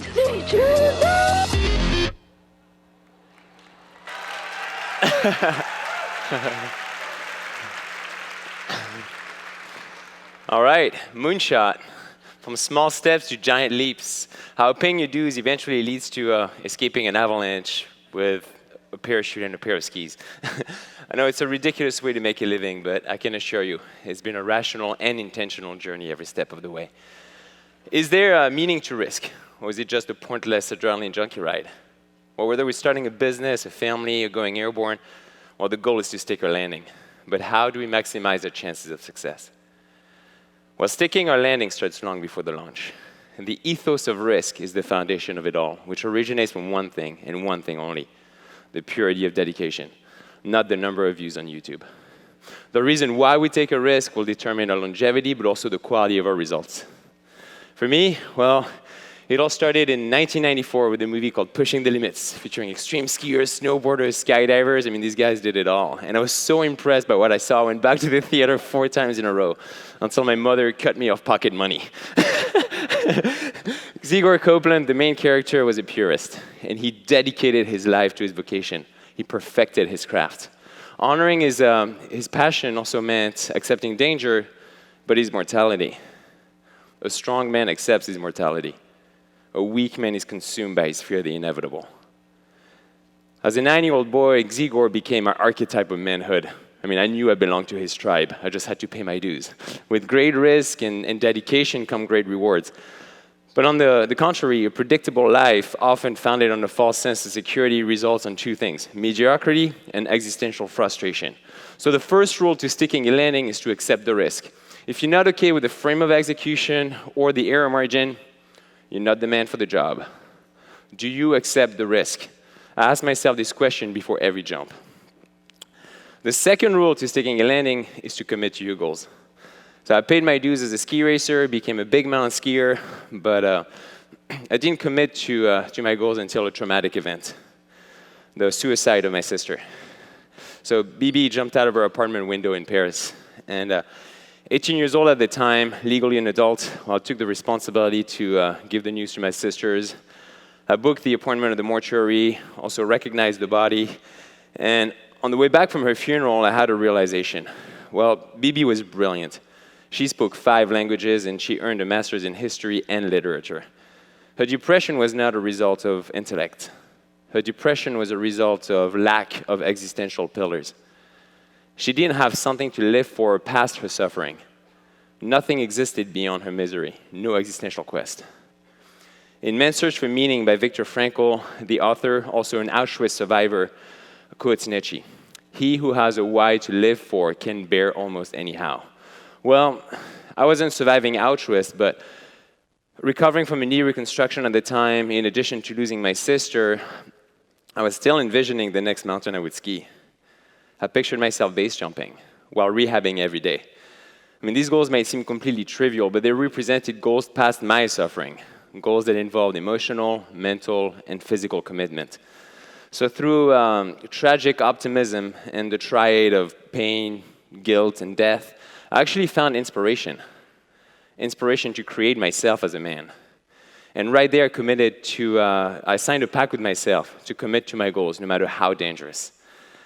And so began my search for the absolute. And so, skiing impossible lines with the help of a parachute represented the most powerful evolution as a skier, a way to transcend our human limitations. A 2-hour hike quickly turned into getting lowered on a slope too steep to land a helicopter. I escaped avalanches, skied off the Eiger, skied off the Matterhorn, but it didn't feel complete. Using a helicopter was cheating. So my new vision combined alpinism, steep skiing, and mountaineering. In true alpine style, I wanted to earn the descent by climbing to the top of the mountain with all my gear first. The ultimate goal being to climb and ski base jump from the summit of Mont Blanc, the rooftop of Europe, the crown jewel. So to practice, I focused on this peak outside my hometown, the Col de Pointe d'Arreux. I climbed the mountain all night, skied the steep face, jumped off the 700-foot cliff, and this happened.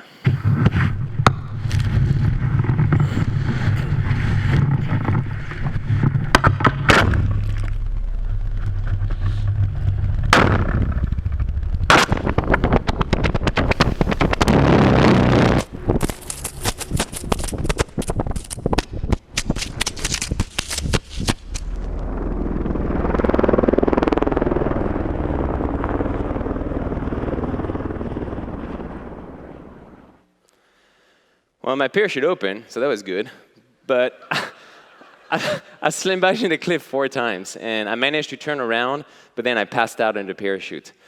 I flew 4,000 feet unconscious, and I crash-landed in a forest, fell another 50 feet onto dirt. I was rescued by helicopter, spent 3 days in a coma, suffered a double fracture on my left femur, and a brain hemorrhage. And to top it all off, that happened 3 weeks before the birth of my son. So my first application to my vision was a complete, total, dramatic failure. And I also earned the title of Worst Husband of 2013, by far. So,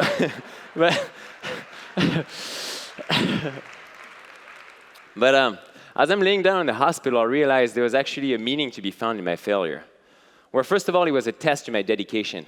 Did I have what it takes to pursue my goals and my vocation? Well, my sister Anouk had very comforting words. As I'm laying down in the hospital, she said, "You crashed. That's not cool, but you're living intentionally, and that's honoring our sister." And right there, it's when we fail that our ethos matters most. It's what will help us get back on our feet. And second, well, I crashed simply because I wasn't as good as I thought I was. So I had to go back to basics, pay my dues all over again, and gradually increase the level of difficulty. This would ensure fundamental retraining by going back to basics and checking off all the boxes. And then finally, well, Super Frenchie 2.0 was not only necessary to reaching my goals, but to also be a solid dad. My son was about to be born. You know, I had a lot on the line now. But in order to be the father that I aspired to be, I still needed to self-actualize and reach my goals and objectives as an individual. So after 4 years, many jumps, many miles in the mountains, my skills actually improved. I replaced raw explosiveness with consistency and meticulous attention to details. I like to think that I graduated from a playful crow to a sturdy eagle, you know. But before returning to the mountain that almost claimed my life, I needed to accomplish one more thing: help my son understand my quest. Because helping our loved ones understand why we take a risk will help us commit to our goals. So 5 years later, after the accident, Soren and I went to France together. On the way back from the skate park, he told me, "Papa, when you'll be old, I'll teach you how to skateboard."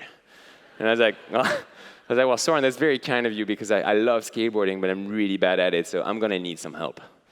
And then with a stern look, he said, "And when you'll die, I'll bury you with your skis and your skateboard." So taken aback, I just looked at him. I was like, "Wow, Soren, thank you. That's extremely thoughtful, but what made you think about that?" And then he goes, "Because my heart knows your heart." And so in his 5-year-old French, the little dude expressed existentialism and the purity of dedication. I mean, his little hand materialized a common understanding and an invisible bond. The following winter, well, the conditions lined up for a new attempt. So as I'm getting ready to go back to the Alps, I also figured I needed to leave something behind just in case I wouldn't come back, right? So I wrote Soren a letter. The last words from a father to his son. A letter he could understand as a child, but also learn from as an adult. It was by far the most challenging thing I ever had to do. But I encourage every parent present today to do the same. Write a letter to your child. We're more than just parents putting food on the table. We're mentors. Our duty is to guide our children. And mentally, this letter helped me commit to going back to the Alps. I arrived in France, and the mountains opened their arms. The full moon guided us to the top. 5 hours later, we summited. The air was calm, the snow was stable, so I dropped into the steep face. I skied the mountain, jumped off the cliff, opened my parachute, and landed softly. So,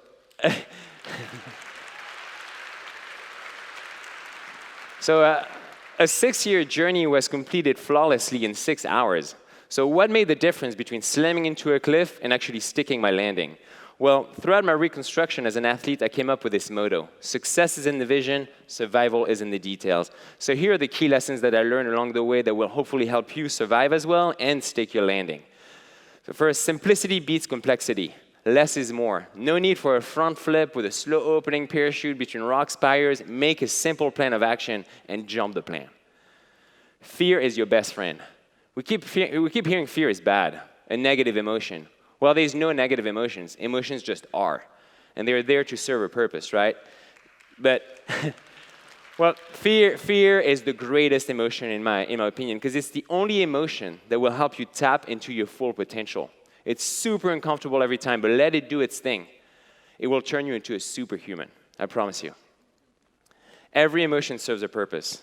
So that relationship with fear can be applied to every emotions in general. Because when we take on a big challenge, it's going to be an emotional roller coaster no matter what. But it actually simply means that we're just tuning in with our environment. Nothing more, nothing less. No reason to overthink it. Emotions are just a barometer for your environment. Take the time to feel it all. By doing that, you will link your modern mind with your lizard brain. And by linking knowledge and instinct, you will turn into a survival machine. Know when to launch. So Colin Powell applies the 40-70 rule. If you make a decision with 40% of the information needed, well, you're going to shoot from the hip, right? You're gambling. But if you wait to have more than 70% of the information available, well, you're going to miss the window of opportunity. In the world of business, that means launching a product too late and not becoming a market leader. Well, in my world, that means missing the weather window and potentially slamming into a cliff. So don't jump the gun, but also don't hesitate. Tunnel vision will kill you. Well, the main reason why I crashed was tunnel vision.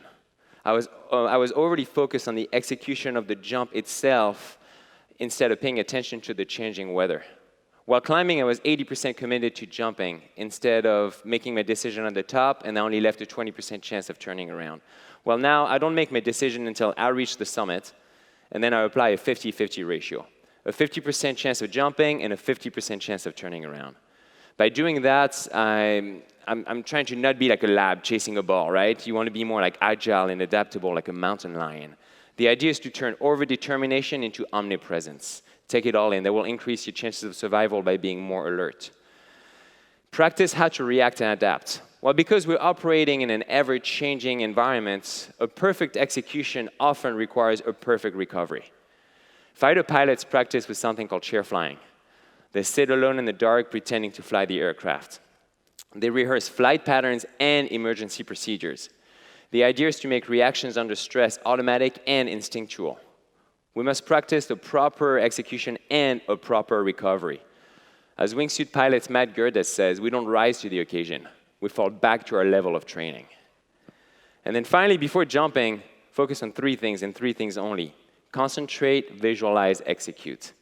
So concentrate on your checklist. Think of it as like a ritual of immersion in the process that will help you get your head straight and get your head in the game. Once you've done that, visualize the right moves in chronological order. That's super important because we're dumb creatures of habits. We'll replicate exactly what we picture in our mind. So picture the right moves, and you'll stick the right move. Picture slamming into a boulder, and you'll slam into a boulder. So picture the right moves. Promise me, okay? And then finally, just do it. It's not complicated. Just do exactly what you pictured in your mind, but always be ready to react and adapt.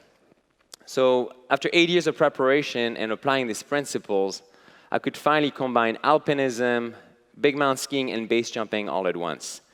And on June 24th, 2019, I climbed to the summit of Mont Blanc with 45 pounds of gear and ski base jump from the summit, closing the trilogy Eiger, Matterhorn, Mont Blanc, and also setting a world record in the process.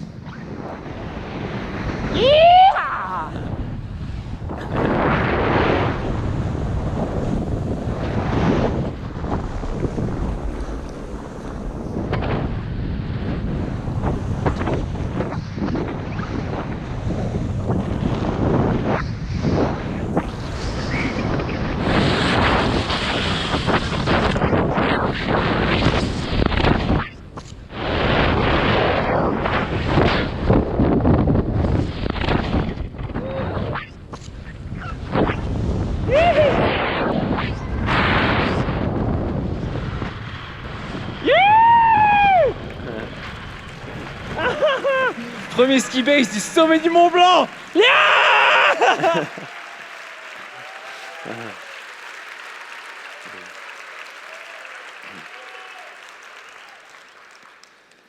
As I was climbing Mont Blanc on the summit push, Soren's words kept echoing in my head. My heart knows your heart at every step. My son was actually empowering me to commit to my goals, no matter how dangerous. And when standing on top of the summit, ready to drop in, I asked myself one more time, do you accept the risk? And the answer was still yes. Therefore, I skied away to the culmination of my career as a ski mountaineer. All of us in this room have an expiration date, but none of us know when it will be. I can assure you, infinity lies at the border of the absolute and nothingness, right there, right in between. That's where the fruit is. I highly encourage you to find that edge, grab that fruit, bite it voraciously, and squeeze it to the last drop.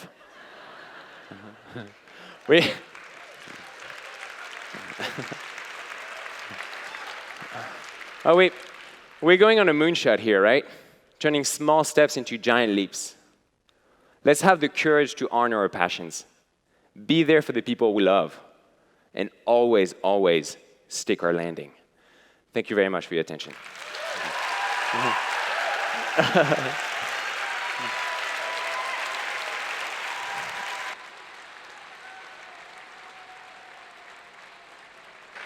Ladies and gentlemen, let's give it up one more time for Matthias Giroux. What a way to cap off all of our phenomenal talks today. And to close out our event, we've got something incredibly special for y'all, an amazing student performance from a nationally recognized pianist. We're so lucky to have Layla Kabuli perform here today, since she really doesn't perform often on campus. And I had the honor of meeting Layla in our freshman year when we lived on the same floor, and I can tell you that she's as incredible a human being as she is a musician. She's been featured on NPR's From the Top and has performed at national venues, including the Kennedy Center and Carnegie Hall.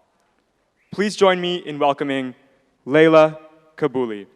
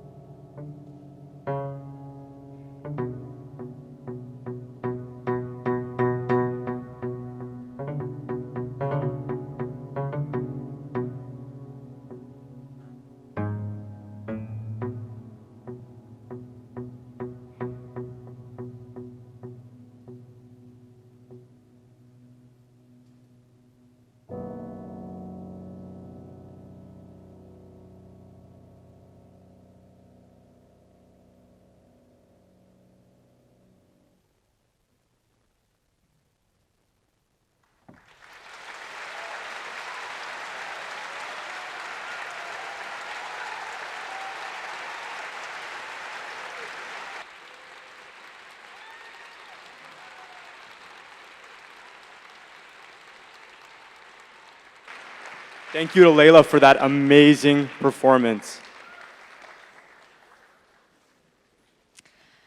And thank you to everyone here. We really hope that you enjoyed all of the talks and performances. Please just make sure to follow our social media channels on Facebook, Twitter, and Instagram to keep updated about speaker reveals and discounts for TEDxBerkeley 2021. Before you go, we want you to know that we have a wine reception in Alumni House, which is adjacent to Zellerbach as you exit on the left. We'll have volunteers outside to guide you if you're 21 and up. If you have a wristband already, you're good to go. Otherwise, we will be checking IDs at the door. We'd love to have you join us if you want to meet some of us, as well as some of the other attendees and the speakers. Please also check the TEDxBerkeley app on your phones to see if you're one of the winners of our interactive raffle. Winners, please meet one of our team members outside in front of the Alumni House to collect your prizes. And before we go, we'd like to thank our whole team. We have our fabulous co-curator and strategic advisor, Renee Blodgett, and 14 student team members who've been planning this event for the whole year. Can you believe that 14 students put on this event?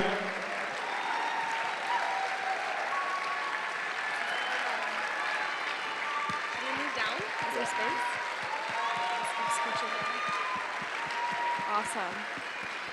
We also want to thank Rebecca, our amazing stage manager, for keeping us on time today, for the most part.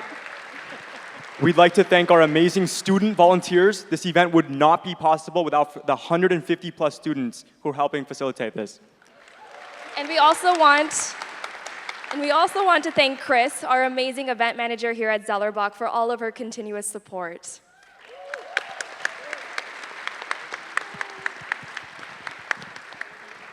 Thank you to all of you once again, and we'll see you at the wine reception. Quick second. We'd also like to give a big, big round of applause to our curators, Sahar and Madhav, who have worked endless hours to make this event possible.